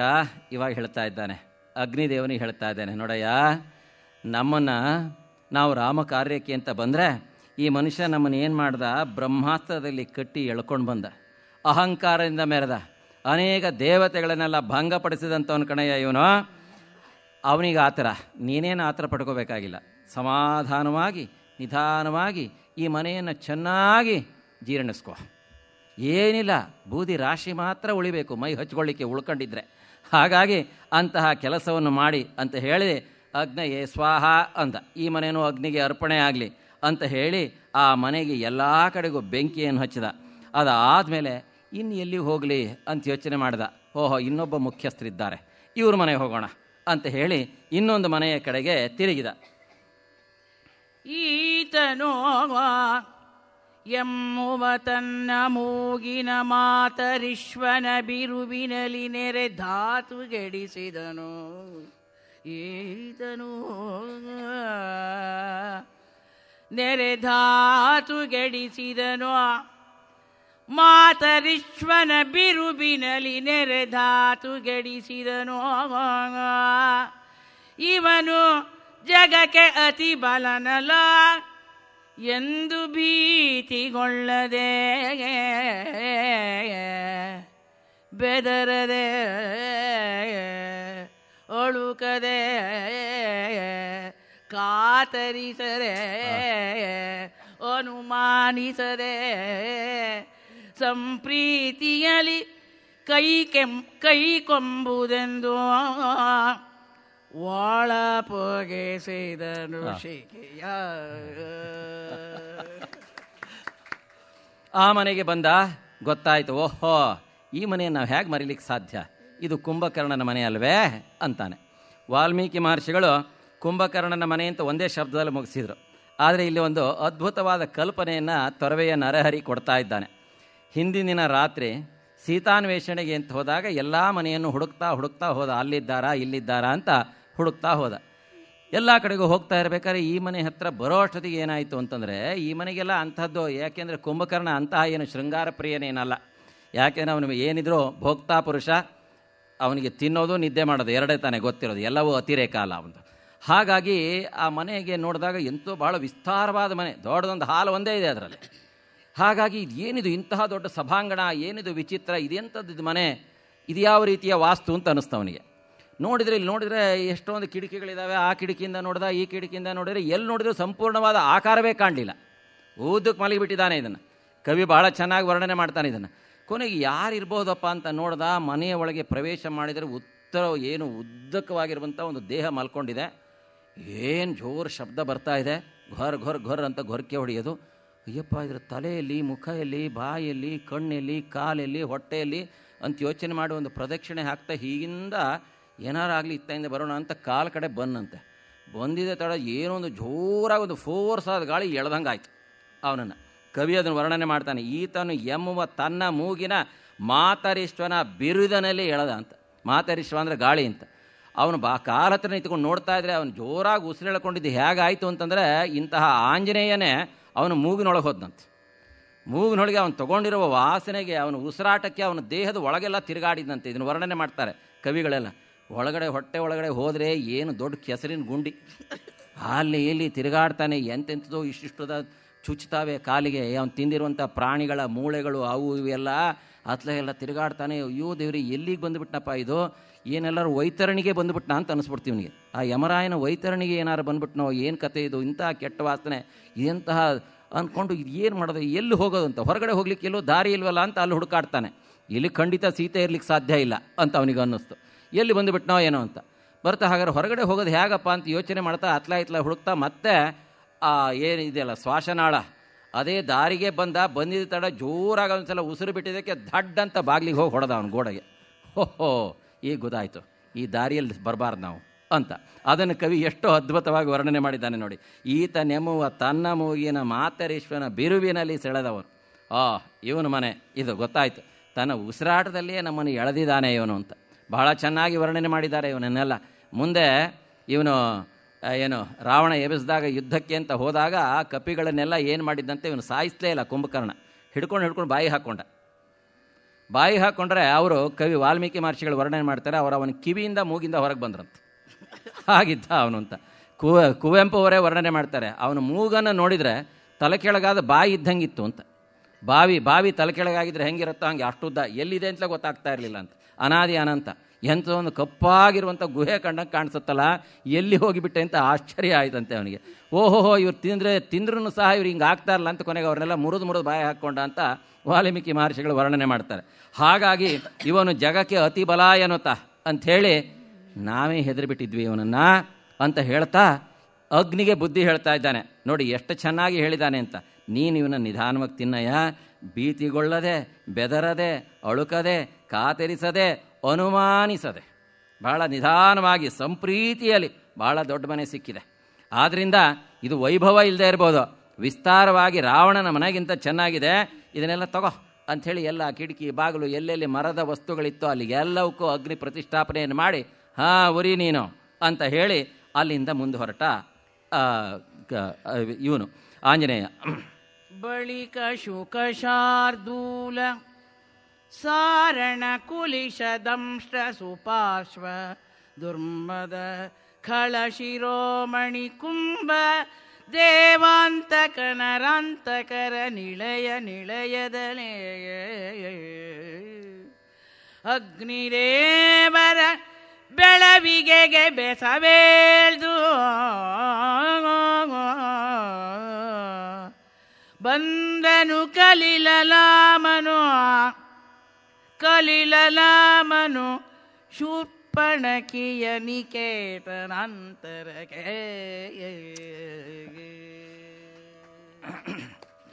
ಈಗಾಗಲೇ ಎಲ್ಲರ ಮನೆಯನ್ನು ಸಹ ಇವನಿಗೆ ಬಾಲಕ್ಕೆ ಬೆಂಕಿ ಹಚ್ಚಿದಾಗೆ ಇಡೀ ಊರು ಪ್ರದಕ್ಷಿಣೆ ಹಾಕಿದಾಗ ಅವನ್ನೆಲ್ಲ ನೋಡಿದಾನಲ್ಲ.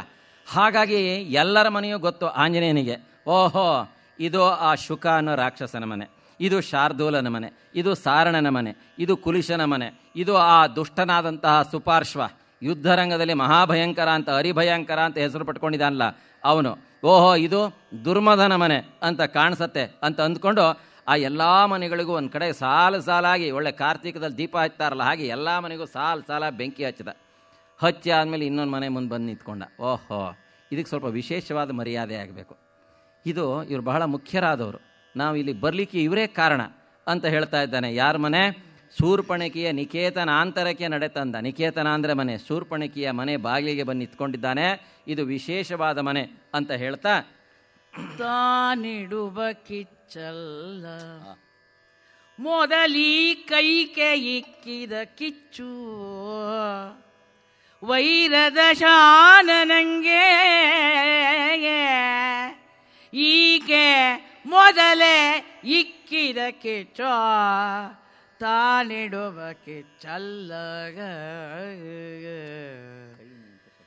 ಕೈದೆ ಇಕ್ಕಿದ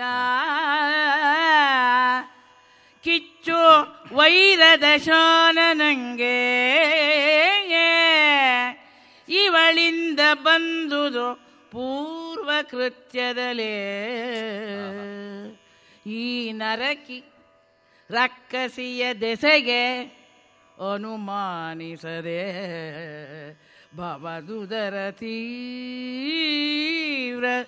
ಕೃಶಾನುವಿಂಗೆ ಆಹುತಿಯ ಕೊಡಿ ನೀವು ಆಹುತಿಯ ಕೊಡಿ ಎಂದು ಕೈ ಮುಗಿದ.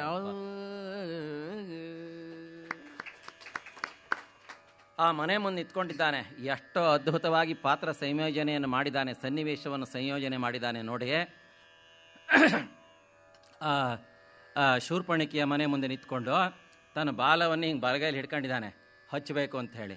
ಆದರೆ ಹಚ್ಚೋಕ್ಕಿಂತ ಮುಂಚೆ ಆಲೋಚನೆ ಮಾಡ್ತಾನೆ, ನಾನು ಹಚ್ಚಬೇಕಾಗೇ ಇಲ್ಲ ಲಂಕೆಗೆ ಬೆಂಕಿಯನ್ನು. ಈ ತಾಯಿ ಮೊದಲೇನೆ ಆ ಕೆಲಸ ಮಾಡಿಬಿಟ್ಟಿದ್ದಾಳೆ. ಅದಕ್ಕೆ ಅವನು ಬಳಸಿರೋ ಶಬ್ದ ನೋಡಿ, ಈ ಕೈನೆ ಅಂತ ಹೇಳ್ತಾನೆ.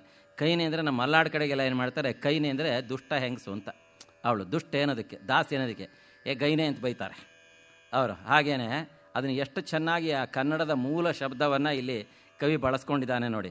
ನಾನೇನು ಬೆಂಕಿ ಹಚ್ಚಬೇಕಾಗಿಲ್ಲ, ಲಂಕೆಗೆ ಈ ಕೈನೇ ಆಗ್ಲೇನೆ ತಂದಿಟ್ಬಿಟ್ಟಿದ್ದಾಳೆ ಬೆಂಕಿಯನ್ನು ಅಂತ. ಇಡೀ ರಾಮಾಯಣದಲ್ಲಿ ನಾವು ನೋಡಿದರೆ ಈ ರಾಮಾಯಣವನ್ನು ನಡೆಯೋದಕ್ಕೆ ಮುಖ್ಯ ಕಾರಣ ಆದಂತಹ ಭಾವ ಯಾವುದು ಅಂತಂದರೆ ಹೊಟ್ಟೆ ಕಿಚ್ಚೆ ಮುಖ್ಯವಾದ ಭಾವ. ತನ್ನ ಮಗನ ಬಿಟ್ಟು ಬೇರೆಯವರು ರಾಜ ಆಗ್ತಾರಲ್ಲ ಅನ್ನೋ ಹೊಟ್ಟೆ ಕಿಚ್ಚು ಕೈಕೇಯಿದು. ಅದು ಅಲ್ಲಿಂದ ರಾಮ ಅಲ್ಲಿ ಹೋಗೋ ಹಾಗೆ ಮಾಡ್ತು. ಇಲ್ಲೂ ಅಷ್ಟೇ ಸುಗ್ರೀವ ಮತ್ತು ವಾಲಿಯ ಮಧ್ಯದಲ್ಲಿರುವಂತಹ ಹೊಟ್ಟೆ ಕಿಚ್ಚು ಅಲ್ಲಿಂದ ಮತ್ತು ಇಲ್ಲಿ ಲಂಕೆಗೆ ವಿಚಾರದಲ್ಲಿ ಈ ಶೂರ್ಪಣಕಿಗೆ ರಾಮ ಲಕ್ಷ್ಮಣರ ಬಗ್ಗೆ ಇರುವಂತಹ ಸೌಂದರ್ಯ ನನಗೆ ಇವರು ಸಿಕ್ಕಲಿಲ್ವಲ್ಲ ಅನ್ನುವ ಭಾವನೆಗೆ, ಸೀತೆ ಇದ್ದರೆ ಇವರು ಸಿಗೋದಿಲ್ವಲ್ಲ ಅಂತ ಹೇಳಿ ಸೀತೆಯ ಸೌಂದರ್ಯದ ಬಗ್ಗೆ ಹೊಟ್ಟೆ ಕಿಚ್ಚು. ಹಾಗಾಗಿ ಈ ಹೊಟ್ಟೆ ಕಿಚ್ಚು ಅಂತ ಅನ್ನೋದು ರಾಮಾಯಣದಲ್ಲಿ ಅಂತರ್ವಾಹಿನಿಯಾಗಿ ಹರಿತಾ ಇರುವಂತಹ ಭಾವ. ಅದನ್ನು ಡಿ ವಿ ಜಿಯವರು ಬಹಳ ಚೆನ್ನಾಗಿ ಹೇಳ್ತಾರೆ. ಹೊಟ್ಟೆಯೊಂದರ ರಗಳೆ ಸಾಲದೆಂದೇನೋ ವಿಧಿ, ಹೊಟ್ಟೆ ಕಿಚ್ಚಿನ ಕಿಡಿಯ ನೆಟ್ಟಿಹನು ನರನೋಳು. ಬರೀ ಹೊಟ್ಟೆ ಉರಿ ಸಾಲದು ಅಂಥೇಳಿ ಹೊಟ್ಟೆಯೊಂದರ ರಗಳೆ, ಬರೀ ತಿನ್ನೋದು ಬೇಡದು ಸಾಲದು ಅಂಥೇಳಿ ಏನು ಮಾಡಿದ್ದಾನೆ ಅಂತಂದರೆ ಆ ಬ್ರಹ್ಮ ಹೊಟ್ಟೆ ಕಿಚ್ಚಿನ ಕಿಡಿಯ ನೆಟ್ಟಿಹನು ನರನೋಳು. ನಮ್ಮಲ್ಲಿ ಹೊಟ್ಟೆ ಕಿಚ್ಚು ಅನ್ನೋದು ಇಟ್ಟಿದ್ದಾನೆ ನೋಡಿ. ಪ್ರಾಣಿಗಳು ಎಲ್ಲವೂ ಸಹ ಆಹಾರಕ್ಕೆ ಒದ್ದಾಡ್ತವೆ, ಆದರೆ ಅವಕ್ಕೆ ಮಾತ್ರ ಹೊಟ್ಟೆ ಕಿಚ್ಚಿನ ಪ್ರಶ್ನೆ ಇಲ್ಲ. ಆದರೆ ಮನುಷ್ಯನಿಗೆ ಮಾತ್ರ ಹಾಗಲ್ಲ. ನಾವು ಯಾವಾಗಲೂ ಅದ್ರ ಇನ್ನೊಬ್ಬರ ಬಗ್ಗೆ ಕೊರಗ್ತಾನೆ ಇರ್ತೀವಿ ನಮಗಿಂತ ಹೆಚ್ಚಾಗಿ. ನಮಗೆ ನಮ್ಮ ಮನೆ ಎತ್ತರವಾಗಿರೋದು ಮುಖ್ಯ ಅಲ್ಲ, ಪಕ್ಕದ ಮನೆ ಅವ್ರ ಹಂಚಿನ ಮನೆಯೇ ಇರಬೇಕು, ಆವಾಗ ನಮಗೆ ಸಂತೋಷ ಆಗುತ್ತೆ. ಅವ್ರು 3 ಮಹಡಿ ಕಟ್ಟಿಬಿಟ್ರೆ ನಮಗೆ ಸಂಕಟ. ನಾವು ಎಷ್ಟು ಕಾಸ್ಟ್ಲಿ ಕಾರ್ ತೊಗೊಂಡ್ರೆ ನಮಗೆ ಸಂತೋಷ ಆಗಲ್ಲ. ನಮ್ಮ ಪಕ್ಕದ ಮನೆಯವ್ರು ಬೈಕ್ನಲ್ಲೇ ಓಡಾಡ್ತಾ ಇರಬೇಕು. ಅವರೆಲ್ಲರೂ ನಮಗಿಂತ ಕಾಸ್ಟ್ಲಿ ಕಾರ್ ತೊಗೊಂಡ್ಬಿಟ್ರೆ ನಮ್ಮ ಕಾರ್ ಲಟೂರಿ ಎನಿಸ್ಬಿಡುತ್ತೆ ನಮಗೆ. ಹಾಗಾಗಿ ಉರಿಯುತ್ತಿರ ಹೊಟ್ಟೆಗೆ ಚಾರಿಸಲು ನೀರಲ್ಲಿ, ನರಕ ವ್ಯದೆಯಲ್ಲಿ ನೆಲೆಸೆ ನಿದ್ದೆಗೆಡೆಯಲ್ಲಿ ಅಂತಾರೆ ಡಿ ವಿ ಜಿಯವರು. ಮನುಷ್ಯನ ಹೊಟ್ಟೆಯಲ್ಲಿ ಉರಿತಾ ಇರಬೇಕಾದ್ರೆ ಹೊಟ್ಟೆ ಕಿಚ್ಚಾರಿಸಲು ನೀರಲ್ಲಿ, ಅದಕ್ಕೆ ಎಲ್ಲಿಂದ ನೀರು ತರ್ತೀರಾ ನೀವು? ಹೊರಗಡೆಗೆ ಏನಾದ್ರು ಬೆಂಕಿ ಹತ್ತಿದ್ರೆ ಅದನ್ನು ಆರಿಸ್ಬೋದು, ಆದರೆ ಹೊಟ್ಟೆ ಒಳಗಡೆ ಇರುವಂಥ ಇದು ನರಕ ವ್ಯದೆಯಲ್ಲಿ ನೆಲೆಸೆ ನಿದ್ದೆಗೆಡೆಯಲ್ಲಿ. ಅದರರ್ಥ ಹೊಟ್ಟೆ ಕಿಚ್ಚು ಅಂತ ಅನ್ನೋದು ಒಂದು ನರಕ ಇದ್ದ ಹಾಗೆ ಅನ್ನೋದನ್ನು ಎಷ್ಟೋ ಅದ್ಭುತವಾಗಿ ವರ್ಣನೆ ಮಾಡ್ತಾರೆ. ಇಲ್ಲೂ ಹಾಗೆ ನಾವೇನು ಬೆಂಕಿ ಇಡಬೇಕಾದ್ದೇ ಇಲ್ಲ, ಇವಳಾಗಲೇ ಇಟ್ಬಿಟ್ಟಿದ್ದಾಳೆ ಈ ದೃಷ್ಟಿ ಅಂತ ಹೇಳಿ, ಪೂರ್ವದ ವೈರದಿಂದ ಇವಳು ಇಟ್ಟಿದ್ದಾಳೆ ಅಂಥೇಳಿ ಈ ನರಕಿ ರಾಕ್ಷಸಿ ಅಂತಾನೆ. ಯಾಕೆ? ಇವಳಿಂದಲೇ ನನ್ನ ತಾಯಿ ಸೀತೆ ಇಲ್ಲಿಗೆ ಬರೋ ಹಾಗಾಗಿದ್ದು, ರಾಮ ನನ್ನ ಒಡೆಯ ರಾಮ ಇಷ್ಟು ಕಷ್ಟಪಡೋ ಹಾಗಾಗಿದ್ದು, ಇವರಿಂದಲೇ ಅವರ ಅಗಲೋ ಹಾಗಾಗಿದ್ದು ಅಂತ ಹೇಳ್ತಾ ಆ ತನ್ನ ಕೈಲಿ ಹಿಡ್ಕೊಂಡಿರುವಂತಹ ಬೆಂಕಿಗೆ, ಬಾಲಕ್ಕೆ ಹತ್ತಿರುವ ಬೆಂಕಿಗೆ ಹೇಳ್ತಾ ಇದ್ದಾನೆ, ನನಗೆ ಎಷ್ಟು ಸಿಟ್ಟಿದೆಯೋ ಇವ್ರ ಮೇಲೆ, ಏನು ದ್ವೇಷ ಇದೆಯೋ ಅದು ಎಲ್ಲವನ್ನೂ ಸಹ ನಿಮ್ಮ ಭವತ್ ಉದರದ ತೀವ್ರ ಕೃಶಾನುವಿಗೆ ಆಹುತಿ ಕೊಡಿ, ನಿಮ್ಮ ಬೆಂಕಿಗೆ ಆಹುತಿ, ಈ ಬೆಂಕಿಗೆ ಆಹುತಿಯನ್ನು ಮಾಡಿ ಅಂತ ಹೇಳಿ ಆ ಬೆಂಕಿಯನ್ನು ಹಚ್ಚಿ ಕೈ ಮುಗಿದಂತೆ. ಇದರಿಂದ ನಿನಗೆ ತೃಪ್ತಿ ಆಗಲಿ, ನಿನಗೆ ತೃಪ್ತಿ ಆದರೆ ನನಗೆ ಸಮಾಧಾನ ಆಗುತ್ತೆ. ನನ್ನ ಯಜಮಾನಿಗೆ ನಾನು ಏನಾದರೂ ಒಂದು ಸಣ್ಣ ಸೇವೆ ಮಾಡಿದಾಗತ್ತೆ. ಇದನ್ನು ಚೆನ್ನಾಗಿ ಹಚ್ಚಿ ಉರಿಸ್ರಿ ಇದನ್ನು ಅಂತ ಹೇಳ್ತಾ ಇದ್ದಾನೆ. ಮುಂದೆ ತಿರುಗಿ ಮನೆಗೆ ಅಗ್ನಿದೇವರನಿರಿಸುತ್ತ